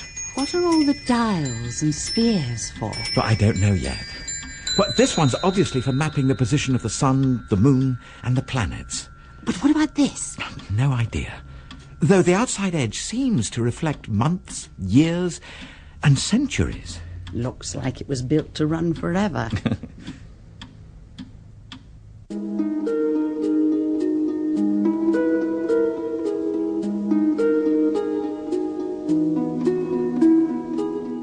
I cleared out the guest room and put blinds over the windows to keep the chronometer in total darkness, except when I was studying its Byzantine complexity. Each day I witnessed something new. Incredibly, the delicate little automata that travelled about the timepiece never repeated the same moves. Likewise, the ticks and clicks and whirs continually assumed a subtly changing rhythm. And the chimes, for melodies and cadences, forever shifting in glorious harmony, never repeating quite the same tune. They became something I could not bear to miss. Particularly the mesmerizing chimes of midnight. We have all the time in the world. Richard, have you heard a word we've been saying? What? Yes. Yes, of course. Really? You know what I think. He's having an affair. Oh. Yeah, that dreamy look smacks of a mistress in some slinky little Anne Summers numero. What would you know about Anne Summers numeros, Toby? Oh, you'd be surprised. Well, you've never bought me anything like that. Yet. Promises, promises. So what was going on in there, Richard? Oh, pondering a chapter for the new book. Oh, sorry. You know how I get. More Armagnac, Warren. Oh, please. So what's the problem, Richard? Problem? A chapter in the new book that's clearly more engrossing than my after-dinner banter. No, it's simply a question of time. Well, naturally, it always is with you. No, a thorny little moment, that's all. Oh, look, I'm aware I'm a humble research metallurgist rather than the new Einstein, but try me. Look, I mean, these tomes of yours are meant to be accessible to the general public, aren't they? All right. What I'm pondering, alongside Einstein as it happens, is the anthropic principle. Oh, which is? Roughly, that we need to be in the universe for the universe to be. Aha. Like students need to be in the university for the university to be. I'm not sure about that. Now, I'm suggesting we're here, well, human intelligence has developed, because we're an essential component of our universe. It couldn't exist as it does without us. Isn't that metaphysics rather than astrophysics? Not entirely, Moira, because also by observing the universe we interfere with it. That is, we change it by looking at it. You just lost me. Well, to study subatomic particles, we need to observe them. Well, that's obvious. Yeah, but to do that, we need to illuminate them, and that changes them. Is it placing light on those tiny particles alters their position or their velocity? So we're never passive observers. Furthermore, we never observe what we set out to. By the time we see it, we've altered it. And that's what I was pondering. Because that seems to suggest that the entire universe doesn't exist in any real sense without us. But what's that got to do with time? But a lot. Because if we can't measure the state of the universe exactly at this moment, what are our chances of predicting future events? Of course, that's why quantum mechanics introduced the uncertainty principle. Look, let me illustrate something with my watch. Dan, it's stopped. What's the time? Your watch has. Is that really part of this, or simply your idea of a joke? Now, what's the time? Right now, the time. Just on midnight. Sod it. Richard? Richard! No, looks like the pressure of the big concept is getting to our, star theoretician. Richard, what's going on? I didn't want to miss the chimes of midnight. What? But what about Toby and Moira? Oh, they'll understand. Eccentric academic rushes off without saying goodbye, leaving his guests to wander off into the night. But that's okay, as it's just par for the course with a brilliant cosmologist. Sorry. Anyway, what's so compulsive about these chimes? Well, I've been studying the way the clock behaves, especially at midnight. The complexity and variety of sound and movement is simply astonishing. Now, what I want to do is get to grips with the way the internal mechanism works. So you're observing exterior changes the better to understand what lies behind what you see? Precisely that. Richard Hargreaves, trust you to examine a clock the same way you'd approach the universe.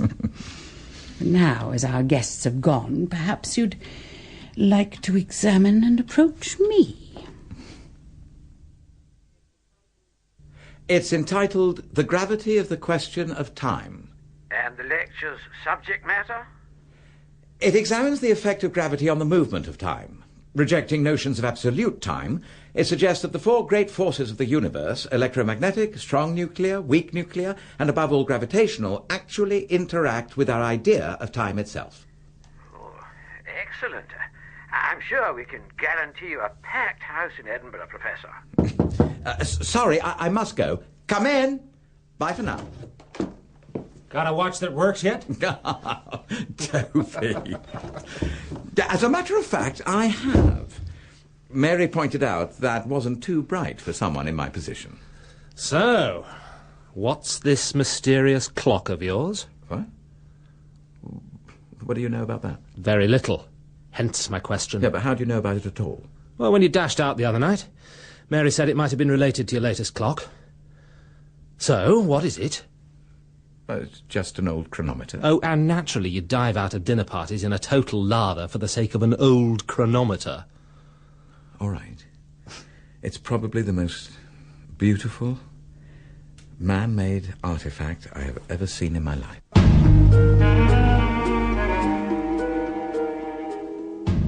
That's all right. What? Obviously pretty old. Pretty old? I'd rather have a Rolex any day. A Rolex? You're mad! I'm also a liar. It's stupendous. I'm not surprised you want to keep it secret. You know, if they heard about it, the British Museum would probably slap some compulsory purchase order on it. Oh, Rolex. You had me going there. Yeah, have a look inside. Beautiful. I've started to unscrew some of the panels. If I could just ease those plates to one side. Now, could you hold a screwdriver? Of course. That's it. Now, I don't want that spring to shift. Uh-huh. Now then. Yes, I think this will work. Oh, careful. It'd be criminal to damage this. Well, I think we're all right. There. That's odd. What is? The little box with the cog and ratchet. What's that for? No idea. What's this made of, Richard? Mainly wood, I think. Lots of early clocks were. Famously, a wonderful John Harrison No, piece. wood? I don't think so. Well, you're the metallurgist, Toby. You're not going to tell me it's Sheffield steel, are you? No, absolutely not. I doubt if any of it's metal, but I don't know if it's wood either. Well, what else could it be? Good question. Could I take some tiny shavings to the lab for analysis, find out if it is wood? If so, what sort? Well, you'll be very careful. Yeah, of course, nothing will show. The universe grows to a finite point before it begins to fall back upon itself in a state of increasing disorganization. Rather like the gravitational collapse of certain stars to form black holes. This will eventually lead us back, as it were, to the point in the future where we began, with what has been dubbed the Big Crunch, when time is concluded. The second hand stops forever. Yet the point of the universe is still there. How was Edinburgh? Oh, boggled a few brains, but that'll do them no lasting damage. How have things been with you? Exceptionally peculiar. I've got some results from those samples. First, no metal present. Told you. So, what sort of wood is it? It isn't. What do you mean? There's no wood at all. That's not possible. Have a look at the cross-section under the microscope.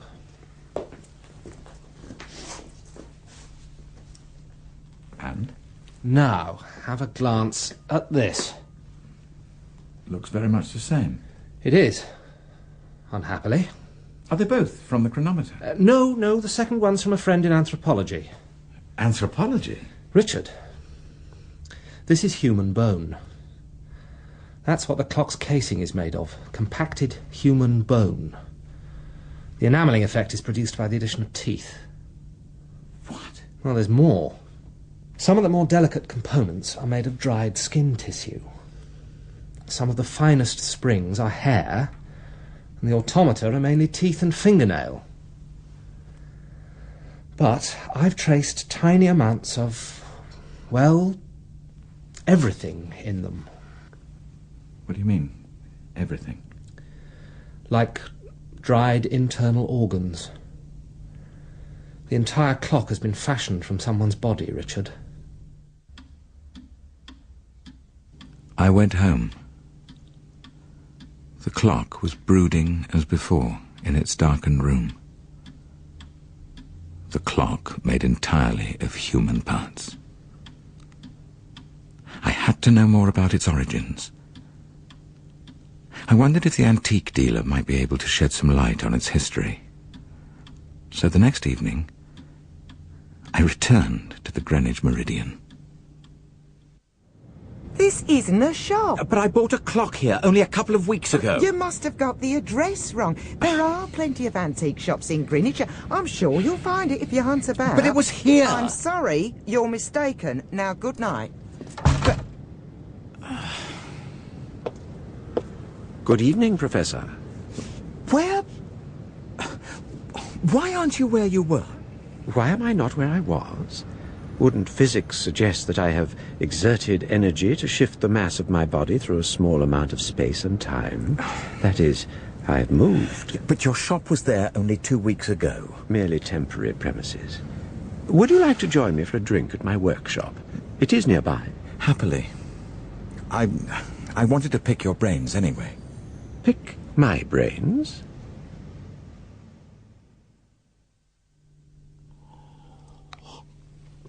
No, I want to find out as much as I can about the clock's history. And I was wondering if you have any information that might help. For instance, where did you buy it? It was a gift, as it was also a gift to you. Sorry? Your cheque to purchase it, uncashed. Why? I'm not here for money.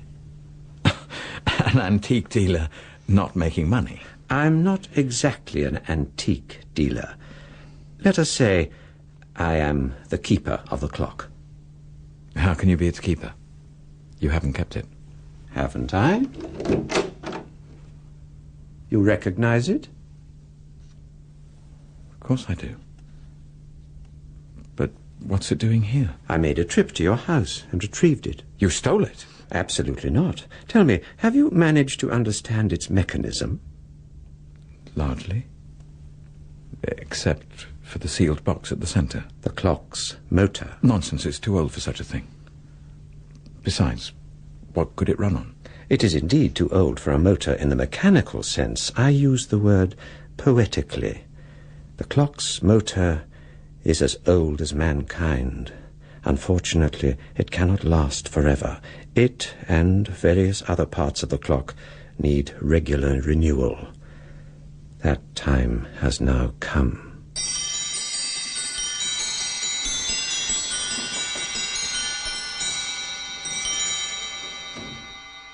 I passed out and came to, strapped to a frame.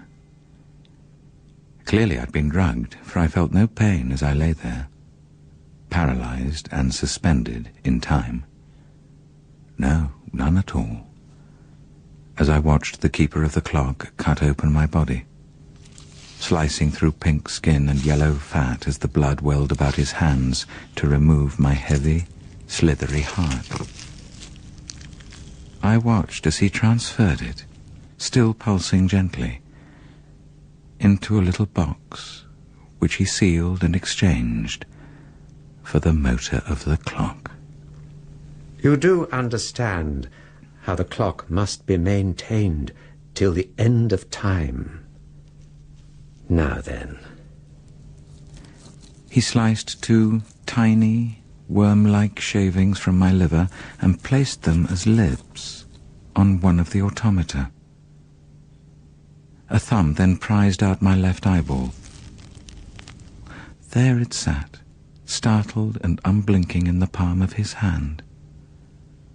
The knife cored out little balls of cornea, and he popped them into the waiting sockets of the same automaton. And suddenly, I found I could now look out from the face of the clock and down at a tiny machine of a body. Meanwhile, pliers drew out my fingernails, blood dribbling aimlessly from the torn sockets they left behind. These were fashioned into little limbs to replace the worn ones of my automaton form. Now, this won't hurt, but it will inevitably feel odd. Incredibly, still I felt nothing, except for a strange sensation of space. And to my amazement and my horror, I found I could now witness events looking down through galaxy upon galaxy at myself, as he carefully cut slivers of my brain, soft, wet, variegated cross-sections of temporal lobe, and started to place them inside the chronometer. The anthropological clock must be conscious. Without that, time has no meaning. It has to be aware of itself. Not only my body, but my mind was incorporated. I wasn't merely inside the clock or just part of it. In a very real sense, I was the clock. When, on some midnight of the future, your heart gives up the struggle, another will be selected to fuel the chronological register.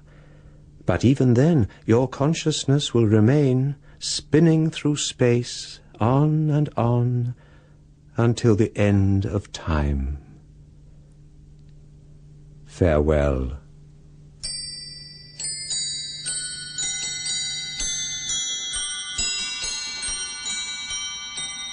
The clock, small and so precise, yet embracing the entire universe, all the rocketing galaxies still red-shifting apart.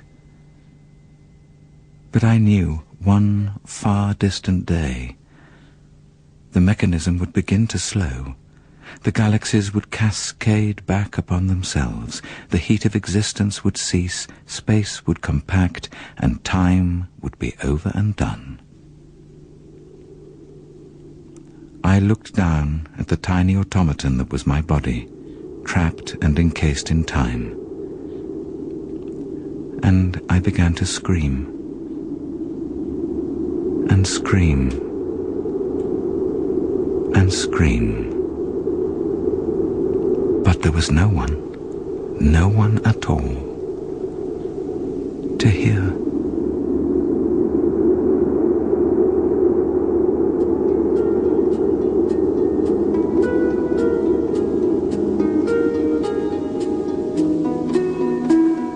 In The Chimes of Midnight by Nick Fisher, David Suchet was Professor Richard Hargreaves. Jonathan Tempray was played by John Rowe, Mary, Jenny Lee, Toby, Christopher Wright, and Moira, Alison Pettit. The woman at the lecture was Gilly Mears, with thanks to the Horological Students' Room at the British Museum. The Chimes of Midnight was directed by Marion Nancarrow.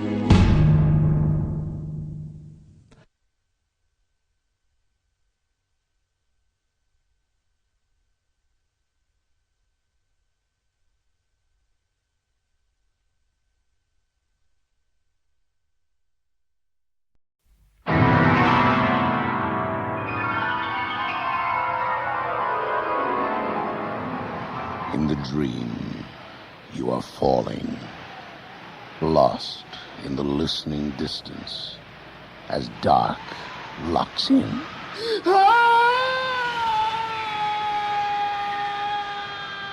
Nightfall.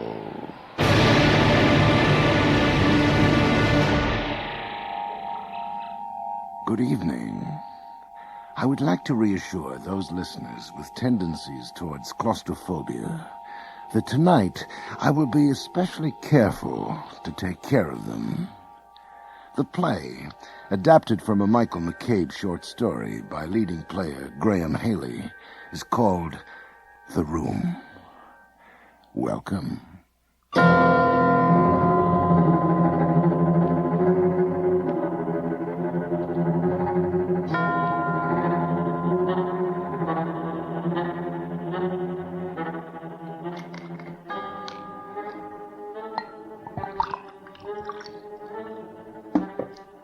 Do you like ice, Mr. Todd? Ice?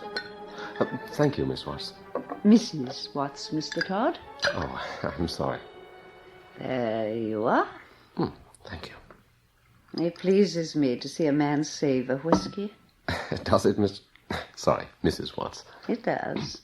My late husband, the Major, was partial to it. Husband? Yes. Do I look like a spinster? No, not at all. You seem determined to make me one. I am a widow. I have been a widow for 22 years. Oh, I'm sorry. Alfred was also fond of a cigarette in the evening. Would you care for one? No, thank you. I don't smoke. As you wish. Well, cheers. Yes. It's a lovely scotch. atlas, one of the first ever produced in Scotland and not generally available. Oh, I'm honoured. Oh, it's so long since I've been able to offer my whisky. I've had that bottle for more than 20 years. Poor Alfred was the last one to drink from it. He died the next day. Oh, really? Yes, ironic. What do you mean? The day before he died, he had a violent argument with Father Doyle. That's a long story. Suffice to say, the Major renounced his faith. But why do you say it was ironic? Well, he couldn't receive the last rites, could he, poor dear? Now then, are you willing to spend a night in the Yellow Room, Mr. Todd? An unlikely partnership in ghostly research. Ronald Todd and Amelia Watts. He, young, brash, and very broke. She, old, self-serving, and wealthy. One could, in fact, well say that 4 walls are all they have in common. Mrs. Watts, could I just get 1 or 2 things straight? Of course. I gather it's haunted, the Yellow Room. So they say. Who says? People. But nobody's ever stayed there all night? Oh, yes, they have. Oh. Do you remember the 6th Duke of Wallingford? Or was that before your time, Mr. Todd? Duke of... Oh, yes, of course. The family bribed some famous psychiatrist who certified that the Duke was perfectly sane, but just the same, he was as mad as a hatter. Quite mad. But he was as sane a man as one could wish to meet once. But that was before he spent the night in the Yellow Room. You mean he... the Duke... Haunter and the Haunted? Every man's history of ghosts and ghosting? He wrote those books, Mr. Todd. He lived and dreamed the spirit world. He was a hunter of ghosts. And he came here? He came. He stayed in this house, in the North Wing, in the Yellow Room. One night he spent 6.5 hours there. By morning, he was quite mad. My God. Then there was Captain Bletchford of the 4th Hussars. He was found in the rose bushes 40 feet below, leapt through the window.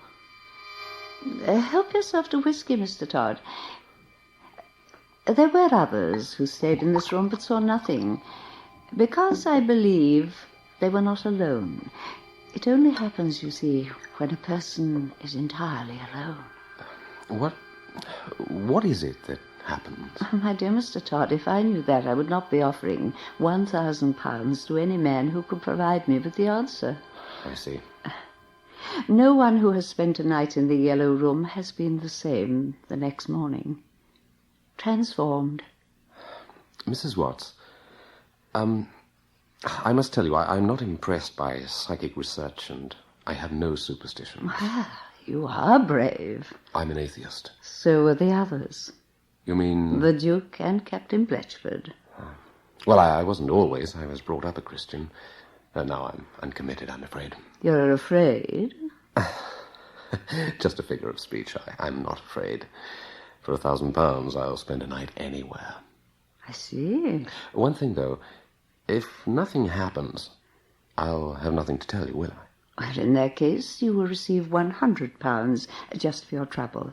Not an unreasonable fee for 8 hours' sleep, Mr. Todd. No, but... But I warn you, if nothing happens, don't invent. I shall know. I am an honourable man. Good. Well, having settled that... I wonder if you'd mind telling me just why you're so curious, Mrs. Watts. What do you want to find? I am an old woman. I have lived a long and wonderful life. But soon I shall die. I hope not. If I should be taken tomorrow, God forbid, I would go to my grave a disappointed woman, never knowing what evil dwells in the Yellow Room. There's going to be a storm.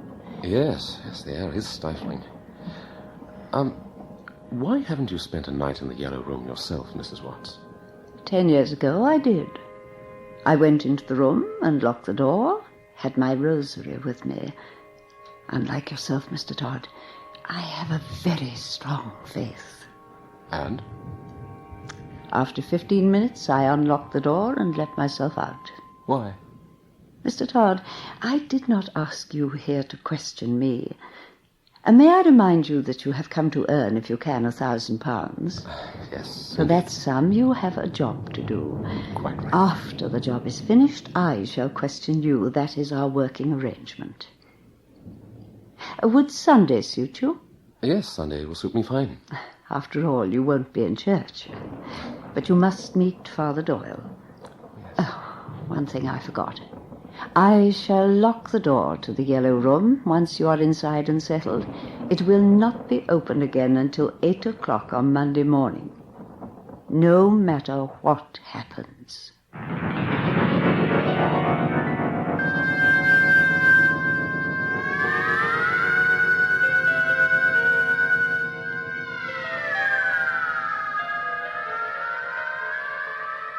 Yes, it's an obsession with Amelia Watts, the Yellow Room. She dreams of it incessantly. But even in her dreams, she's never been able to peer through the layers of faded wallpaper into the room's terrible secret. But enough of introductions. Let's find out for ourselves.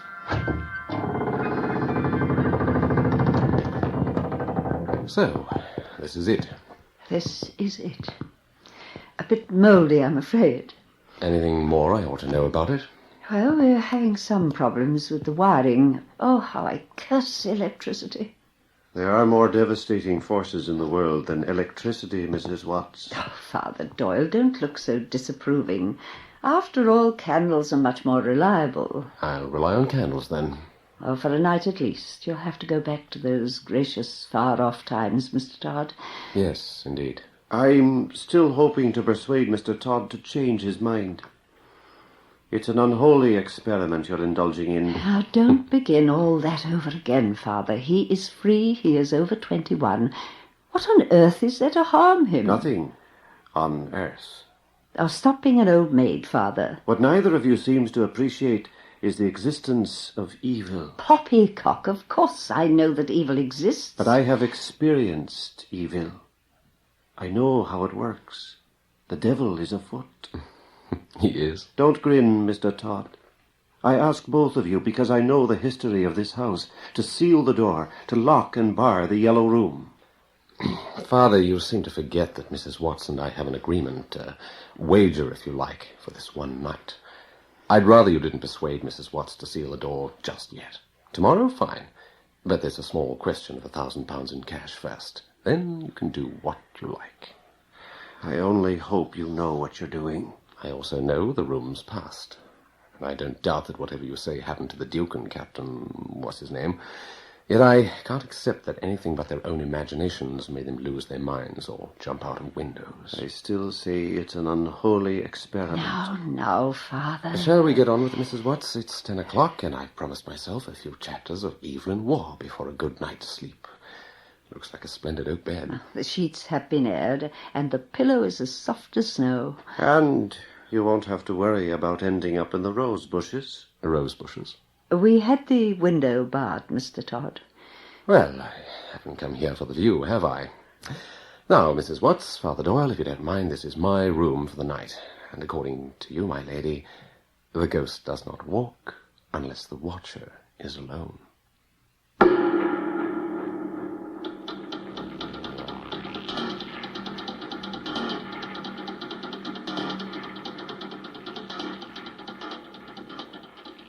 The Yellow Room is high-beamed.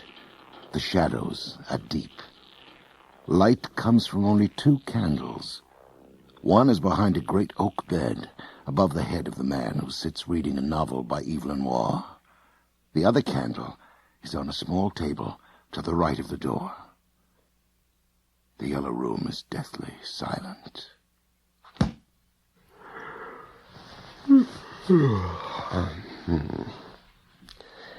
Time for bed. Ronald Todd smiles. In imagination, he spends £1,000 on a multitude of wondrous things. And then, without warning, without the slightest movement of the room, the candle above his head goes out.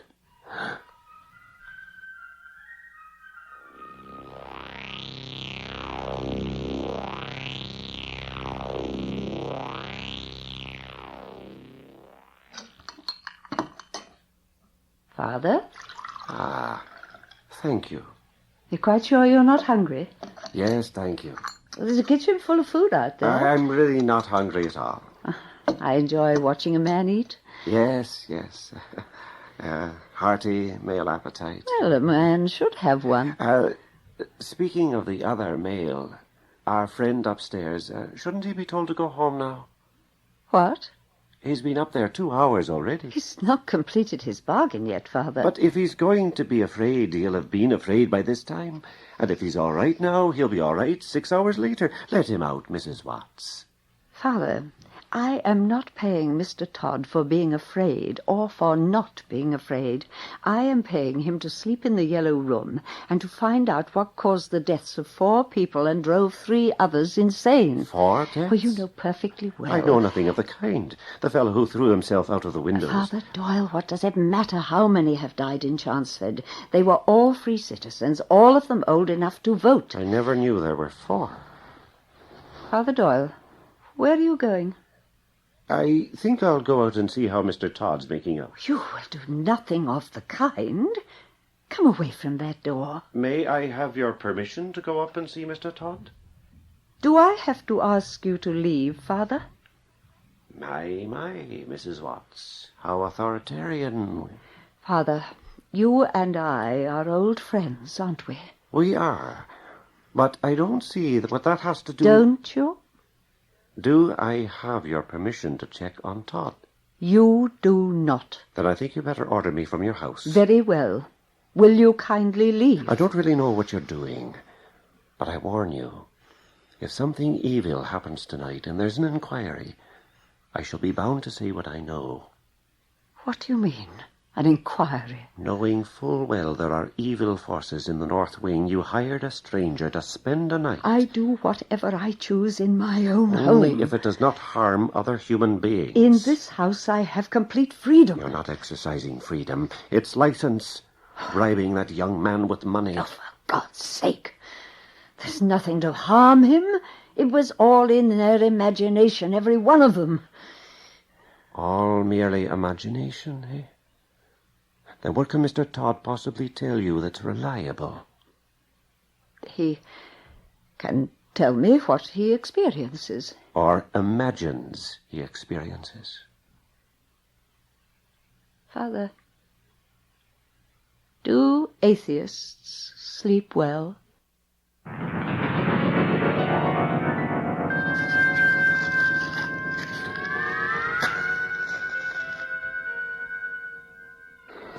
That's better.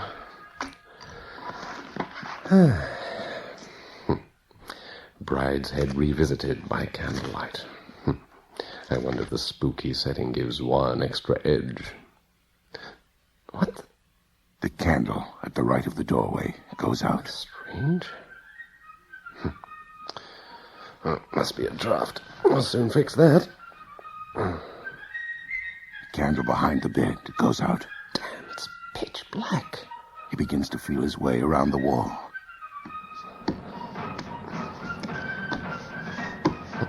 What's this? His hand brushes against a switch. Try it.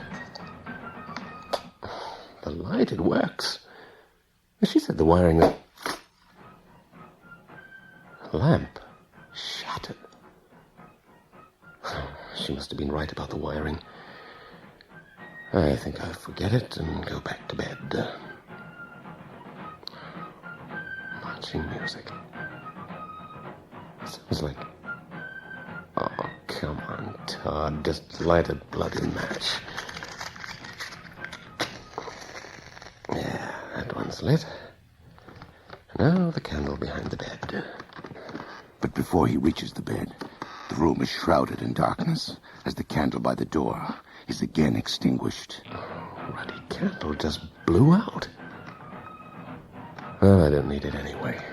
Just this one. Oh.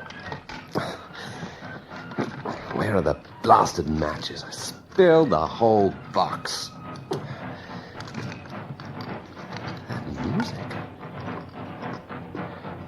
She must have a tape recorder. The old witch. It stopped. Always hated march music. There, it's lighted. Just one candle in this drafty old room. Like a little nightlight Mum used to leave in my bedroom when I was a kid.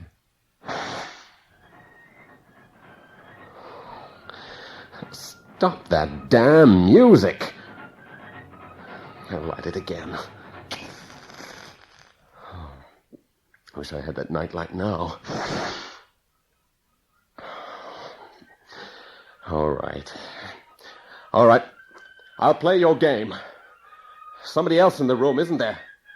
Someone's playing music tapes and blowing the candles out. Fine. Let's leave it dark. The depth of darkness and the drumming march cut through. Try the candle by the door again. Oh, I need a match.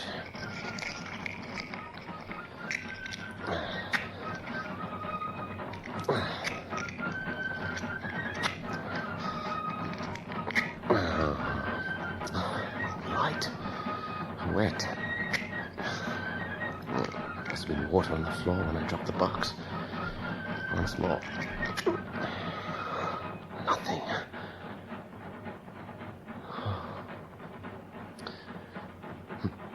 There was a brave old soldier at the Battle of Waterloo. The wind blew up his petticoat and showed his cock-a-doodle-doo.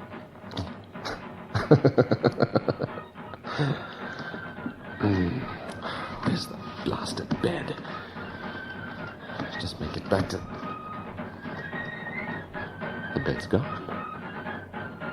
This is crazy. What could it... All right, Mrs. Watts, you win. Built a trick room, didn't you?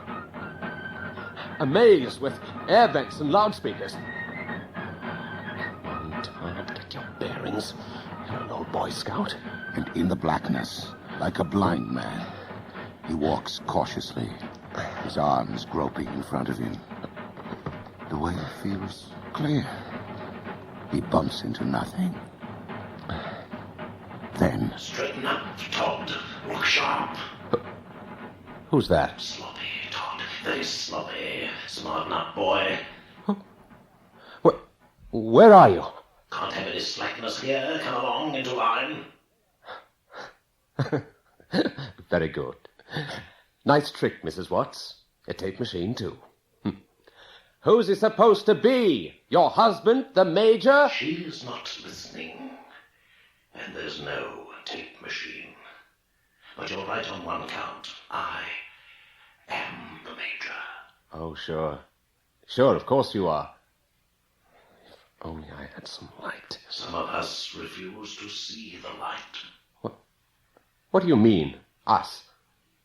Get hold of yourself, Todd. You're talking to an empty room. Us? Those of us in purgatory, Mr. Todd. Rubbish. Where are my matches? Must be a dry one somewhere. Let go. Damn you, Major. Those are my matches. Now give them back. Do you hear me, Major? Give them back. So, you acknowledge me, after all. Never. You're a fraud, whoever you are. Not a fraud. A ghost, to be precise. I don't believe in ghosts, or spirits, or the living dead, or the devil, or any of that bunk. What do you believe in? Nothing. What's your game? What do you want? A favor. A little one. I only want your faith. I have no faith. Pity. Even if I had, I wouldn't help you. No pity. What do you want it for? Your faith for my redemption. What would it really take to redeem you? Maybe you deserve the Yellow Room. You're a stubborn man. just like all the others. I will not be used. I'm getting out of here. If there is a purgatory, it must be this bloody room. Mrs. Watts, you can keep your filthy money. Open the door. I'm afraid there's no escape. Mrs. Watts!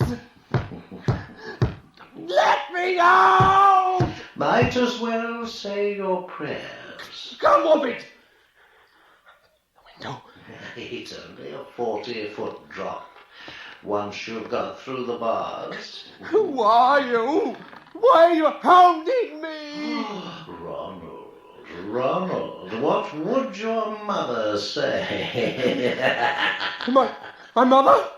Ronald, dear, time for bed. Say your prayers for Mummy. Mummy? Be a good boy now, Ronald. Say your prayers, and Mummy will give you back your toy soldiers. Mummy! Sing, Ronald. Sing for Mummy.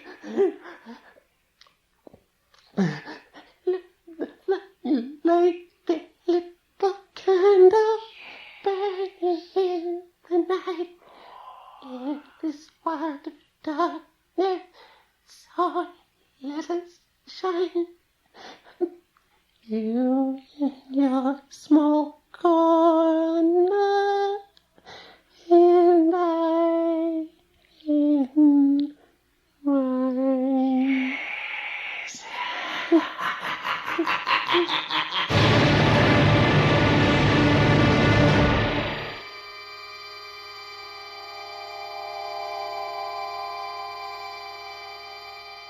You always were a nosy old devil, Father Doyle, saving your reverence, of course. No. You always were. You just hide your nosiness under a cross. I woke you sharp at 7:30 because I was concerned for his safety. Of course. Open the door to the yellow room, Mrs. Watts, quickly. Yes, Father, be patient. Morning, Mr. Todd. Would you like some tea? Give me the keys, woman. Well, in all decency, I have to warn him we're There's entering. no time for niceties.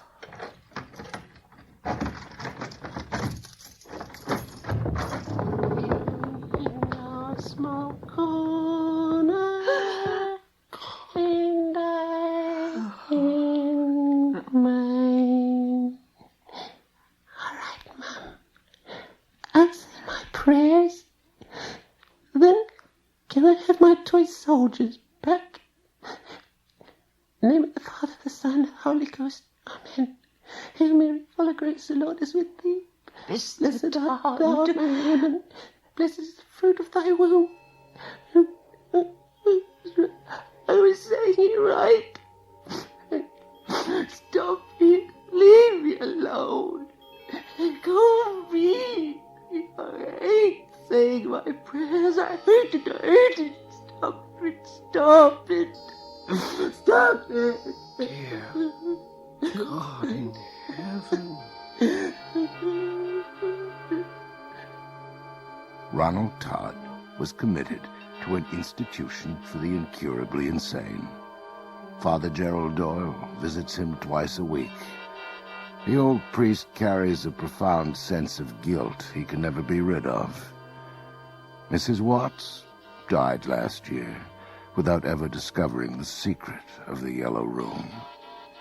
Chanceford, her rambling old mansion on Manor Drive, is to be torn down this year to make way for a shopping center.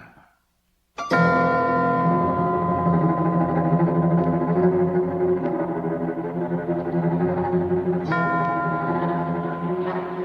so, it is with great pleasure that I declare the Chanceford Mall officially open. Now, we have a special program for you today, and I'm... Hello. Can you hear me, folks? Now, please, folks, stay calm. Just a temporary power failure, I'm sure. Now, the lights on again in a minute. Now, keep going, please. Jim, see if you can rustle up some candles.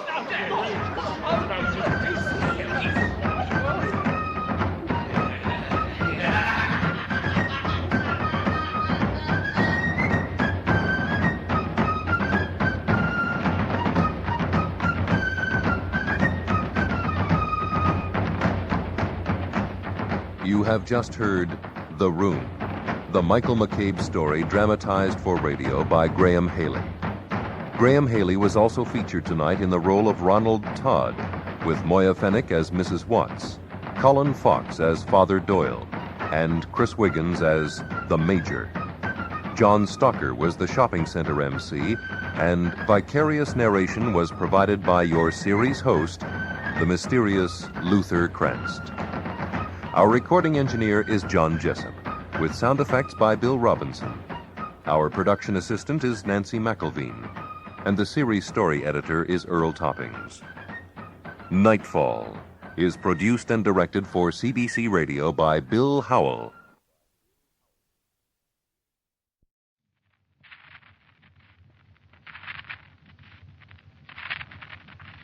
Quiet, please. Quiet, please.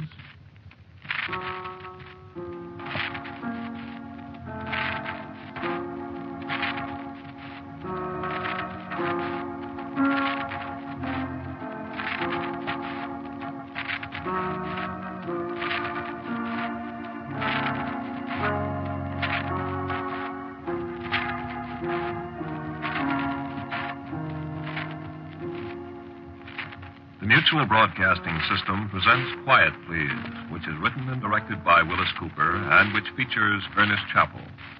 Quiet, Please for tonight is called The Room Where the Ghosts Live.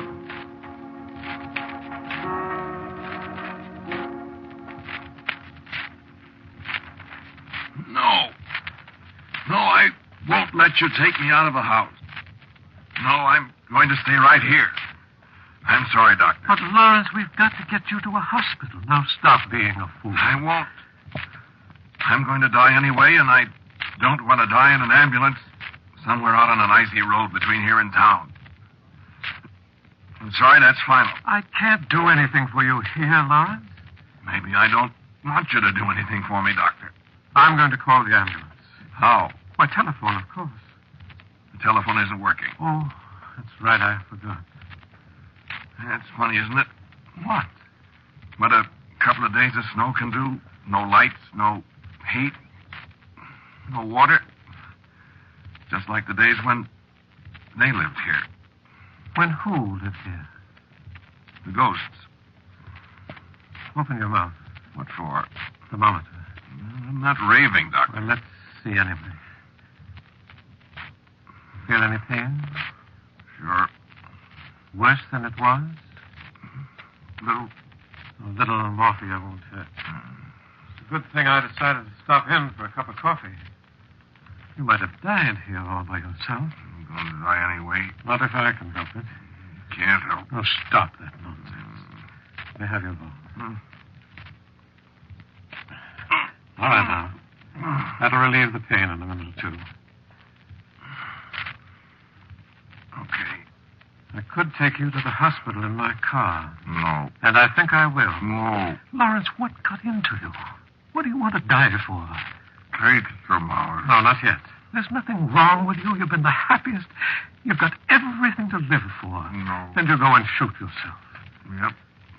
Where did you get this pistol, anyway? Gift. Didn't you know it was loaded? Sure. That powder and ball have probably been in there for 50 years. Longer than that. What? Longer than that. Well, there's no telling what kind of infection you can get from that bullet. No. Don't die, asshole. Let's see that thermometer. High temperature, huh? Yeah, it's just pretty high. I guess you're not going to the hospital after all, though. I told you that, Doctor. I couldn't move you with that higher temperature. That's fine. But I told you I wasn't going to be moved anyway. So you see... Who gave you this pistol? A British colonel. What British colonel? His name's on the lock plate. Lieutenant Colonel Robert Charles Graves, 17th Regiment of Foot, 1774. Ancestor of the fellow that gave it to you? No. He gave it to me himself. Yesterday. Lawrence, how could he? He's one of the ghosts. I see. No, you don't. I'm not delirious, Doctor. He really is. No, just relax, Lawrence. Of course. I'm going to die anyway. Isn't that so? I'm afraid it is. Good. Lawrence. What? Why did you do it? Well, I'm not sure whether I did it on purpose or not. I wanted to, but maybe it was an accident. Or maybe what? Maybe one of the ghosts. No, I don't think so. I guess it was an accident. I'm glad, though. But why? Well, on account of Melanie. Melanie? Melanie who? Who's Melanie? Melanie is a girl who lived here 170 years ago. What? And who still lives here.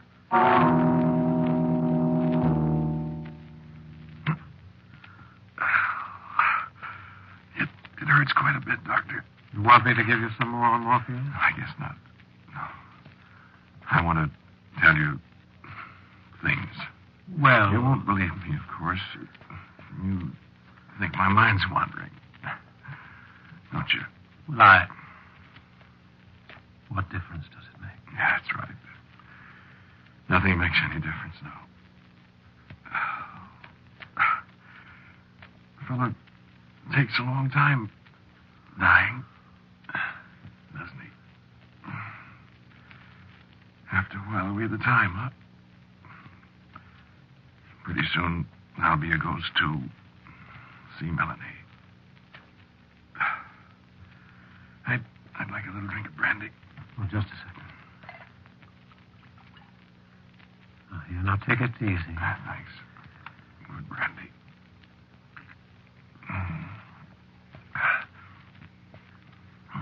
Wish I could take some along. It's good. I wish I could do something for you, Lawrence. Nothing. Snowed in, aren't we? Sure. I mustn't leave. I couldn't come back, you know. I have to stay here. I don't understand that. I have to stay here, I said. My house. What was I talking about? The ghosts. Oh, yes. So I tried to keep the house like it was in the old days, see, all by myself. Been fun. And then noises. Heard noises. What kind of noises? People beating on door, rattling the latch. Every night. I'm not afraid, Doctor. I know, Lawrence. Well, I got up, went all over the house. Noises stopped after a while. It wasn't a dream? No dream. Beating on a door someplace. Always sounded like it came from right over there. You see? Well, there isn't any door there, Lawrence. That's what I thought. My hands are cold. I'll build up the fire. No. I know what it is. Haven't got much time, huh? Have I? No, Lawrence, you haven't got much time, old man. I'll have to hurry. Shut your eyes so you can see what I saw. I mean, I didn't see it, because it was dark.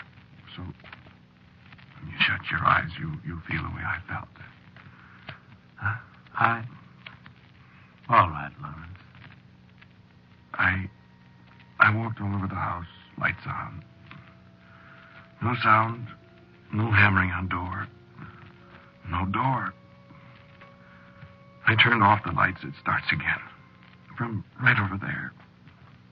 I turn on the lights, no door, no noise. And then I get an idea. I turn off the lights again. I walk over where the sound comes from. And there is a door. And I think I hear a woman crying. And footsteps and furniture being shoved around. I said I wasn't scared, didn't I? Well, I was then. You'd be scared, too. Finding a door where there isn't any door and there's somebody on the other side. But that's the outside wall of the house, Lawrence. No. What? There's a room there. The room where the ghosts lived. You see? No, I don't. I didn't know it, too. You got your eyes shut? Yes. If you could hear the noise, like I heard it.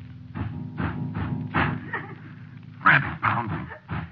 People pushing their shoulders against the locked door. And I could smell smoke. You see, I didn't know about the ghosts then. Well, how do you know now? I'm trying to tell you. I'm sorry. Keep your eyes shut. I want you to feel the way I felt. And believe. I reached for the lights again. I turned them on. Nothing happens, just nothing. Except pounding on the door. Slower now. And the woman crying. And I hear her scream. Oh, Screw, she said. It's French. It means help, help. And I heard her voice again. Frightened. Ouvrez la porte, she said. That's French, too. Means open the door. So I tried to open it, and it was locked. And they were pounding. She was coughing. And at last I found the key. And I yanked the door open. And the ghosts came out. And the lights came back on. There wasn't any door. There wasn't anybody in the room but me. But then I heard something. Somebody walking across the floor down the hall. So I turned and went down the hall after the footsteps, down toward my room. Then I stopped dead. Because the door to my room closed and somebody locked it. You dreamed that? No. It was locked from the inside. So was every other door in the house. That couldn't be. Try the doors. Open your eyes and try the doors. Go ahead. Lawrence, No, go ahead. I'll keep on talking. You have to believe me. Go ahead. So, what did I do? I lay down here on the davenport with the lights on, and I tried to think, but nothing made any sense. I got up and I tried the outside door. It was unlocked. So I went outside. I had some crazy idea maybe there was a room there. There wasn't, of course. But there were footprints in the snow. Some men's footprints. And a girl's. This last nose covered them all up again, I guess. Well, what about the doors, Doctor? They're locked. From the inside. You see? Did you hear anything? Did you? Well, I thought I heard someone moving. As if I'd awakened somebody. But it was probably my imagination. No, it wasn't. Look, and sit down. Oh, I'm getting so tired. Would you? No, Randy. No. So I came back in, and I sat down. And I hardly noticed that the lights were off again, and then I heard something else. And I said, "Who's that?" And a woman's voice answered me in the dark. I'm Melanie. Well, who's Melanie? Once I was a maid in this house in the time of the war, when the soldiers were captured on Christmas night at Trinity. And these escaped and came here to be hidden by Monsieur Maurice. For he was no patriot, and they were kept... And you'd think I'd be surprised, but I wasn't very. I didn't interrupt her. She went right on telling me how Morris was a loyalist, and how he hid the officers, and how the neighbors suspected him and spied on him. Then Monsieur Morris must go away, you see. And I was left alone to bring food to the poor soldiers. And there was a night when I took their food to them. And when I would go from the room, I found the door to be locked from the other side. But soon we smelled the smoke of the fire, where someone had set fire to the house to destroy these men. And we beat upon the door, but it did not avail us. And so we perished in the fire, I and the British officers. And there was none to know our fate. And for our sins, we are bound forever to this house. Although I have not sinned so very greatly. And I would thank you for releasing us from that room. For so many times we have cried out, yet no one would open the door. And I opened the door, but now all my doors are locked against me. Yes. They say it is their house now, and no man can open the doors again. I think we'll see about that. They say you must go away. Well, I'm not going away. I should be sorry when you go away. You would? You have released us. I am grateful. Thanks. I think they'd be grateful, too. They are soldiers, monsieur, and they have not forgotten the manner of their death. This is their revenge, that no man shall live in this house. Well, that's fine. I'm to be chased out of my house by a bunch of ghosts. It is so, monsieur. How do you feel about it? I could wish you could always be here, monsieur. So? Yes, monsieur. But it cannot be. Unless... Unless what? It cannot be. If I turned on the lights, could I see you? No, monsieur. The eyes of the living cannot see us. What did you look like? I did have blue eyes, monsieur. And my hair was black. And I was not very tall. And my feet were very small. And your clothes? Once I had a gown of taffety. And it was blue, like my eyes, I remember. And there was a cap of lace for my grand there in Brittany. And I was struck with a sudden impulse to see this girl with the black hair and the taffety dress that matched her eyes. And I jumped up and snapped the lights on. And the room was empty. And so I knew I'd been dreaming. Oh, cool. But I wasn't dreaming, my friend. She came to me the next night. And the next. Oh, it's so cold. Am I dying now? Is this what it feels like? Here, take a little sip of this. Oh.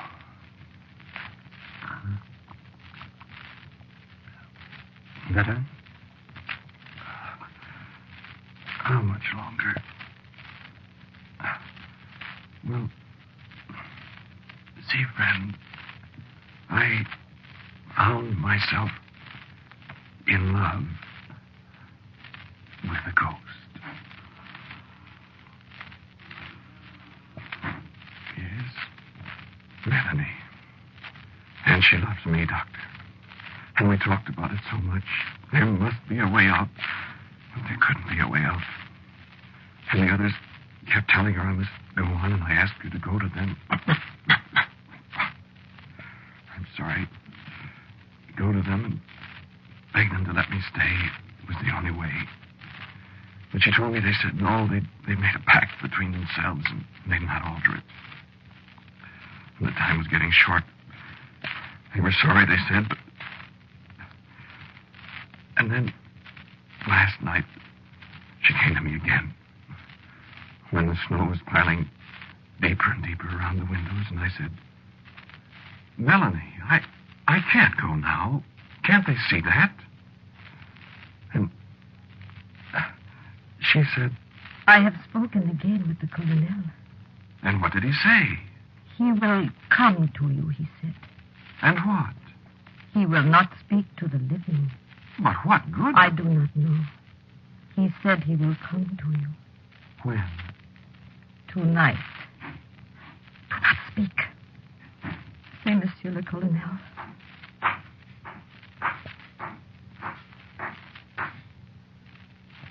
I have the honor to present Monsieur the Lieutenant Colonel Robert Charles Graves of His Majesty's 17th Regiment of Foot.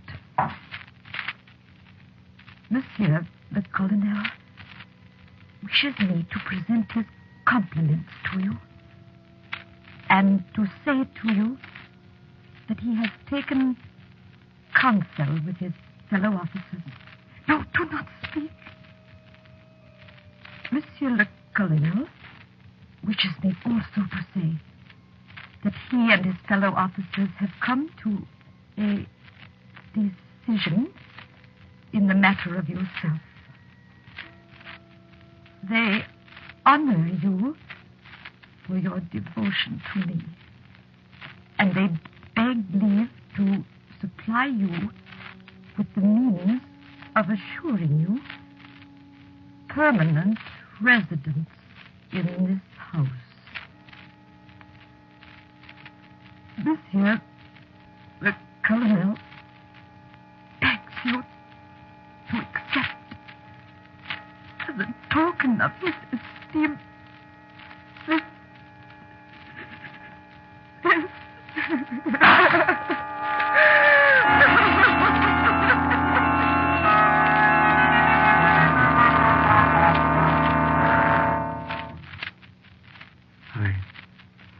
I turned on the lights. It was there on the floor. Flintlock pistol loaded Godetia black flint. Personal gift from Robert Charles Graves, 17th Foot. Well, I thought a long time. Turned off the lights. Called her. No answer. Talked to her. Told her I loved her. Wasn't brave enough to... Said I loved her. Couldn't do it. Tried. No, I didn't do it. No, I didn't. Long toward morning, heard footsteps again. Boots, sword, spurs clicking. Knew who it was. Said, hello, Colonel. Said, Colonel, thanks, only haven't got courage enough. Always love her, Colonel, I said. Said, here's your pistol. I'm a coward. Oh. Drink, please.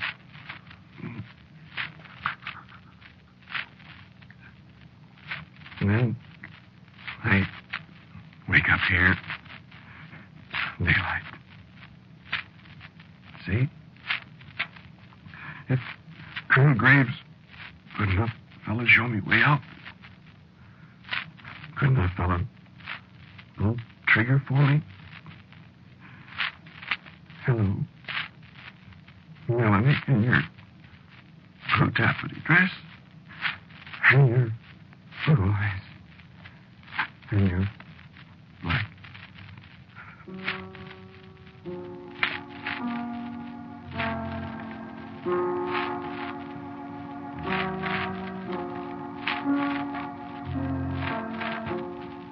You have listened to Quiet Please, which is written and directed by Willis Cooper.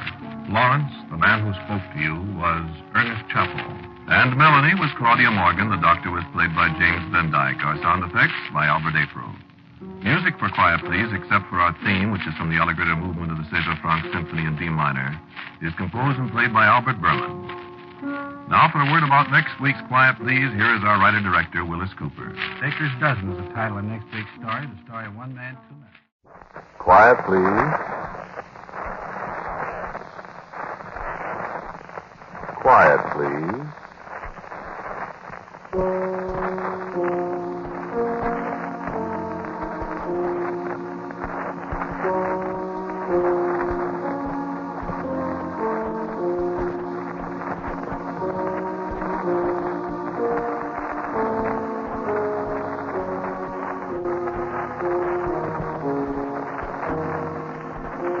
The Mutual Broadcasting System presents Quiet, Please, which is written and directed by Willis Cooper. Quiet, Please, for tonight is called In the House Where I Was Born.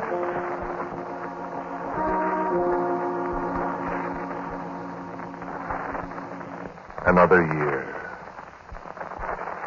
year, and I've come back to the house where I was born. Every year I do it, just before Decoration Day. The servants come here. Everybody ought to go back once a year to the house where he was born. Just look around and remember. And then came from.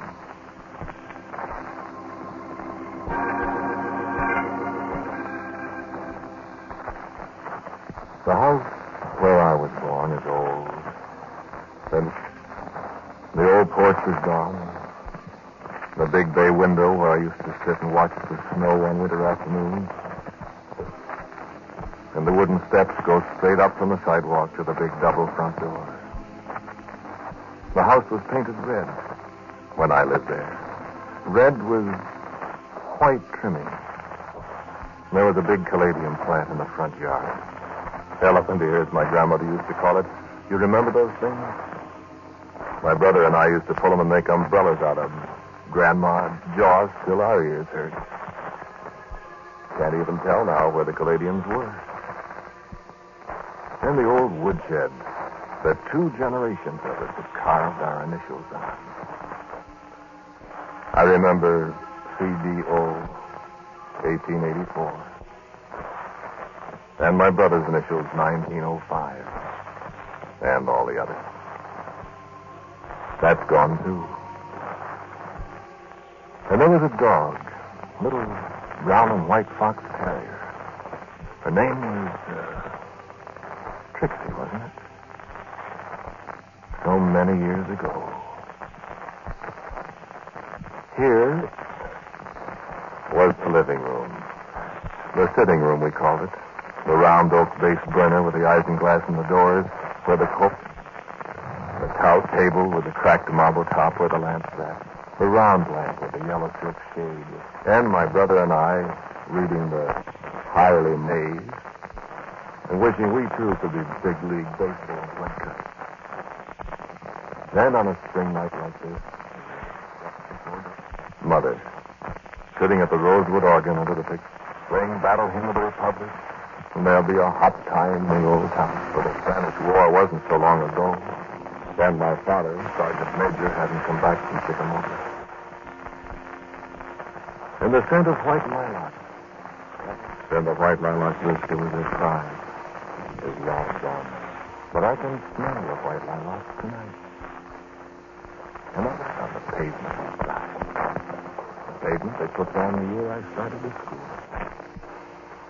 Over the old room, a glow comes slowly to life. And there, cheerfully across the Brussels carpet, silence. And I'm the little boy that looks up at her and plucks at her dress and says, Mama, tell me a story. Mama, tell me a story. What will I tell you about tonight, son? Isn't it almost time for bed? Very fresh, Mama, please. Well, let me see. The stag at eve had drunk his fill, where danced the moon on Mona's rill. And each his midnight lair had made in dark, monotonous river field. What's Mona's rill, Mama? Why, it's a little brook, a little creek, way up in Scotland in the tropics, where Roger Dew lives. Well, why did they call it Mona's rill, Mama? Why, I suppose it was named after somebody named Mona, son. I suppose it's the very time of it, where the water is ever so cold and comes down all the way from the very tops of the mountains through the glorious places of where the tribes live. And I suppose not very many people know where Moonendville really is, because it's very probably guarded by them. And I don't think they like people to come and drink at their rills. But they do let the stag come every night, and that is if he wants to, and then he goes away. And the little people rise on his back wherever he goes. And then they wake him up in the morning, and he takes them back to the rill. Does Monin come there, too? No, I don't think so. Monin's gone from there ever so many and many years ago. Doesn't anybody ever see him? No. Doesn't anybody know him, even? I guess not. That's awful. Yes, it is, isn't it? That's just about the awfulest thing that could happen, isn't it? What's that? Not having anybody know you. Why, I hadn't thought of that. But... Silly, Mama. Are you getting sleepy? Uh-huh. Mine eyes have seen the glory of the coming of the Lord. He is trampling out of vintage where the grapes of wrath have stood. He hath loosed the faithful lightning of his servant's sword. His truth is marching on. Grandmother's song fades, and the light grows dim, and I am in darkness again in the house where I was born. And this house where I was born is in a great city, and the wide streets are filled with crowds of people. And I remember again so many things. The thunder of the elevated railways overhead on a brisk afternoon in the autumn. And the open streetcar clanging its way up the street. My father pointing and telling me that that's the last trip of the open streetcars up Broadway till next summer. And a friendly policeman in a round-topped helmet spanking me jovially with his nightstick as we crossed the plaza on the way to the Central Park Zoo. And the house where I was born. Weary and happy in the crisp evening, climbing the brownstone steps into a high-ceilinged house with a fireplace in the front room. And a great stairway and a long, inviting banister. And a cat with a blue ribbon for a collar and the longest, sharpest claws in the world. And a telephone that you could talk even to Brooklyn with. The house where I was born. And now, a sign on the front alongside the tall doors. A sign that says Swedish restaurant. And still, in the concrete sidewalk at the foot of the steps, the prints of my 2 shoes that I could span with a hand. And my initials. And the date. 1901. And I turn away from this house where I was born. For I have not done with my homeward journey yet.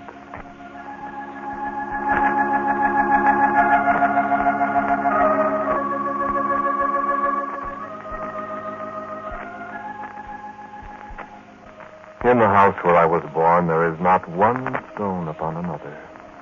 For the path of war led across its dooryard, and destruction followed for all the people who dwelt in it. But the scent of lilacs is strong in the evening air even here. And before my eyes the scene of desolation dims, and the house where I was born lives again. And it is a spring evening.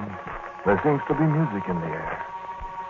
And I feel happiness again as I felt it that night when I first brought home my bride. What was her name? Have I forgotten? Carry me across the threshold, my love. Oh, darling, this is home. A fine home, a wonderful home. My people have lived here. Since the 30 Years' War, you have told me that. They don't build houses like this anymore, my love. See the wall. On the stone from the quarry over there. And the mortar. Why, there's my great-great-great-grandfather's blood in that. I know. He drew blood from his own arm and spilled it into the mortar so that there would always be something of him in the house. Well, it was also a charm, you know. The witch woman. I know. He paid us 3 silver pieces to tell him what to do to make the house stand forever. Well, how do you know so much about it? You have told me so many times. Oh, so I have. And real glass in the windows, too. And the straw with a hand-painted tiles. There's not another one like it in the whole village. And it's ours. And we'll take it to America when we go. Oh, dearest, do you really want to go to America? Why, of course I do. You do, too, don't you? Could we not be happy here, we two? Why, we could be happy anywhere. But in America... Oh, no, we will be rich, and I'll have 2 dresses, and someday we'll have a motor car even, but... But what? It is so far from this house where you have been born in, and why I hoped our children would be born.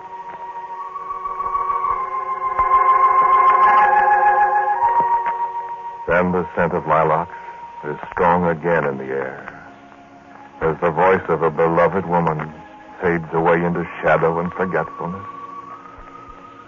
And the house where I was born is swallowed up in the night. And I am alone again.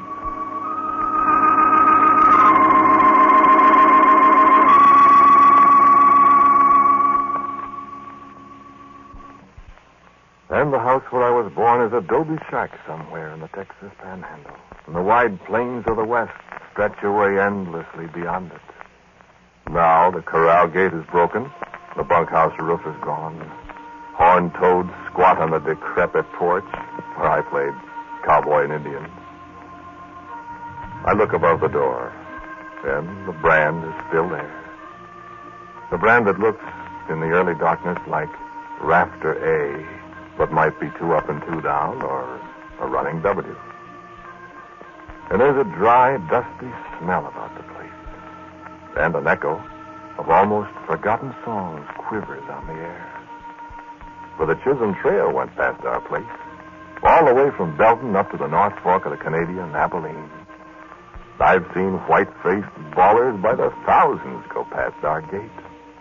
Heard the riders' voices in the hot noon, the long moonless nights. I'm going to Montana for to throw the hula hands. They feed in the coulees and water in the gold.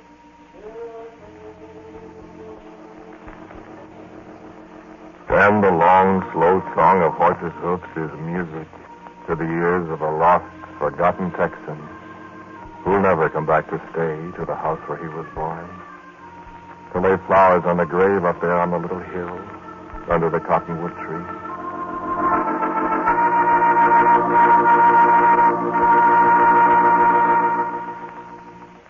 And the house where I was born is a sod-roofed cottage in the peat bog country of Ireland.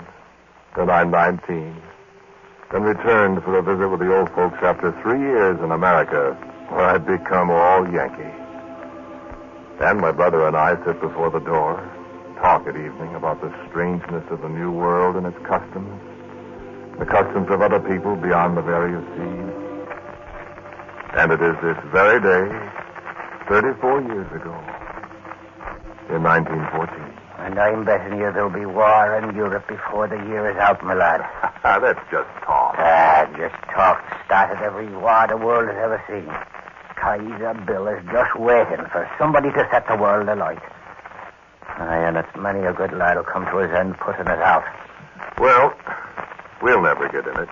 I mean, the Americans? Yes. I don't know about that. Well, we're too far away. Let the English and the Germans fight it out. All very well to say. But you'll see. Well, you won't go. Oh, I'm not so sure about that either. Fight for the English? Oh, I wouldn't like that very much, sure enough. But there's some very good Irish regiments in the British Army.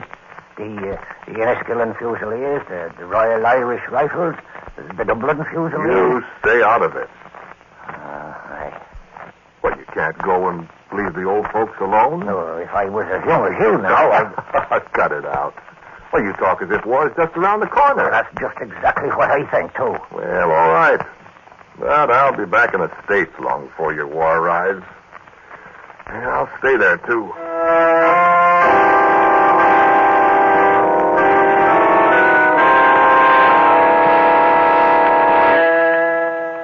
And I left the house where I was born, the smoky, damp little hut beside the road to the sea. And I've not seen it again, save when it comes Decoration Day time and I go back, unbeknownst to my brother. Look in the door to where he sits, an old man puffing his pipe, alone by the peat fire. And once, it was long years ago, the village priest sat with him. And I heard my brother speak of me. Aye, it would have been different, Father, if my brother had come back from the war. He was a fine young lad, Father. Him and me, we could have done something with the place. But now, it's too late.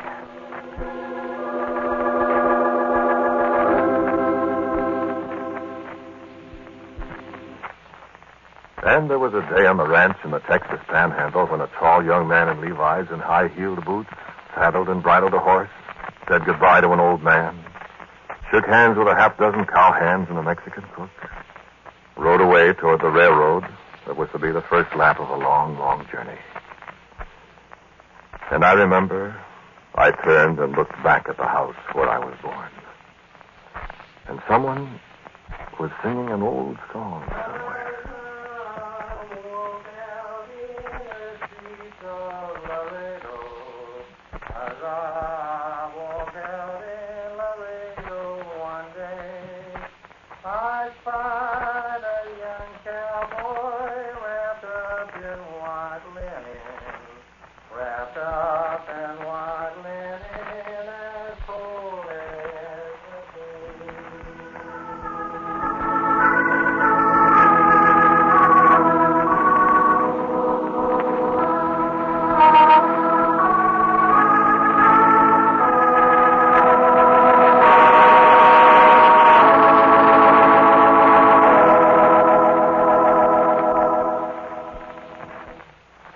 And here again, in the house where I was born, I stand again beside the walls of stone mortared with the blood of my great-great-great-grandfather, and in my arms, I hold a weeping woman. Don't go and leave me. But it'll be only a little while, my dearest. Only till I can earn enough money to send you. I'll never see you again. Oh, but you will. America really isn't so far away. Across the sea, will stay. Dear, we've been through all this before. Now be reasonable. In 6 months, a year... Don't, darling. Let us stay here, both of us. This is our home. This is the house where you were born. Look at me, love.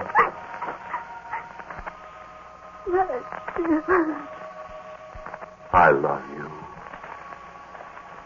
It will be such a little while. You will come to America. We'll be so happy and so rich. It's such a little time to wait. You know it is. I love you. Kiss me. And I kissed her. And I went away. And I have never again seen the house where I was born, except in dreams, dreams such as this dream tonight, when the ruins lift and form themselves for a little moment in the darkness. She came to America. And the day she arrived, I was drafted. I was never able to find her again. But then, she was never able to find me either.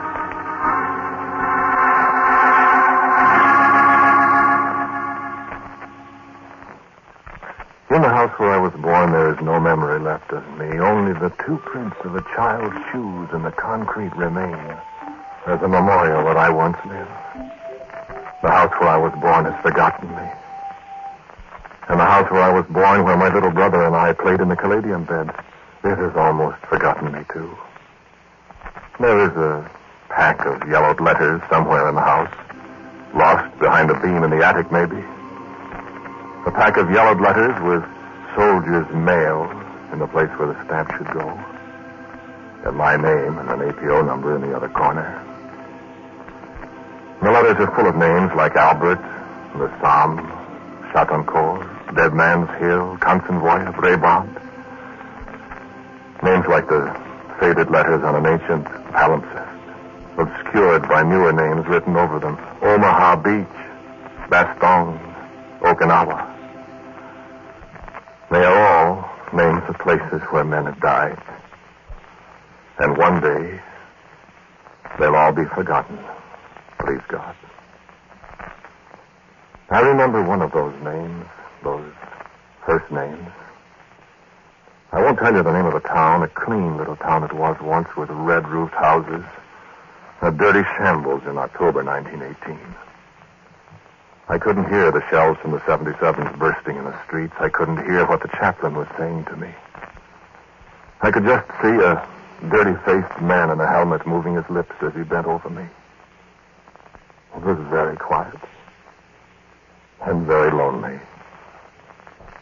I didn't even hear the shell that killed him and the other man that was standing alongside him. It was quiet for a long, long time.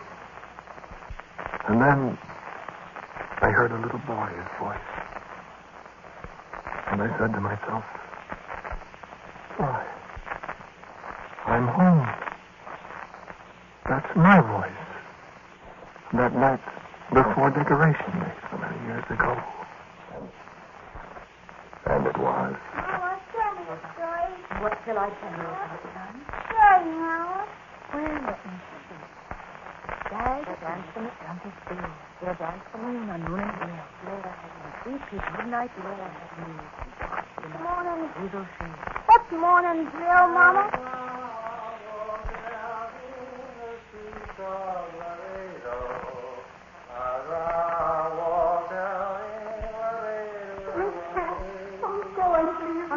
Not very many people know where Moninville really is, because it's probably very closely guarded by the liberty. Many a good lad will come to his end of putting out the great fire. Across the sea, across the sea, the sea.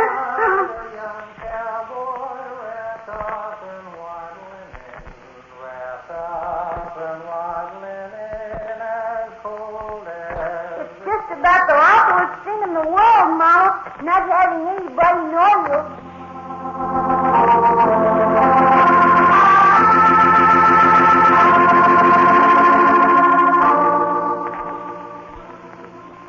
They set a marble tomb above my shattered self, seeking to do me honor thus, to recompense the searing days, the crawling nights I died in.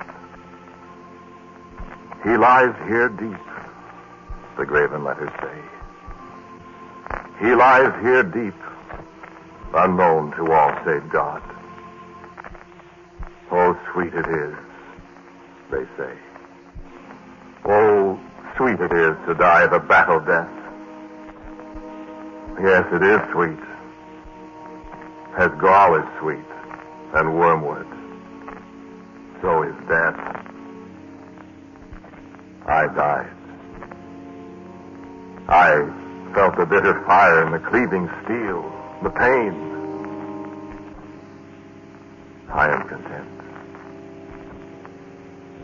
Yet I am weary in my sediments. The sleep of death is not so very deep. Lately the spring has come, and yesterday a tiny root of some green thing has split the stones apart wherein I lie. Its tender questing fingers seek my hand, as mine sought flowers on some yesterday forgot. Above my head, the hushed clang of arms, the measured tread of sentinels that guard my bed, forbid me sleep. My face is dim in eternity now. But once you knew me. Perhaps you wept to hear that Sergeant Death had spoke my name. Is it you that I hear through the dust, oh my brother? Is it your little song that I hear, oh my mother? I in my tomb of marble, I in my tomb of stone. I am the chief of them all. I am the chief of the dead. I died, and dying became a mystery. To every mother, her son. To every brother, his brother. To every soldier, his comrade. I, the chief of the dead. I was content to lie here masked in uncertainty, having the homage of all of you here in my marble tomb. I was content, I say. And yet now spring comes again as I saw it once before that day I died. Is it your hand that rests on the stone, oh my sister? Is it your tear that falls on the stone, oh my wife? I hear the trumpets now, the volleys sound, the sabers flash against the sun. I may not know. I may not rise. I have my duty here alone. I, in my tomb of marble. I, in my tomb of stone. I am the chief of them all. I am the chief of the dead.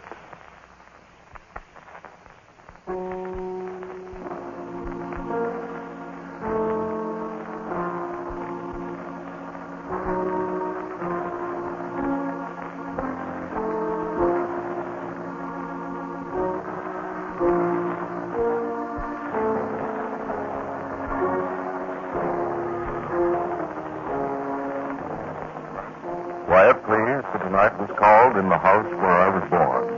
It was written and directed by Willis Cooper, and Ernest Chappell was the man who spoke it. Others in the cast were Lotta Stevitsky, Cecil Roy, Betty Raggy, and Jay Papanaro.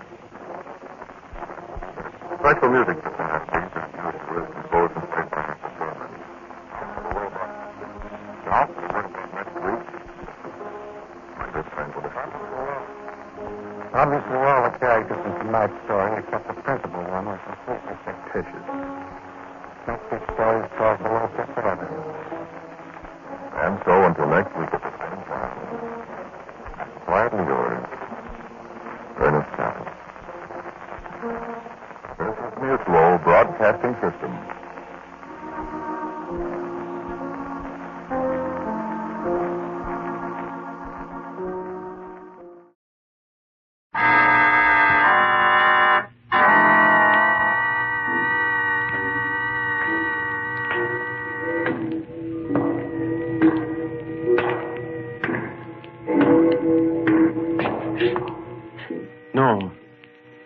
No, stay where you are. Do not break the stillness of this moment, for this is a time of mystery, a time when imagination is free and moves forward swiftly, silently. This is the haunting hour.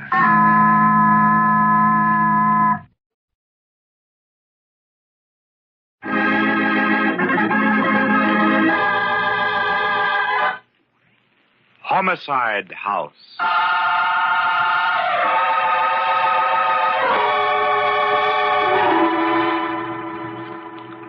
Our story begins late at night in one of the rooms of an exclusive Florida hotel.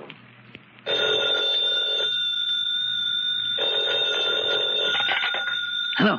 Hello? Mr. Hubertus Van Cleek? Yes. This is Special Investigator Collins of the Miami Police. Indeed. Well, what the devil is the idea of waking a man in the middle of the night? I'm sorry, Mr. Van Cleek, but we have reason to believe that your life is in danger. My life in danger? Nonsense. Who would want to do away with me? I don't know, sir, but this is a warning.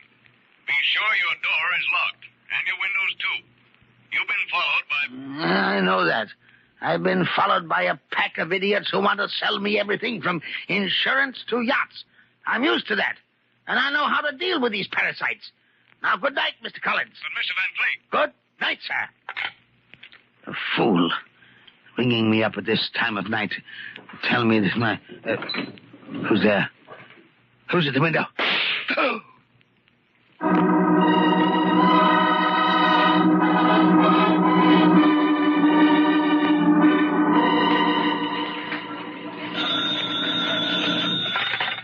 Hanson, managing editor. Oh, it's you, Senator. No, sir, the New York Clarion will not retract that statement. This is an independent newspaper. What? You'll take us to court? Go ahead. We've got all the facts on that waterways project, and we can prove them by affidavit. Sorry, Senator, I haven't time to argue with you. I'm a busy man. Hi, Chief. What's doing? Sit down, you two.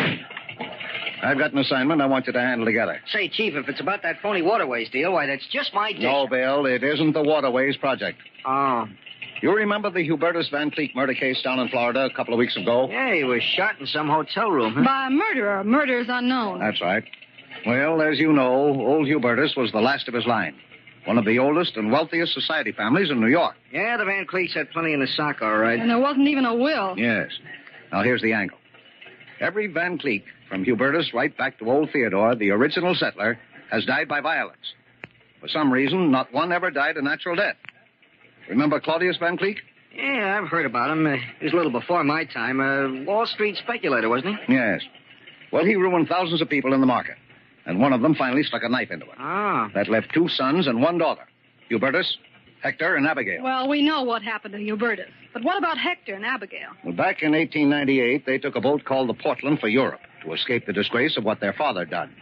But the Portland went down in a storm off Cape Cod, and so did Hector and Abigail. Yeah, well, all that's very interesting, Chief, but it's old stuff. What's the story? Now, wait a minute. I'm coming to that. I just got a tip that a syndicate in town is going to tear down the old Van Cleek mansion overlooking the East River and build a new skyscraper on the property. That's just as well. That old mausoleum's an eyesore. It's been boarded up for years. I still don't see I want the whole Van Cleek story from soup to finger bowls for our Sunday supplement. Hit this mysterious tradition of sudden death in the Van Cleek family hard. Give me plenty of color and the flavor of the past. Go down with Maureen here and take a good look at the old Van Cleek mansion so that you can write about it intelligently. And we'll want pictures. Well, doesn't sound very exciting. Look, Chief, if you give us that water... Your assignment, Mr. Foster, is the Van Cleek story. Now get out, and don't slam the door. I knew I should have been a radio commentator. Come on, Maureen.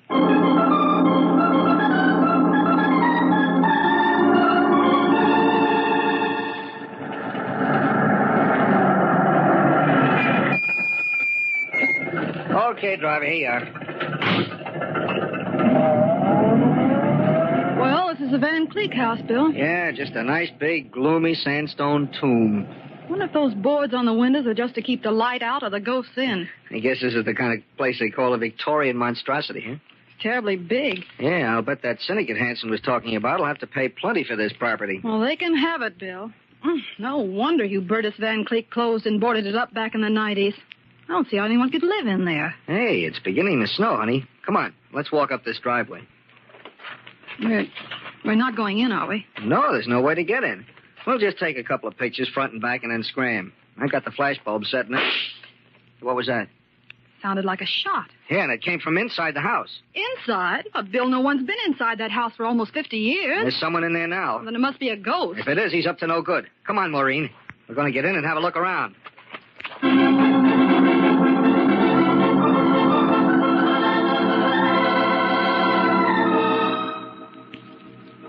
Bill, where are we? Well, in the cellar, obviously. But more than that, in the wine cellar. You smell the champagne? Yes. It's funny how the odor of wine would still be here after 50 years. Bill, is it safe to use your flashlight in here? Well, in view of that shot we heard, no. We've got to see where we're going. Yeah.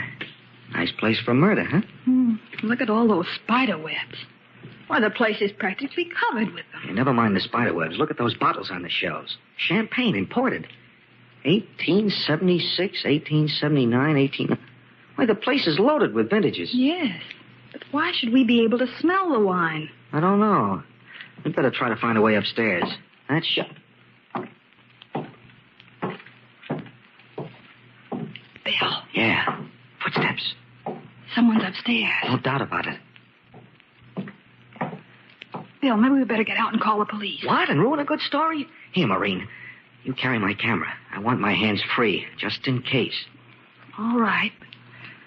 Where are we going now? There's only one place to go. Upstairs.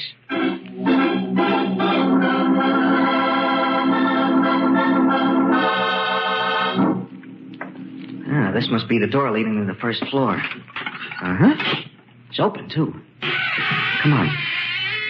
That door makes enough noise to wake the dead. I'm not worried about the dead. It's that live ghost somewhere in this big Victorian barn that I'm worried about. What kind of a place is this? It's tremendous. Looks like the grand ballroom. Shades of the gay 90s. So this is where the 400 played in the mauve decade. Yeah, gaslight fixtures and all. Oh, those awful statues and statuettes. They're horrible. Yeah, they ought to open this place up as a museum. Hey, here's a neat little piece. I can carry it in one hand, too. Why? We're chasing a ghost, do you remember? And he's got a gun. We haven't. This little stone figure might come in handy. See what I mean? He's up there now, on the second floor. Yeah, and sooner or later, we'll catch up to him.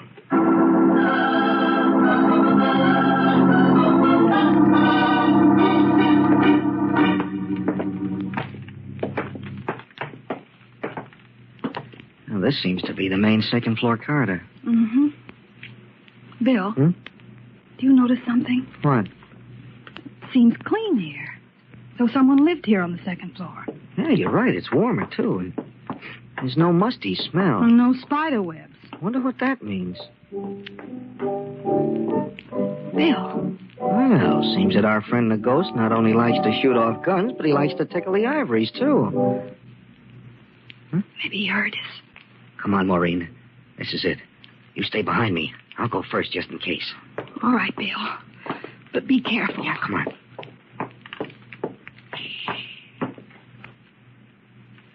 This is the room. I think I can even make out the piano. Yeah, but there doesn't seem to be anyone here. Huh? Bill. I shouldn't move if I were you. You see, it might be quite unhealthy. Bill, there's a man lighting a candle. Yeah. Look, why, he's got mutton chop whiskers and he's dressed in old-fashioned formal clothes. Who are you? My name is Hodgkins. I'm the Van Cleek butler. The Van Cleek butler? Well, that can't be. All the Van Cleeks are dead. I must differ with you, madam. I was just entertaining the Van Cleeks with a piano selection when you interrupted. Maureen, he's nuts. Who are you, and why are you prowling about the premises? Oh, we're from the New York Clarion. Yes, it's the truth. See, the name of our paper's printed on the side of this camera. Well, we heard a shot, and I'm sorry, sir, but you heard no shot. Now, wasn't that a shot? Only a door-slamming shot. This is a large establishment with considerable air currents and drafts. That is no doubt what you heard when you forced entry. Oh, yes, Bill. It must have been a door slamming. And now I must ask you to leave the premises at once. Hodgkins, who is it? We have callers, eh? Undesirable callers, Mr. Van Cleek. Bill, look how they're dressed. The styles of 50 years ago. We haven't had callers in the longest time. How nice. Now, Abigail. Oh, come, Hector. Ask our guests to sit down. Hodgkins, set the table for 4. 4, but madam... 4 place settings, Hodgkins, please. Yes, madam. You... Do I understand that you're Abigail Van Cleek? Oh, yes. And this is my brother, Hector. But you're supposed to be dead. You drowned back in 1898 when a ship went down. There must be some mistake. As you see, we're very much alive. We haven't had the pleasure, however... Oh, I'm Mr. William Foster. Oh. This is Miss Maureen Davis. We're both from the New York Daily Clarion. The Clarion? Uh-huh. I've never heard of it. Of course, we read only the Tribune. Is it a new paper? New? I wouldn't exactly say so, Miss Van Cleek. It was started back in 1903. Well, strange. Very strange. This is 1898, isn't it, Hector? Why, of course, my dear. I'm afraid these lovely people are a little confused. Everyone knows it's 1898. Oh, sure, of course. Well, we better be going. Going? Oh, no. I've already given Hodgkins his instructions. You're staying for dinner. Oh, why, I'm afraid we couldn't. Oh, please, we're so lonely. We haven't had any guests in the longest time. Well, We'd be delighted to have you. Say you'll stay. Well, of course. Thank you very much. We'll be glad to. Yeah, thanks very much. Oh, good. Oh, you people are so kind. I must talk to Hodgkins about the dinner at once. I'll go with you, my dear. You'll pardon me, won't you? Oh, sure, of course. Bill, I just can't believe it. Neither can I. What do you mean? I'm still not sure that loud report we heard was a door slamming. It still sounded like a shot to me.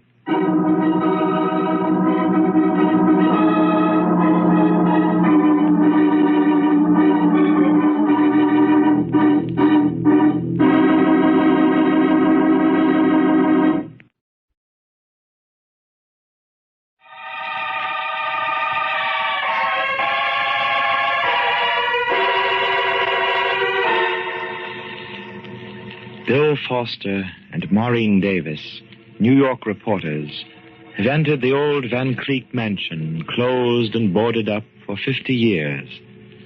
As far as they know, all the Van Cleeks are dead, the last of the line, Hubertus, having been killed in Florida.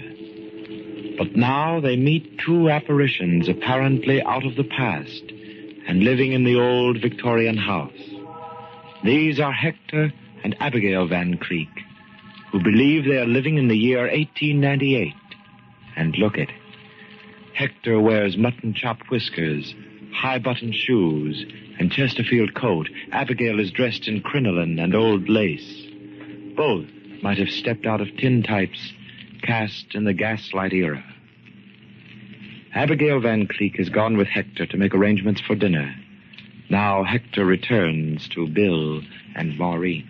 You're probably wondering about my sister and me, Mr. Foster. Wondering isn't the word for it. We were sure all the Van Cleeks were dead. As far as the world has known, they are. But now I'm afraid we can't keep our secret any longer. You see, we were on the Portland when it went down back in 98. But we didn't drown as everyone thought. Abigail and I were on a raft, and we made the shore. Well, then why? You wonder why we didn't reveal our identity? Well, our father, Claudius, disgraced us in the stock market, Miss Davis. We were, well, ashamed. We wanted to hide from the world. And so I conceived the idea of coming back here to the old house after Hubertus had closed it, and living our lives out away from the accusing eyes of the world. I see.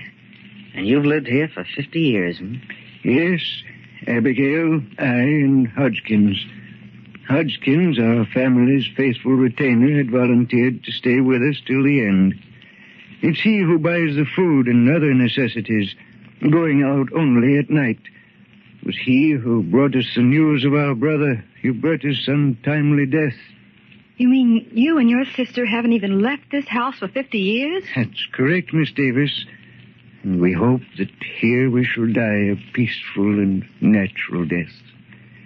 Contrary to the tradition of our family.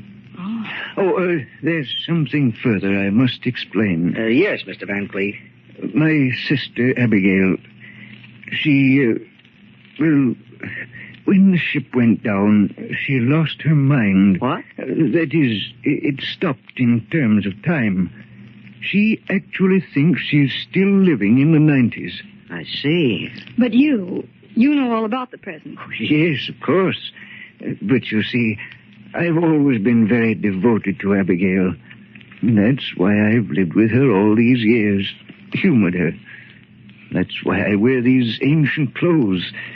Fashionable in the 90s, but strange to the present eyes. Strange isn't the word for it. We thought we'd seen a couple of ghosts. Of course. I understand. I ask only one thing. Yes, Mr. Van Cleek.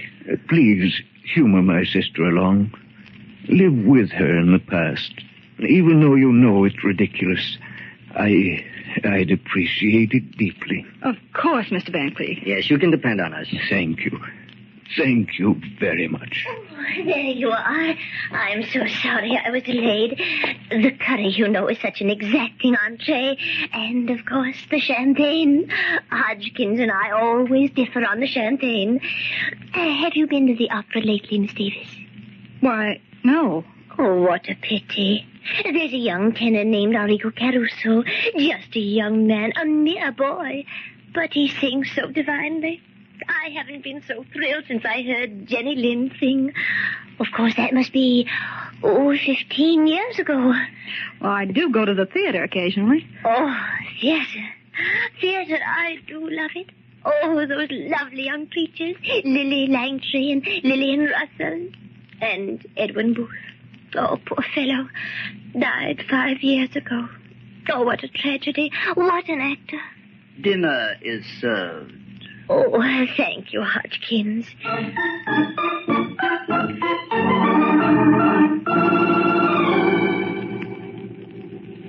More wine, Miss Davis? Oh, no, thank you, Mr. Van Cleek. Mr. Foster? Oh, thanks. I couldn't touch another drop. You may remove the wine, Hodgkins. Yes, madam. It's been a wonderful dinner, Miss Van Cleek. I haven't had food like that since the war. Oh, yes, the war. Isn't it terrible? Still, we're fortunate in having men like Roosevelt and Dewey to lead us against the Spaniards. Roosevelt? And Dewey? Against the Spaniards? Yes, Abigail's right. Admiral Dewey's victory in Manila Bay. And, of course, Teddy Roosevelt's gallant charge at San Juan Hill. Oh, yeah. Will there be anything else, madam? No, Hodgkins, I don't think so. Oh, yes. You might tell me what the weather is like outside. It's snowing very hard, madam. Oh, then I'm afraid it will be very difficult for Miss Davis and Mr. Foster to get a hansom cab now. Yes, madam, it will. Well, I'd suggest that they stay overnight here as our guest sector. Don't you think that's a splendid idea? I certainly do, Abigail. Oh, Miss Van Cleek, we couldn't. Oh, we don't want to put you out. Oh, no, we'd be delighted to have you. Yes, we insist. Well, I'm sorry, but we... Please, it would make Miss Van Cleek and myself very happy. Well... Thank you, Mr. and Miss Van Cleek. We'll stay. Oh, that's wonderful. Hodgkins. Yes, madam. Prepare 2 rooms for our guests. Yes, madam. At once.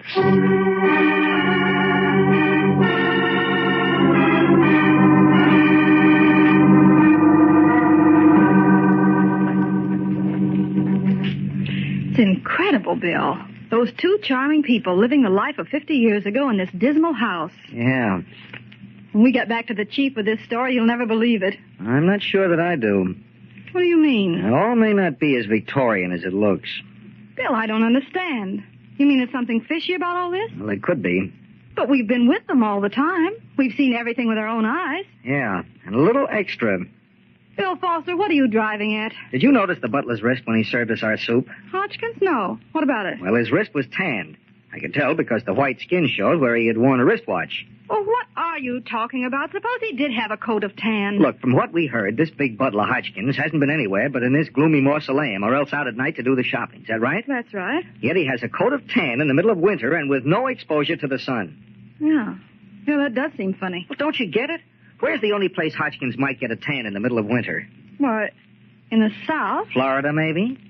Bill, Florida. Why, that's where... Yes, that's where Hubertus Van Cleek was murdered. Then you think Hodgkins might have had something to do with it? I don't know. Personally, I don't like him. There's something about his eyes. You know what we ought to do? What? Get out of here in a hurry. This thing is beginning to come together like a jigsaw puzzle, and it isn't nice. Here, I'll carry the camera. Bill, There's no time to talk now. We've got to leave fast if we're going to leave at all. Come on, Maureen. Let's try the back way. The last time I saw our pal Hodgkins, he was prowling around in the front of the house.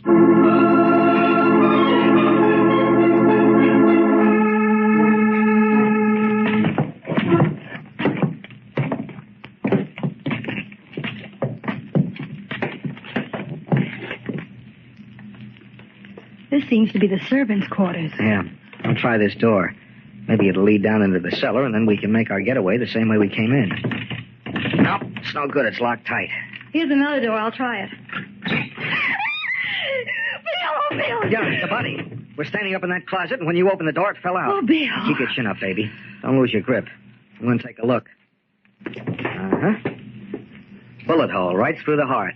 Then that must have been the shot we heard. There's no doubt about it. That door slam alibi was a phone... Hey, wait a minute. The devil's got identification papers. Well, I'll be... What is it, Bill? This guy's name was Collins. He was a special police investigator for the Miami police. Then he must have followed Hodgkins up here on the Hubertus Van Cleek murder. Precisely, Miss Davis. Huh? And, of course, I had to do away with him. Hodgkins? Yes. Now, don't move, Mr. Foster.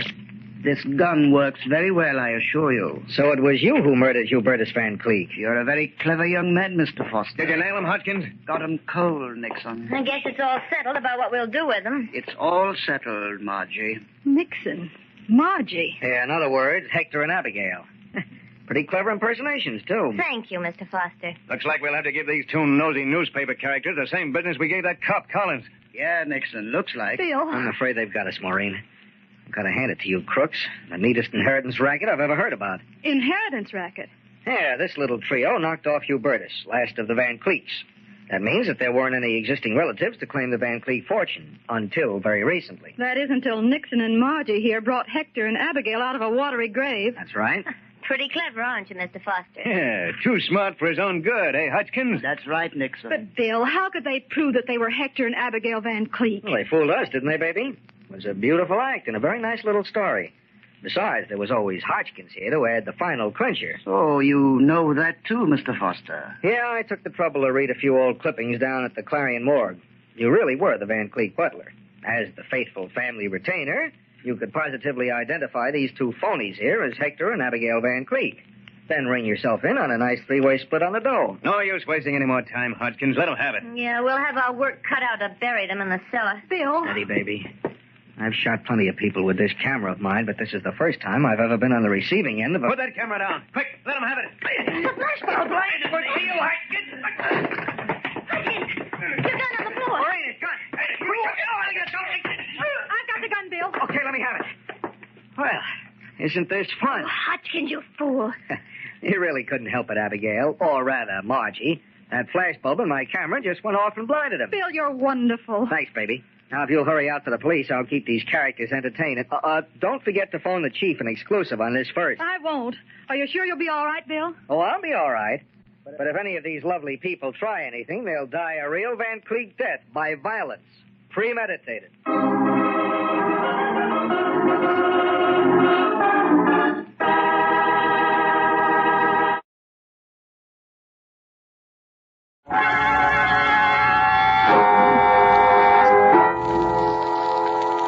From shadows and stillness, mystery weaves a spell of strangest fascination, charging the mind with doubts and fears. For mystery is a strange companion, a living memory. In the haunting hour.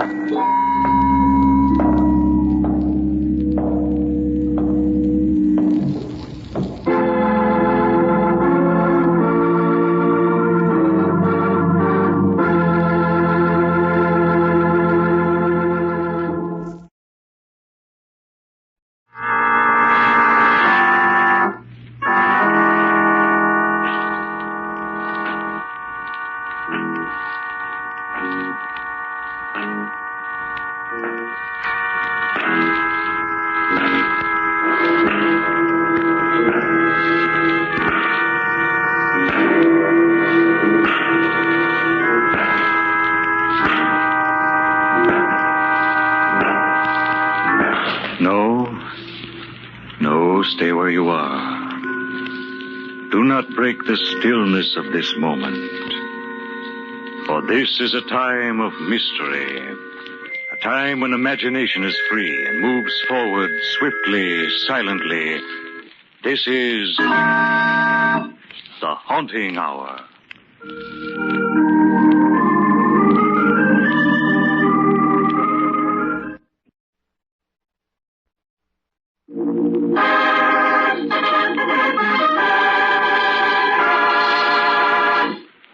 People in the house.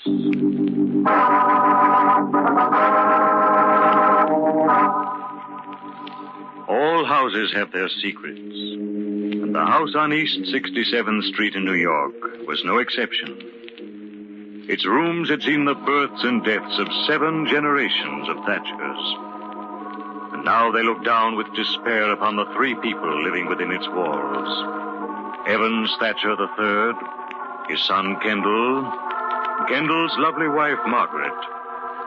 For evil and hatred stalked the rooms and took you by the throat when you entered the house.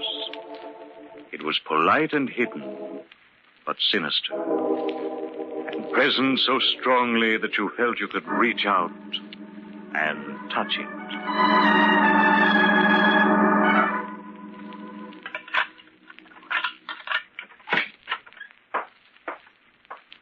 Margaret, come in, my dear. I've been waiting for you. Oh, I didn't know you were home. Aren't you forgetting something, my dear? I didn't know you were home, Father. That's much better, Margaret. I only ask that you behave as any daughter should to a father-in-law. Where's Kendall, Father? My dear, Kendall is only my son, but he's your husband. I'm surprised you should ask me his whereabouts. Most wives of All my right. acquaintance are... All right, Kendall isn't home. Let's stop acting. My dear child, I've never acted with you. It is you who pretends to like me. I take little pains to conceal my dislike of you. I hate you. I hate you more than I believed I could ever hate another human being. And if it weren't for Kendall, Why don't you divorce Kendall, my dear? I'd gladly pay for it. Kendall isn't the proper husband for you. You should have married the strong young detective. There was a suitable match for you. By the way, what was his name? Walters. Larry Walters. Oh, yes. I remember the name perfectly. Father. And I didn't marry him because I was in love with Kendall. Oh, come now, my dear. We both know the truth. You could hardly marry a representative of law and order if you told him the truth about yourself. But after tonight, why, I imagine that difficulty should be solved. Oh, you're completely vile. But there's one thing you've never understood. A mind like yours can't understand it. I love Kendall more than I hate you. And I'm not going to leave him alone with you so that you can ruin him completely. Too bad that you can't afford to move out of my house into an apartment of your own, isn't it? I'm sure that if Kendall could get a job and support you, you'd be deliriously happy. Yes, I would. But you've taken good care to see that Kendall is too weak to go out in the world, haven't you? Now, my dear Margaret... Don't think I don't know what you're doing. You've hated Kendall since the day he was born and deliberately set out to ruin him by giving him everything he wanted. You've made Kendall so completely dependent upon you that he's afraid to leave. You've pampered him so that he's fit for nothing. You're insane. No, I'm not. I'm perfectly sane. I'm willing to stay here and fight you till I've made a man out of Kendall. We both walk out of this house together with our heads up. And I'll see you both dead and rotting first.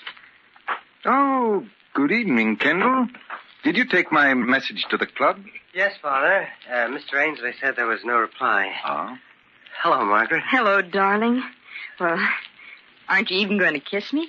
I haven't seen you since this morning. You bet I am. Nonsense, Kendall. Stop acting as if you were a newlywed instead of behaving like a man who's been married a whole year. Well, my mother and father were married 22 years, and he kissed her every night when he came home. There. You see, Father, kissing your wife. Kendall, come along upstairs. I want to talk to you. My dear Margaret, you'd better change. We're dining with some friends of mine. But Kendall and I had planned to eat home tonight, Father. Did you? I didn't. I don't very well see how you can. I left instructions that there was to be no marketing today and gave the servants the night off. Are you coming, Kendall? Yes, Father. I'll see you later, Margaret. I hate you, Evans Thatcher. I hate you. I wish you were dead.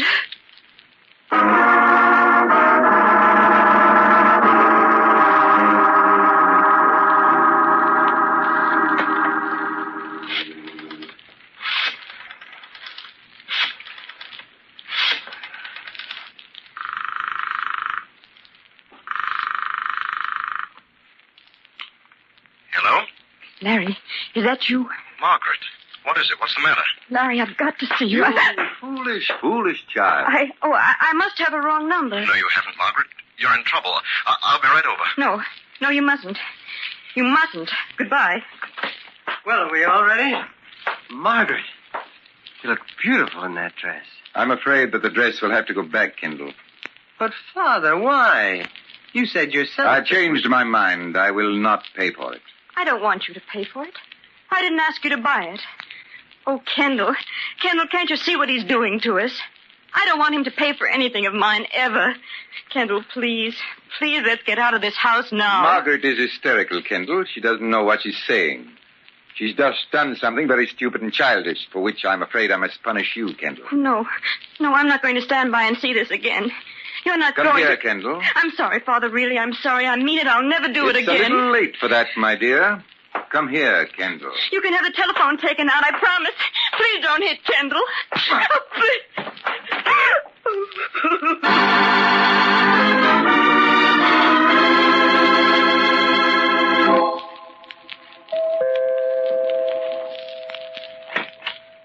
Mr. Thatcher? Oh, come in, Mr. Walters.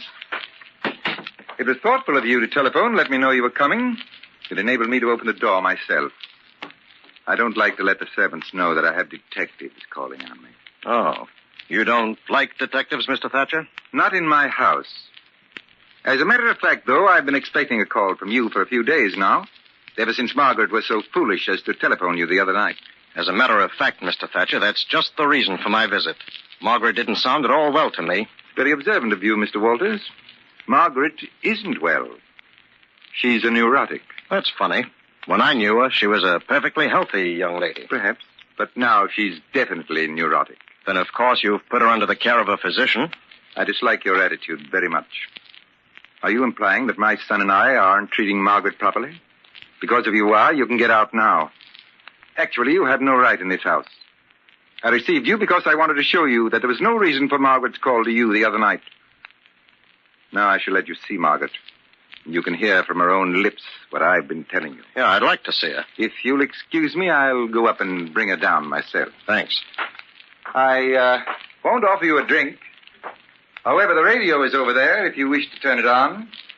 It may help you pass the time.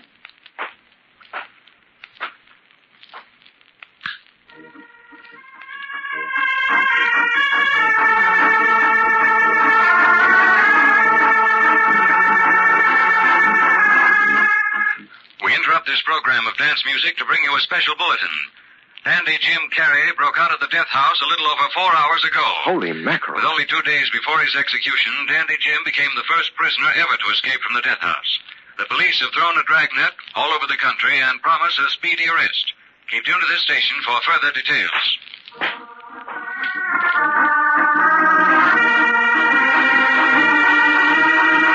Here he is, Margaret. Please tell him how you feel. Hello, Margaret. Hello, Larry. I don't know what was the matter with me. I was just upset and nervous. That's why I called you, Larry. Yeah, that's what Mr. Thatcher told me. Now, look here, Walters. I've stood for a lot from you because you were a friend of Margaret's. But I'm telling you, I'm not going to stand for any more insinuations. It won't do either Margaret or Kendall any good at all. Remember that, Margaret. I'm not insinuating anything, Mr. Thatcher, but I'm not a fool. I know darn well that Margaret called me for some reason, and I don't believe a word of what you're saying. All right. You've succeeded in making me do something that's very painful both to me and Margaret. Please go, Larry. Please. I don't need your help. I don't want it. Don't worry, Margaret. I promise you that this won't affect Kendall at all. Now, Mr. Walters, here are the facts. Margaret's made a very good marriage. Yeah, I know. Exactly. Exactly. A girl in Margaret's position has no right to expect to marry my son.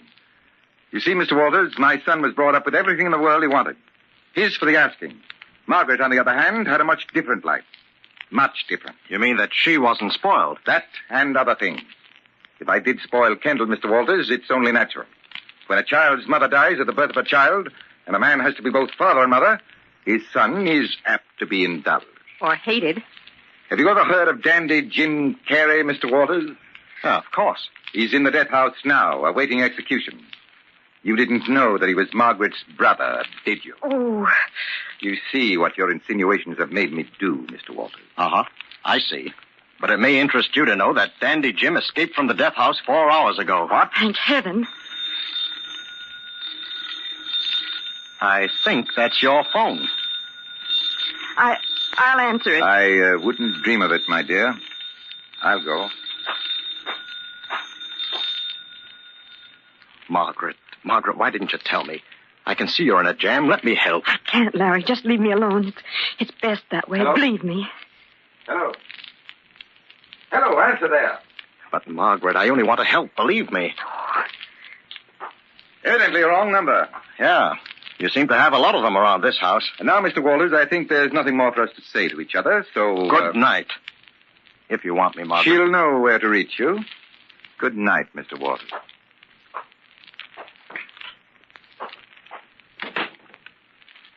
And now, my dear, we'll wait for the telephone to ring again. Only this time, when Mr. Walters isn't here, you will answer. No, I won't. I think you will. Won't you, my dear? I think you will. Won't you, my dear? Where's Kendall?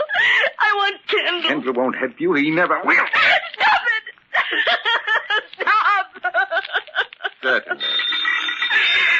All you have to do is to pick up the telephone and say what I tell you.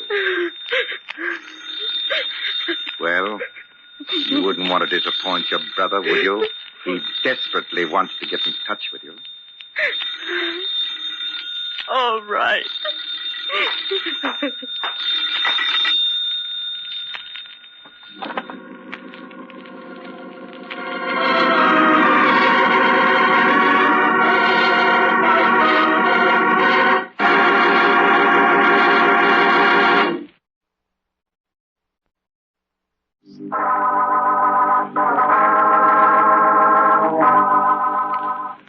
And so the drama that was touching the lives of the people in the house on East 67th Street came swiftly to its violent conclusion.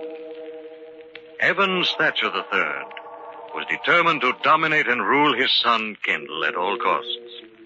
Hating his son from the day he was born, bringing him up a weakling by pampering him, he resented Kendall's marriage to Margaret Carey, a beautiful and strong-willed girl who was determined to break Evans Thatcher's hold over his son. Only Margaret had a brother, Dandy Jim Carey, who had escaped from the death house, and is even now trying to get in touch with her, while she sits on a bench in Central Park waiting anxiously for Kendall.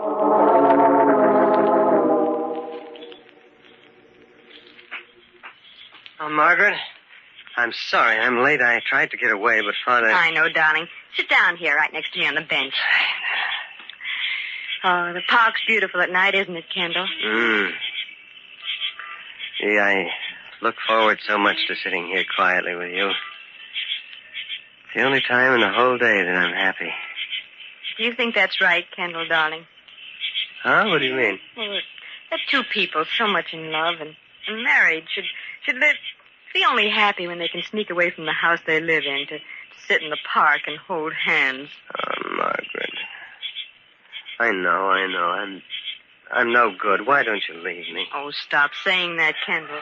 Don't you realize that's just what your father wants? I know, but there is just nothing I can do about it. But there is.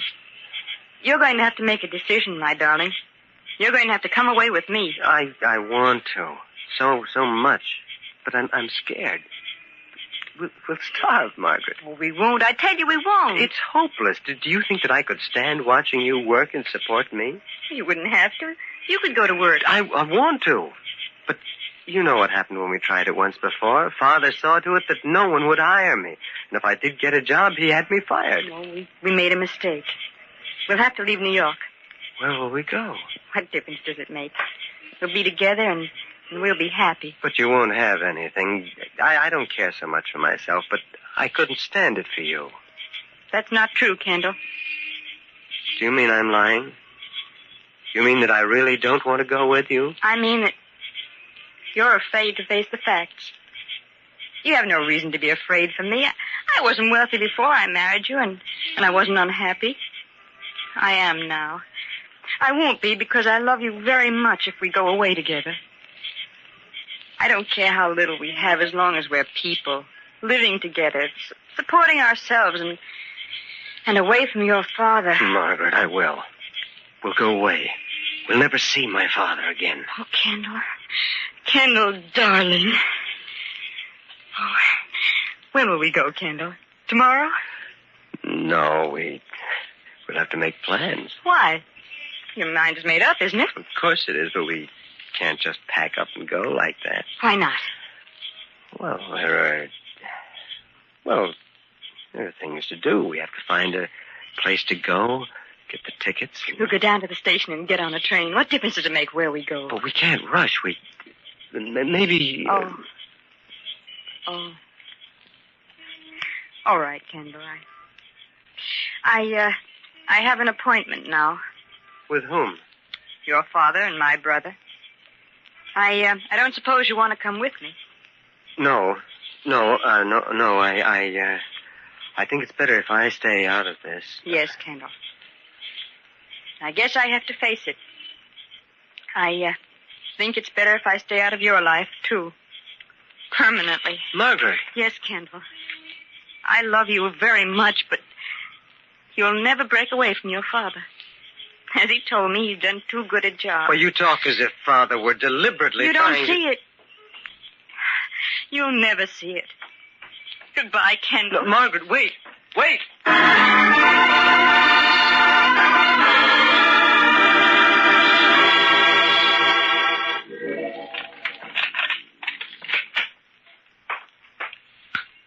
Come in, Margaret, my dear. It's cozy in here. Why did you make me tell Jim to meet us here? It's an ideal place, my dear. Who would ever think of looking for an escaped murderer in the Castle Chess Club? Are you going to help him get away? Question is premature, my dear. This reunion between beautiful sister and doomed brother appeals to my sense of the dramatic. That is why I brought you to the Castle Club tonight. I hope you realize the honor I've conferred upon you. The first woman ever to set foot in the Castle Chess Club. That was your idea, wasn't it? You're the president of the club, and you made them put that rule into effect. Why, yes, my dear. Now that you mention it, it was. You see, I don't believe that a chess club is any place for a woman. That isn't the real reason. You hate women. You've hated us all ever since your wife died. And that's why you hate the son you think caused her death. Shut up. Silence. Shouting doesn't change anything. I'm right. That's the explanation for you and everything you've done. You're impudent. And you shall pay for it. I don't care. I'll do anything you want if you'll only help Jim get away. Do you realize, Margaret, that you're asking me to break the law? Aiding an escaped criminal? Stop it. I know all about you. How do you think I met Kendall? It was through Jim, of course. I knew that you were the leader in all the crooked business that Jim was doing. I begged him to stop, but he wouldn't. Thank you for being so frank. I often wondered how much you knew about me. And I know that it was your fault Jim killed Mr. Merritt. Rather a bold knock for a man who's hiding. Open the door. Your brother will be glad to see you. Kendall. What do you mean by coming in here? I thought that you should know that... Well, I followed you. You followed me? For what reason? I specifically told you I noticed Larry Walters following you, too, and I thought maybe there was some trouble. Well, it was very thoughtful of you, Kendall. Very thoughtful indeed. But as you see, there's nothing wrong. Margaret and I were just having a little chat. You can go now. Did you hear me, Kendall? I said you can go. I heard you, Father. Kendall, I want you to stay. You'll regret this, my dear Margaret. Go home, Kendall. If you won't do as I ask, then I want Kendall to stay. I hope you heard what Margaret just said, Kendall. A deliberate attempt to blackmail your father and to do something unlawful. Well, I'm not... It's time you knew the truth, Kendall. We've been married a whole year, and if you're ever going to become a worthwhile person, now is the time. Margaret. You can't stop me now. I'm going to tell him. Kendall, you can prepare yourself for some vicious lies. Kendall, you're going to have to be strong enough to face the truth. Your father is a blackmailer. I don't believe it. No, Margaret, It's true. After your mother died, when you were born, Evans Thatcher became a bitter, rotten old man. He used his position and his reputation to find out things about people, and then he blackmailed them. Ridiculous. But Margaret, Father didn't need money. He liked to hurt people, to see them squirm. He wanted to hurt the world because he'd been hurt. Kendall, she hates me so much she's trying to poison your mind against me. She hasn't one iota of proof. You covered your tracks well, didn't you? You had my brother Jim do all the dirty work for you. Didn't you ever wonder, Kendall, what business affairs your father and Jim could possibly have had together? Well, it did seem kind of peculiar. Kendall, go home. Let me handle this. I'll explain everything to you in the morning. My word of honor. But, Father... You have my word. Go home. Hello, everybody. This is a nice little family gathering. Jim. Stay where you are, Jim. Stay right where you are, or this gun might go off. Go on, Kendall. Get out. No, I'm staying. I want to hear all of this. Yeah, tell your son how you double-crossed me with Merritt. Shut up. Why? What have I got to lose? If you don't kill me, the cops will. But why don't you tell your son how you made me pack a gun when I went to Merritt's and how you knew he'd have one, too? So it's true. Margaret wasn't lying. You are an evil old man. One more step, Jimmy, you'll be dead. Jim, wait. Mr. Thatcher will help you to get away. Too late now, sis. But he could have helped me. He folded. And I kept my mouth shut in court for him. Now we'll have the truth. You didn't accuse me because no one would have believed you. I was too careful. What's the difference? First I'm going to kill you, and then I'm going to die happy. Now get out of my way, Kendall. Stand back, Kendall. He's not going to hurt me. I'm going to kill him. I won't be blamed for it. He's an escaped convict. I'll tell. I swear I'll tell. I'll tell the police just how it happened. You're not going to be alive to tell anyone anything. Kendall, stand back. You're not going to shoot, Father, or you'll have to shoot me first. Get out of my way. Are you crazy? No, Father. Just seeing you as you really are. I'm growing up, Father. You idiot! These fools can ruin me. I'm going to say that Jim killed Margaret. Then we took the gun away from you, but I had to shoot him in self-defense. All right. Hold it. Everybody reach. Oh, thank heavens you come, Walters. You can arrest this convict. And you, Mr. Thatcher. Now I know why you dislike detectives. Drop that gun. Come along, Jim. Give me that gun, Thatcher. Give it to me, all right. Break it up. Break it up, you two. All right. Here, take this.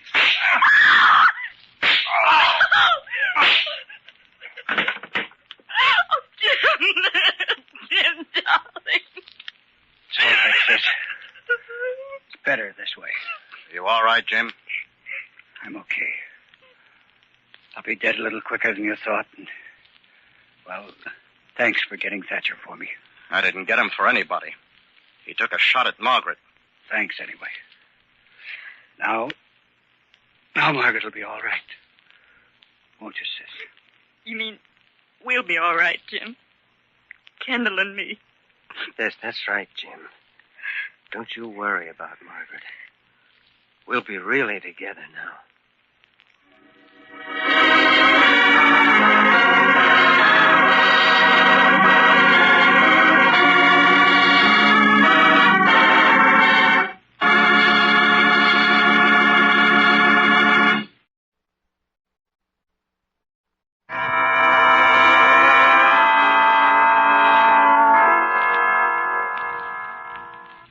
From shadows and stillness, mystery weaves a spell of strangest fascination, charging the mind with doubts and fears.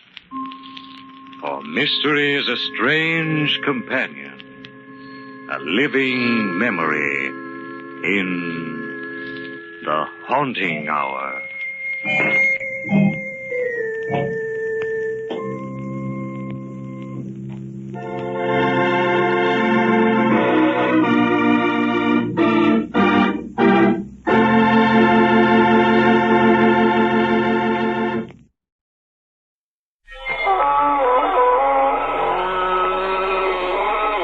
Good evening, friends and fellow ghouls. This is your host inviting you through the squeaking door of the inner sanctum for another delightful visit with creatures you'd hate to meet on land or sea, or in dark alleys.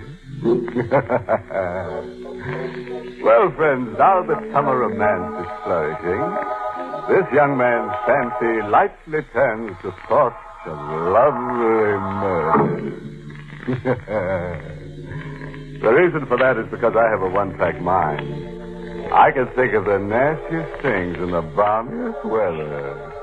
When I see the first tender flower buds open their delicate petals, I immediately think how nice they look on some murderer's grave.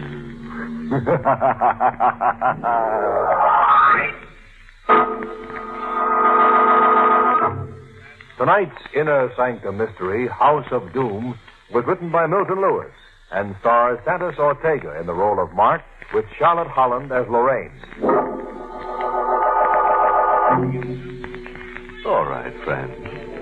Turn out the lights. Lie down on your slab, your sofa, and get ready to scream for joy as we hear a terrifying story that could happen to anyone who's a murderer. Ready now. Hold tight and listen.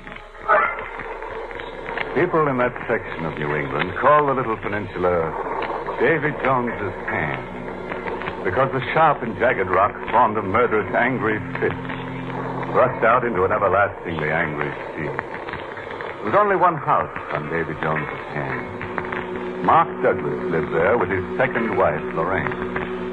And folks whispered that something had happened to Mark, and that despite his wealth, he couldn't cure a mind that was gradually losing its reason. Lorraine, look at that storm. The rain is beating down like bullets. The wind is roaring like a monster. Did you hear someone scream? No, Mark. Are you quite certain? Yes, Mark. Well, you still want to go out? I promised Mrs. Daly I'd come. It's just down the road. Really? And what's so important about you going?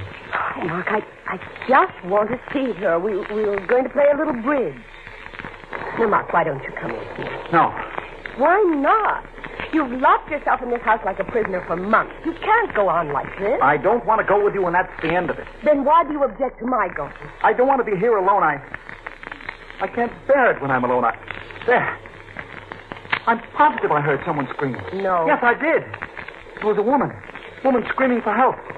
Didn't you hear it? No, Mark. No? Please, I want to go now. Lorraine, I'm afraid to let you go. Afraid? Why? I'm afraid something might happen to you. No, what could possibly happen? The same thing that happened to Betty. Betty, your first wife. She went out on a night like this, alone, down that rocky road. And the next morning I found her body on the beach, covered with seaweed, like some horrible thing that had been chewed and mauled and spit up by a murderous sea. I can't stay here another minute. I've got to get out. You'll do what I tell you. No. You will. Lorraine, forgive me. I'm sorry. I'm terribly sorry. Forgive you? Shall I forgive you for the months you've kept me locked up here? Waiting on you and listening to you. Lorraine, get me this. Lorraine, get me that. Lorraine, I hear screams. Lorraine, I'm afraid. And now you've been frightening me. Well, I can't bear it. I'm leaving. Lorraine, come back. Lorraine!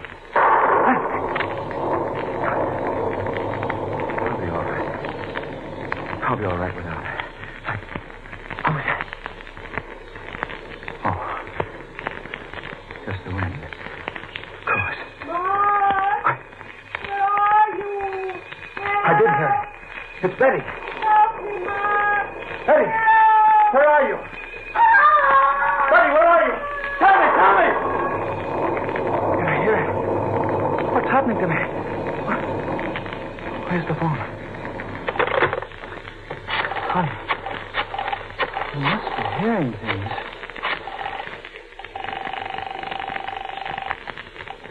Hello? Is that you, Richard? Yes? This is Mark. Mark Douglas. Oh, how are you, Mark? A bit under the weather. Well, I don't blame you on a night like this. I'm here all alone, Richard.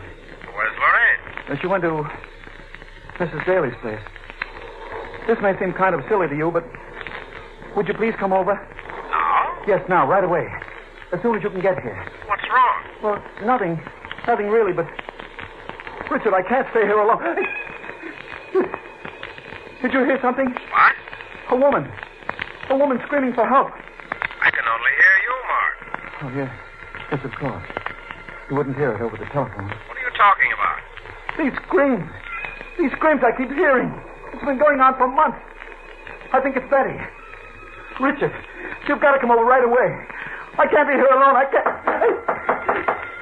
What is it, Mark? What's wrong? She's at the door. Who? The woman. boy, Richard. She's come back. Open the door. I'm coming. I'll open the door. Betty. There she stood. Her face covered with seaweed. Her arms held out to me. She leaned forward and touched me. And then something snapped in my brain.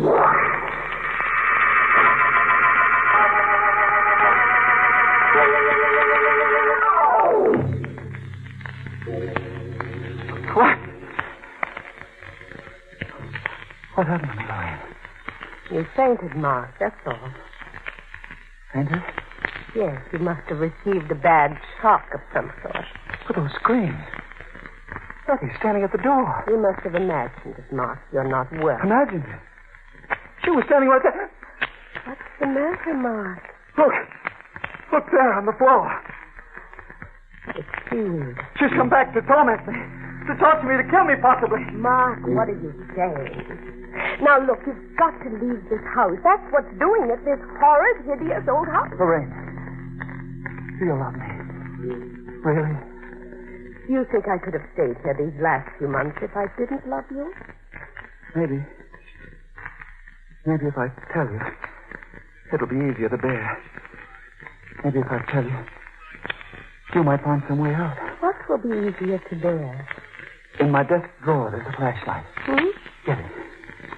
All right, but what are you trying to tell me? You'll know in a moment. I have the flashlight. Now, go to the stairs. No, there. Next to the picture. But why? There's something I must show you. You know, everyone believed my first wife died by accident or suicide. She was a very excitable, neurotic girl. No one, except you, Lorraine, knows that she was murdered. Murdered? Yes, by me. It was carefully planned. I wanted her money, and I... Lorraine, you can't betray me. Do you think I ever would? No. Put your hand on the post. Underneath the banister. The fourth one. That's the one. Now twist it. Go on, twist! To your right. All right. There. You see? It's a trap door. It's built into the floor. But why? Turn the flashlight down there. Huh? Go on, turn it into that blackness. There's water. Yes. And you see those rocks? She fell down there when I sprung the trap. Struck her head against those rocks. When the tide changed, washed her body out of that subterranean cabin into the sea, and then washed it up on the beach. And now do you understand why I can never leave this house? Close that trap door! Close it! How, Mark? Twist the post to the left. There. Now. No. How did you find out about this door, Mark? I discovered it when I examined the house years ago. It was empty then. It had been empty for years. And you chose it because of the door? Yes. But I've gotten to hate it. I've gotten to hate every board, every window, every sound. I know I'm going to die here in the sea, and she's going to kill me. She's going to murder me for what? Lorraine, take your hand off that post. Don't! I'm standing right in the trap door!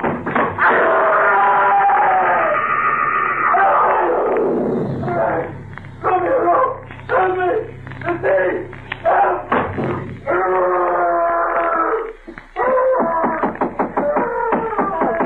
One moment.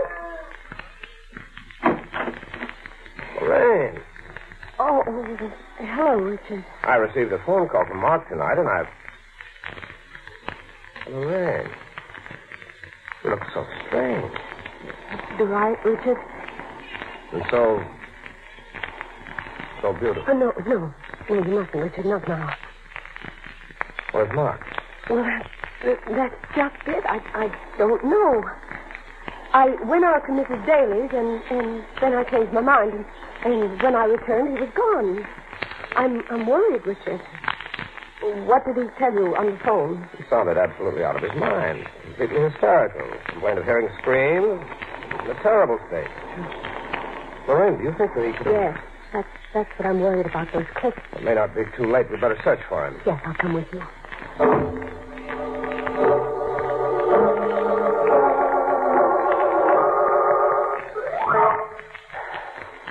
Lorena, I think you'd better go home.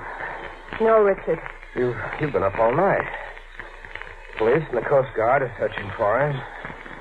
I don't see how it could do any good for us to search these beaches. Mark may be here somewhere. Well, we'll find him. Hello! Hello there! Who's that? Why, fisherman down the beach there. I think he's found something. Hello! Hello there! We're coming. Richard, look on the rocks near him. Yes, perhaps. I can't see it very well in this mist. Hurry here. I found a body. Where is it? Here. Right there. Just over there, stumbled across him. Oh, who's with him? A woman? Yes. Is it my husband? Oh, I didn't know it was you, Mrs. Douglas. Here in the mist. You'd better not look. I will. Richard, take away the seaweed so I can see his face. Richard. If you won't, I will.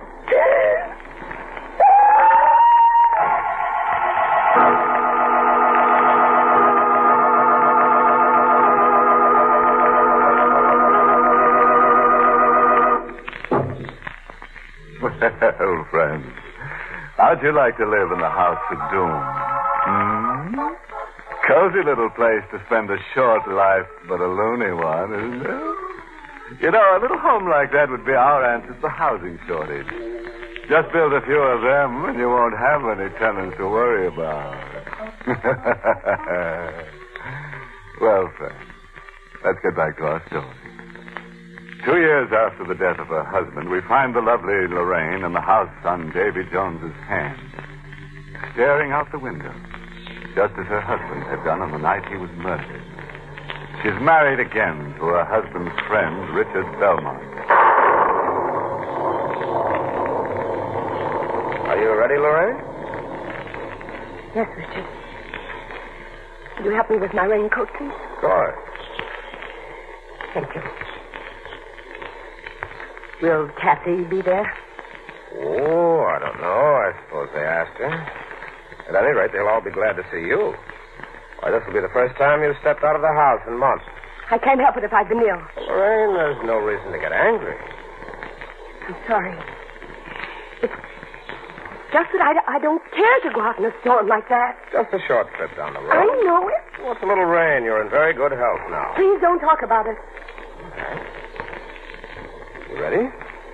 Yes, I'm quite ready, thank you. Let's go. No, I can't go. Lorraine. Richard, please close that door and come in here. What's the matter with you? Nothing. I just don't want to leave here tonight, that's all. I was afraid of this. Were you? Something weird. Something queer about the way you cling to this house. Though it held you trapped. Mark was that way before he died, too. Please don't talk about Mark. Why not? What are you afraid of? Nothing. Nothing except to leave this house. Nothing except that you jump at every sound. Do you think I don't notice things? Do you think I'm a fool? Where are you going? Out. If you won't come with me, I'll go alone. I can't stand this place another moment. No. I've been locked up in here for days. I feel like a trapped animal. Oh, wait a minute, Richard. Don't go. Why not? Because I'm asking you not to. Richard, please stay with me. I don't want to be in this house alone. Please stay. I hear things when I'm in this house alone. Richard, don't leave me. Your life may depend on it. Please, please, Richard, don't go. Goodbye. Richard! Richard!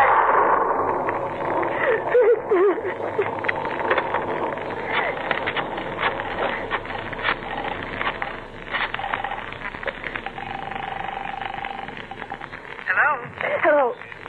Is that you, Kathy? Yes? This is Lorraine Belmont. Oh, hello there. Kathy, what are you doing tonight? Oh, just listening to some records? Why? Well, I'm here all alone. Well, where's Richard? He went out. Kathy, I want you to come right over. On a night like this? Take the car. Come right away. What's wrong? Well, there's something I want to talk to you about. Oh, but really, Lorraine, can't it wait? No. But, Lorraine, Are you refusing to come here because you expect a visit from Richard? Really? What are you talking about? I think you know quite well. Lorraine! What is it? What's wrong? Kathy, did you hear that? What? That voice calling my name, it sounded like Mark. What? But Mark's dead. I'm well aware of that. That's why it couldn't be Mark, could it? What are you saying? Lorraine! Help! Help! Did you hear it? No. I didn't hear it. There's someone at the door. Will you hold on a minute, please?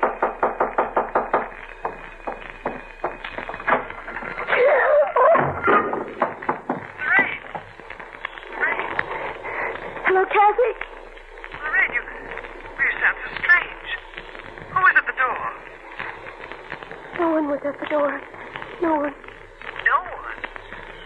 When I got there, all I found was some seaweed. Goodbye, Kathy.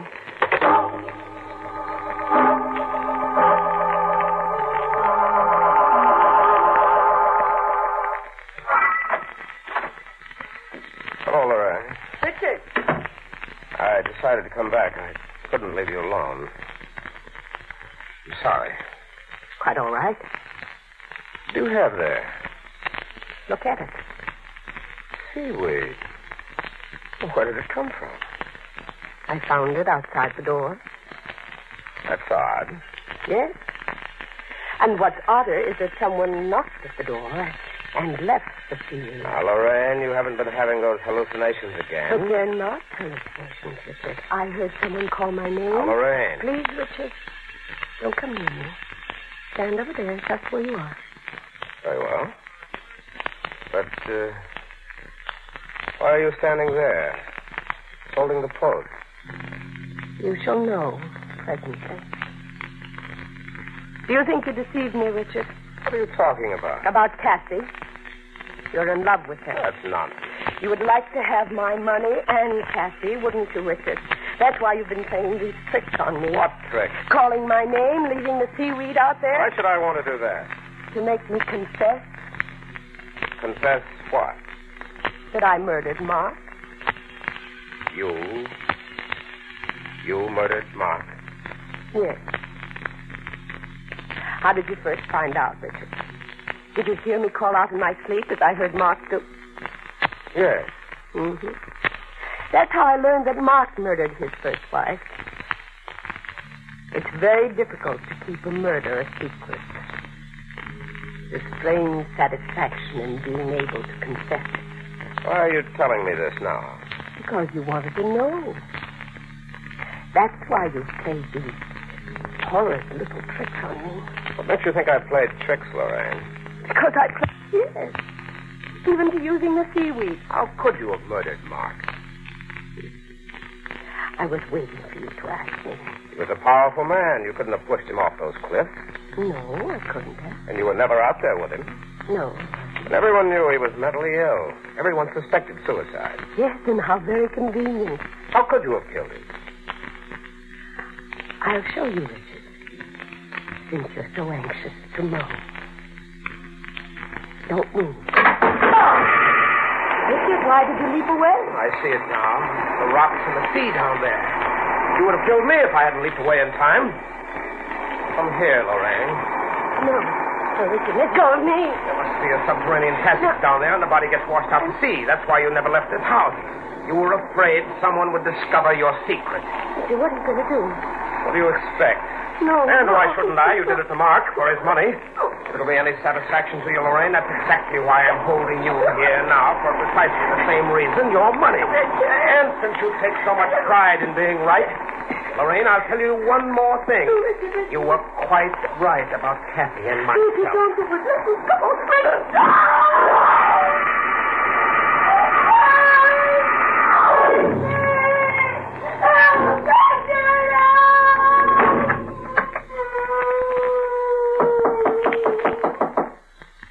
One moment. Kathy. Well, Lorraine said you weren't home. Did she? Well, she called up frantically on the phone. I swear she sounded half insane. Where is she? Why, she isn't here, Kathy. I came back from the dailies. In fact, I never got there. When I returned a moment ago, she was gone. Richard, do you think... I don't know. A woman in her mental condition is very apt to destroy herself. Destroy herself? Then you'll be free, and you and We I... mustn't think of that now, Kathy. She may still be out there somewhere. We've got to try to save her. If we can. Come on, let's look for her.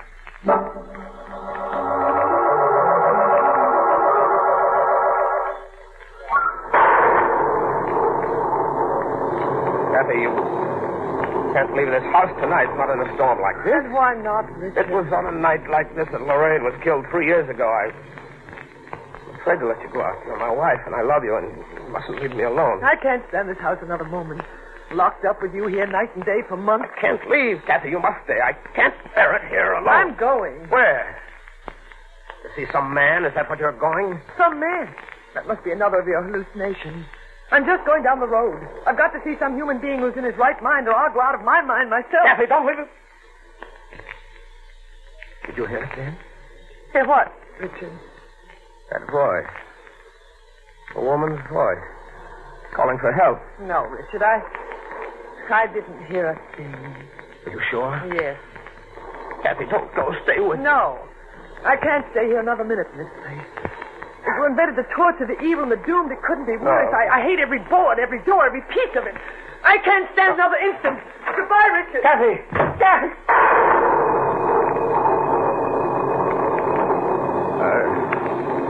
I wonder, does she know?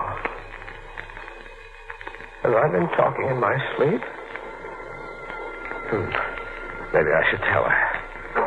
I'm sure I could trust her.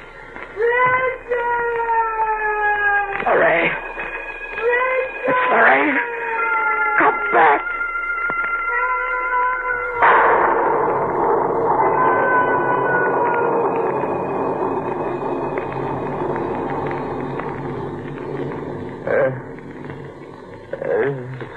She was right. This house is for the evil and the doomed.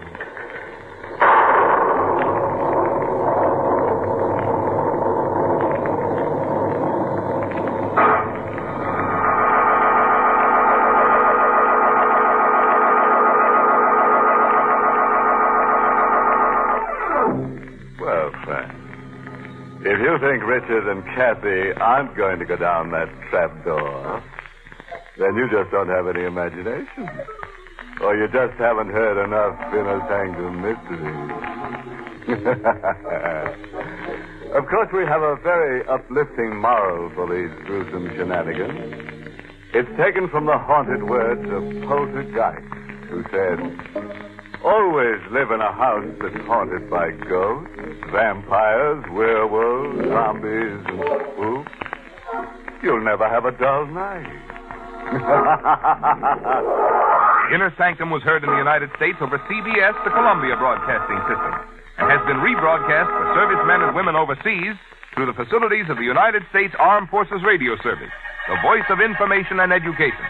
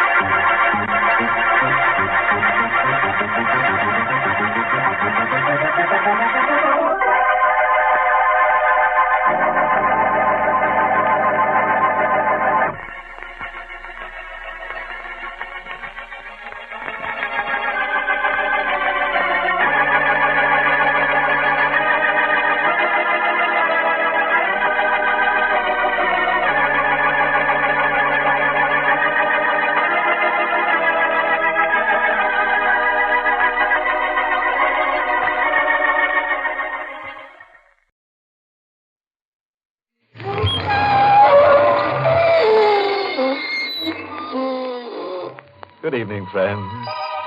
This is your host again to welcome you through the creaking door into the inner sanctum. Come in. Come on in. I want you to meet Ambrose, our man-shy ghost. The other night in a graveyard, he bumped into a human and was so frightened he turned flesh-colored. Yes, poor Ambrose. He's got a bad case of ants in his fantasies. He's so upset he's just a ghost of his former ghost. Was a time when we held high hope for Ambrose. Oh, yes, at Abnormal U, he was cited by his classmates as the personality most likely to split.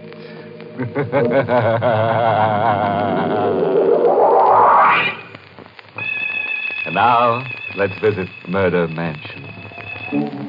For over 100 years, the old house has stood on the cliff, weathering the relentless ocean winds that have battered at its gray shingles.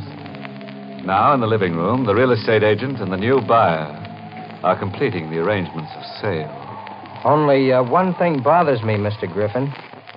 That graveyard just outside the window there. Are you sure nothing can be done about it? I'm sorry, Mr. Burley. You know the conditions set down in the deed. The Crandall family burial ground must remain on the property untampered with. Well, those Crandalls must have been a morbid family, having themselves buried right next to the house they lived in. Yes, they were peculiar. I guess they figured it was a way of keeping the family together. You shouldn't laugh, Mr. Griffin. What? What are you doing here? I hope I'm not too late. This is the gentleman who's planning to buy the house? Mr. Burley's already bought it.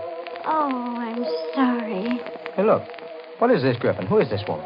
I'm Emily Robbins.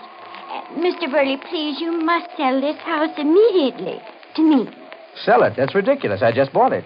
Mr. Griffin never should have allowed you to. Now, see here, Mrs. Robbins. Just a minute, Griffin. I want to hear what she has to say. Well, all right, but you can see she isn't exactly accountable. You're bad, Mr. Griffin. You promised to sell the house to me, but you couldn't wait until I had the money, could you? I'm in the real estate business, not charity. Mrs. Robbins, I still want to hear why Griffin shouldn't have sold me this house. Because, Mr. Burley, a house isn't just a thing made of wood and stone and mortar. It's almost a living, breathing creature. It accepts and rejects people just the way we do. I was born a Crandall, and only a Crandall may live here. Anybody but a Crandall would be an enemy within its walls. You'd never spend a happy moment here. Oh, you see, Mr. Burley, I told you. She doesn't make sense. Please, Mr. Burley, for your own sake, sell it. Ah. Oh, you can't frighten me into a quick sale. No, I know a buy when I see it. My wife and I will be living here within a few days. I'm sorry, Mr. Burley, but I don't think you will. I don't think you will ever live here.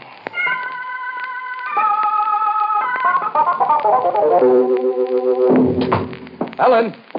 Oh, Helen! Mr. Burley? Yes, Ada. Where's Mrs. Burley? I want to tell her I got that house at my price. Oh, sir, you'd better go upstairs.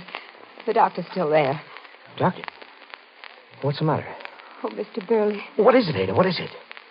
Your wife is dead. What? She seemed so well after lunch. She was upstairs napping, and when she didn't come down at her usual time, I went up. I tried to wake her, but... Helen dead? Oh, no, it can't be. It just can't be. I tried to get you everywhere. But she hadn't been sick. There's no reason she should die. Dr. Hirschman said the same thing. He said that... Oh. Hello? Is Mr. Burley there, please? Well, Mr. Burley can't come to the phone right now. Oh, it's all right, Ada. I'll take it. Yes, sir. Hello? Mr. Burley, this is Mrs. Robbins. Miss... I called to ask you if you've changed your mind about selling me the house.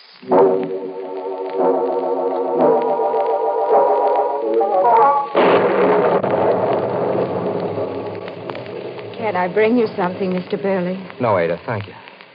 Sir, I know it's none of my business, but maybe you shouldn't have come to live in this house. Maybe you should have sold it to Mrs. Robbins. I had to come here. I have to prove to myself that a house can have no evil influence over life and death. Of course it can't.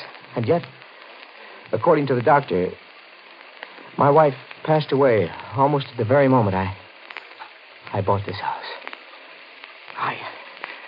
I'm so confused. I don't know what to think. I'm not one to butt in, but you are letting the house have an effect on you. Or you haven't moved from that window all evening. I'm just trying to fathom things out. You've been standing there staring out at that graveyard. I'm all right. Now let me alone. Yes, sir. Good night, Mr. Burley. Good night. Hey, there. What is it, sir? That graveyard out there. When the lightning flashed just then, I saw it. So what? There was a new headstone among the old ones. A brand new headstone.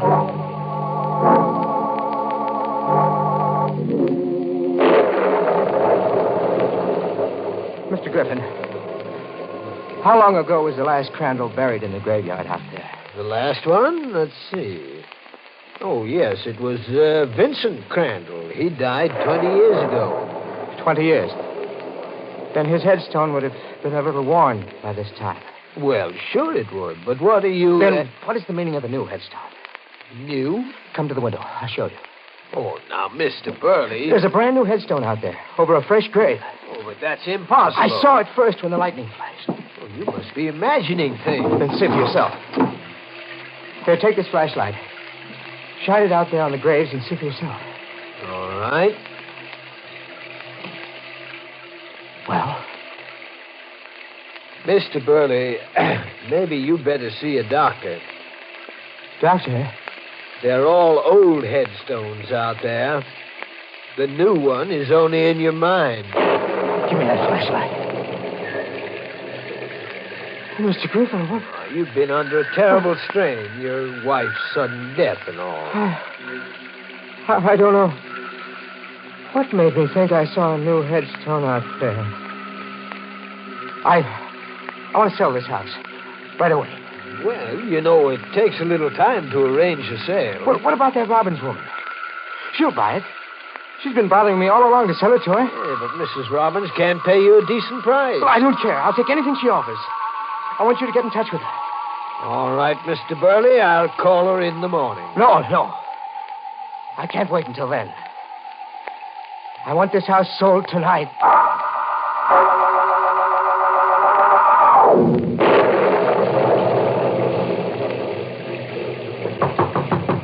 You don't understand, Mr. Griffin, why Mr. Burley had to bring me out here this time of the night. And he's made up his mind to sell. He wants to close the deal tonight. You don't want me to have this house, do you? Look, Mrs. Robbins, I don't care who gets it, just as long as it's at a decent price. So you can get a higher commission. You're a very selfish man, Mr. Griffin. I'm not in business for love. Your wife did well to leave you. She was as crazy as you are.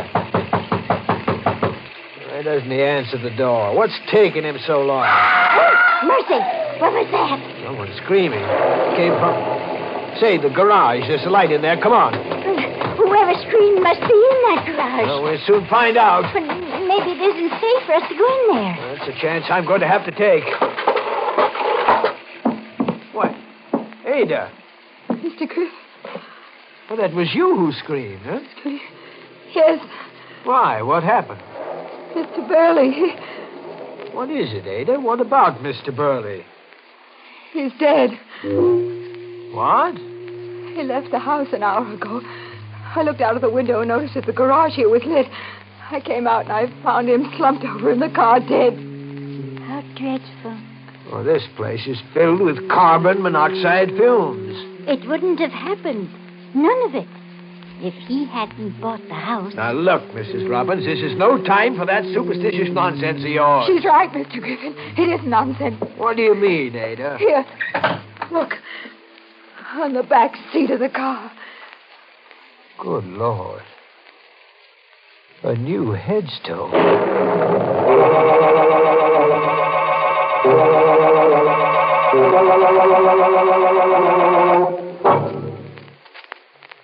Hey, anybody want to buy a house? The Crandall place is a real buy. All you have to give for it is your life. Too bad about our friend Mr. Burley, huh? Thought he was getting a bargain basement, but instead he's ended up in a basement he didn't bargain for. Yes, he should have taken old Lady Robin's advice, which, in a phrase, was, one man's menage is another man's morgue. Well, now, let's get back to our mystical manor. A week has passed since Burley's death, and the real estate agent, Mr. Griffin, has found a new buyer. Here's your check, Mr. Griffin. Oh, thank you, Mr. Wagner. I consider this house a real buy. Well, you're the only person who's had any interest in it since Mr. Burley died. The place has gotten a bad name. Most people are superstitious, I guess. Wouldn't live here if you paid him. Superstition never bothered me. Mr. Griffin. Yeah? What are you looking at that way?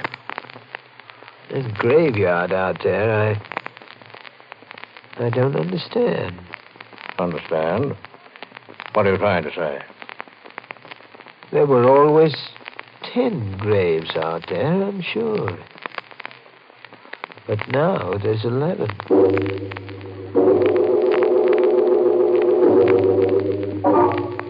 I'm sorry, Mrs. Robbins, but nothing you say can persuade me to sell. Please, Mr. Wagner, for your own sake, don't be stubborn. It may cost you your life.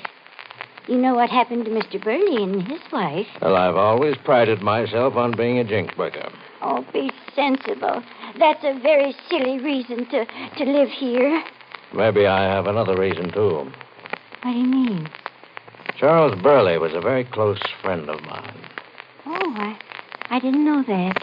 I told it to Mr. Griffin. Now I'm telling you. I knew Burley like a brother. Everything about him. Mrs. Robbins, he wasn't the type to commit suicide. Oh, but he didn't commit suicide. Oh, you seem to know a lot about it. I do.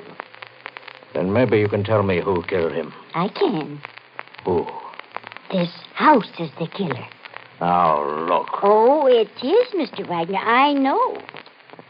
You don't believe me, do you? Of course not. Well, soon you'll find out that I'm telling the truth.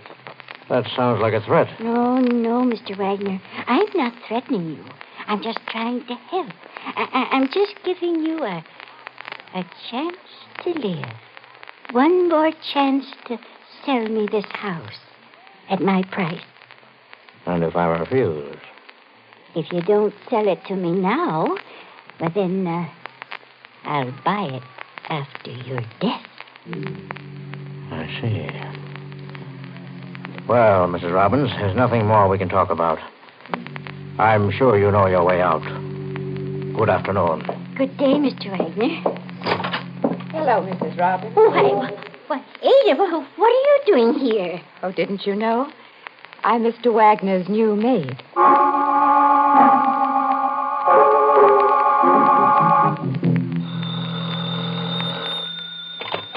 Hello. Mr. Griffin? Yes? Well, come over here to the Crandall house right away.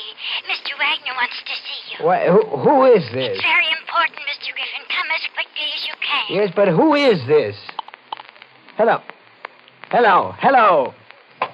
Oh. Your number, please. Operator, get me Maine 6539 and hurry. Yes, sir. I'm sorry, sir, but that line is disconnected. Disconnected? What? Well, that's impossible. I just spoke to someone at that number. Try them again. I'm sorry, sir, but I checked. There is no way I can get you the number.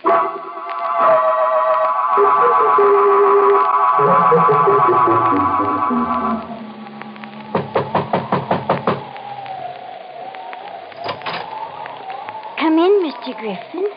Mrs. Robbins, what are you doing here at the Crandall house? I was waiting for you, Mr. Griffin. I don't understand. Come in, please. I was the one who called you on the phone to come out here. I didn't say who I was because I didn't want to mention names. But I tried to get the phone here right after you hung up. The operator said the line was disconnected. It is. The wire has been cut. I walked down the road to the mobile gas station to call you to come out here. Mrs. Robbins, just what is this all about anyway? Why are you here, and where is Ada and Mr. Wagner? Ada's left. She's gone away. For good. What? On the hall table over there, a note from Ada to Mr. Wagner, explaining why she left. And what about Mr. Wagner himself? Where is he? In the dining room. Oh, wait, please don't go in there yet. He's dead. Mr. Wagner dead?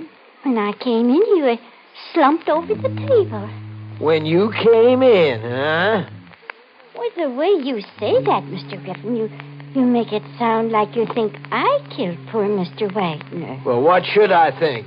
Oh, I wouldn't do a thing like that. Then suppose you tell me exactly what you're doing out here tonight. Well, it's like this, Mr. Griffin. I was home in bed, but I couldn't sleep. A strange feeling kept running through me that I should come out here and try to convince Mr. Wagner that he should sell the house before another day passed. Oh, a feeling, huh? You can believe me. Oh, sure. When I arrived out here, the door was open and everything is just as you see it. What about the police? I didn't call them. Why not? Because I wanted to speak to you first. Speak to me with a murdered man in the next room? It wasn't murder. It was just the will of this house. And I want this house. You'd do anything to get it, wouldn't you? Yes. Anything. Even murder? Yes.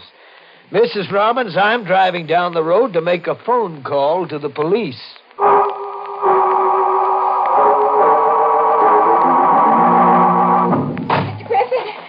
Mr. Griffin, wait.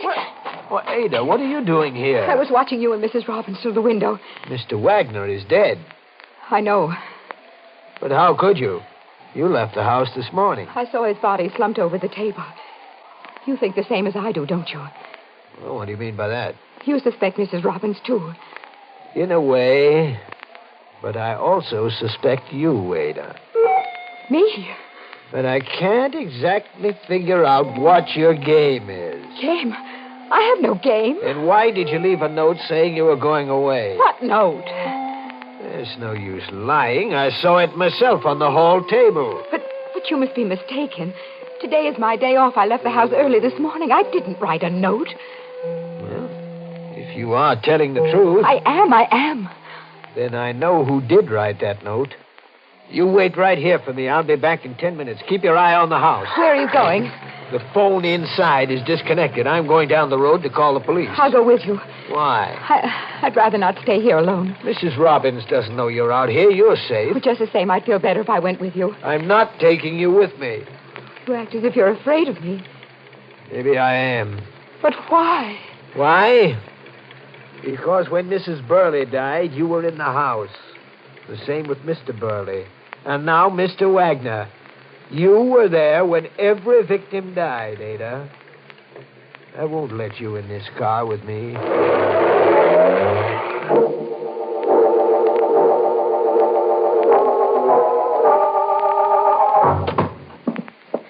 You called the police, Mr. Griffin? Yes, they're on the way out now. By the way, what are you doing here in this kitchen? Oh, I was just walking through the rooms, recalling the happy moments I spent here when I was young. You sure that's the only reason? Why, yes. I thought maybe Ada had something to do with it. Ada? You know very well she's left. You saw her note. Ada didn't write that note. What? I talked to her outside this house 15 minutes ago. She was to wait out there for me until I got back. She wasn't there. What's happened to her? I didn't see Ada, but wait. What is it?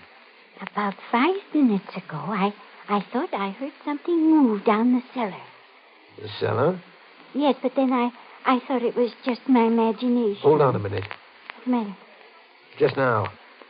I heard it, too. Something or someone is down there. Come on. We're going down into the cellar to look around. Mr. Griffin, look. Look, it's lit down there in the cellar. Yes. Go on. You're going first so I can keep my eye on you. Mr. Griffin. What is it? The hole in the floor here. Huh? Well, one of the stone flooring slabs has been removed. There's an old well down there.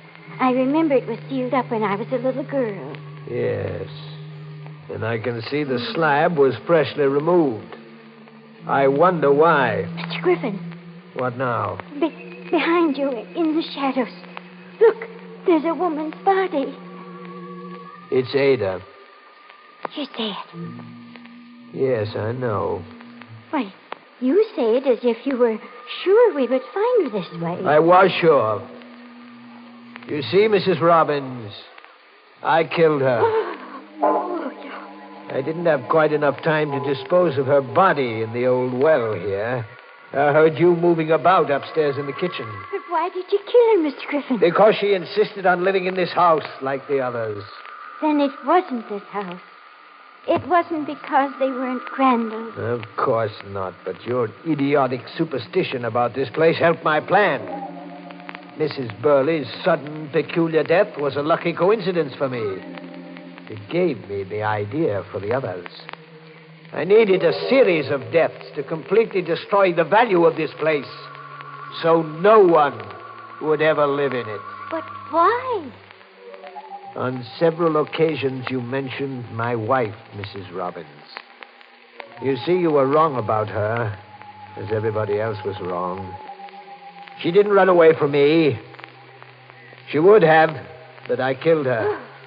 And her body is down at the bottom of that well, just as Ada's will be, and just as yours will be. But the police are coming. They'll find you out. You foolish old woman, do you think I really called them? Now, Mrs. Robbins. No, please don't come near me. You wanted to stay in this house. Now you will, forever. No. You're going to get the thing you wanted most. What? Oh! You're not going to kill her, too. Ada. Yes, Ada. No, it can't be. You're dead. Not yet. Not completely. I've just enough life left. No, my leg. Let me go. Let me go. The well. I'll fall in there.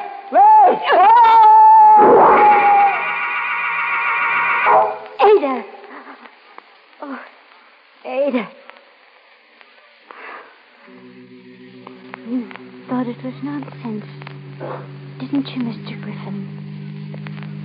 But it was this house that kept her alive long enough to protect me. My house, Mr. Griffin.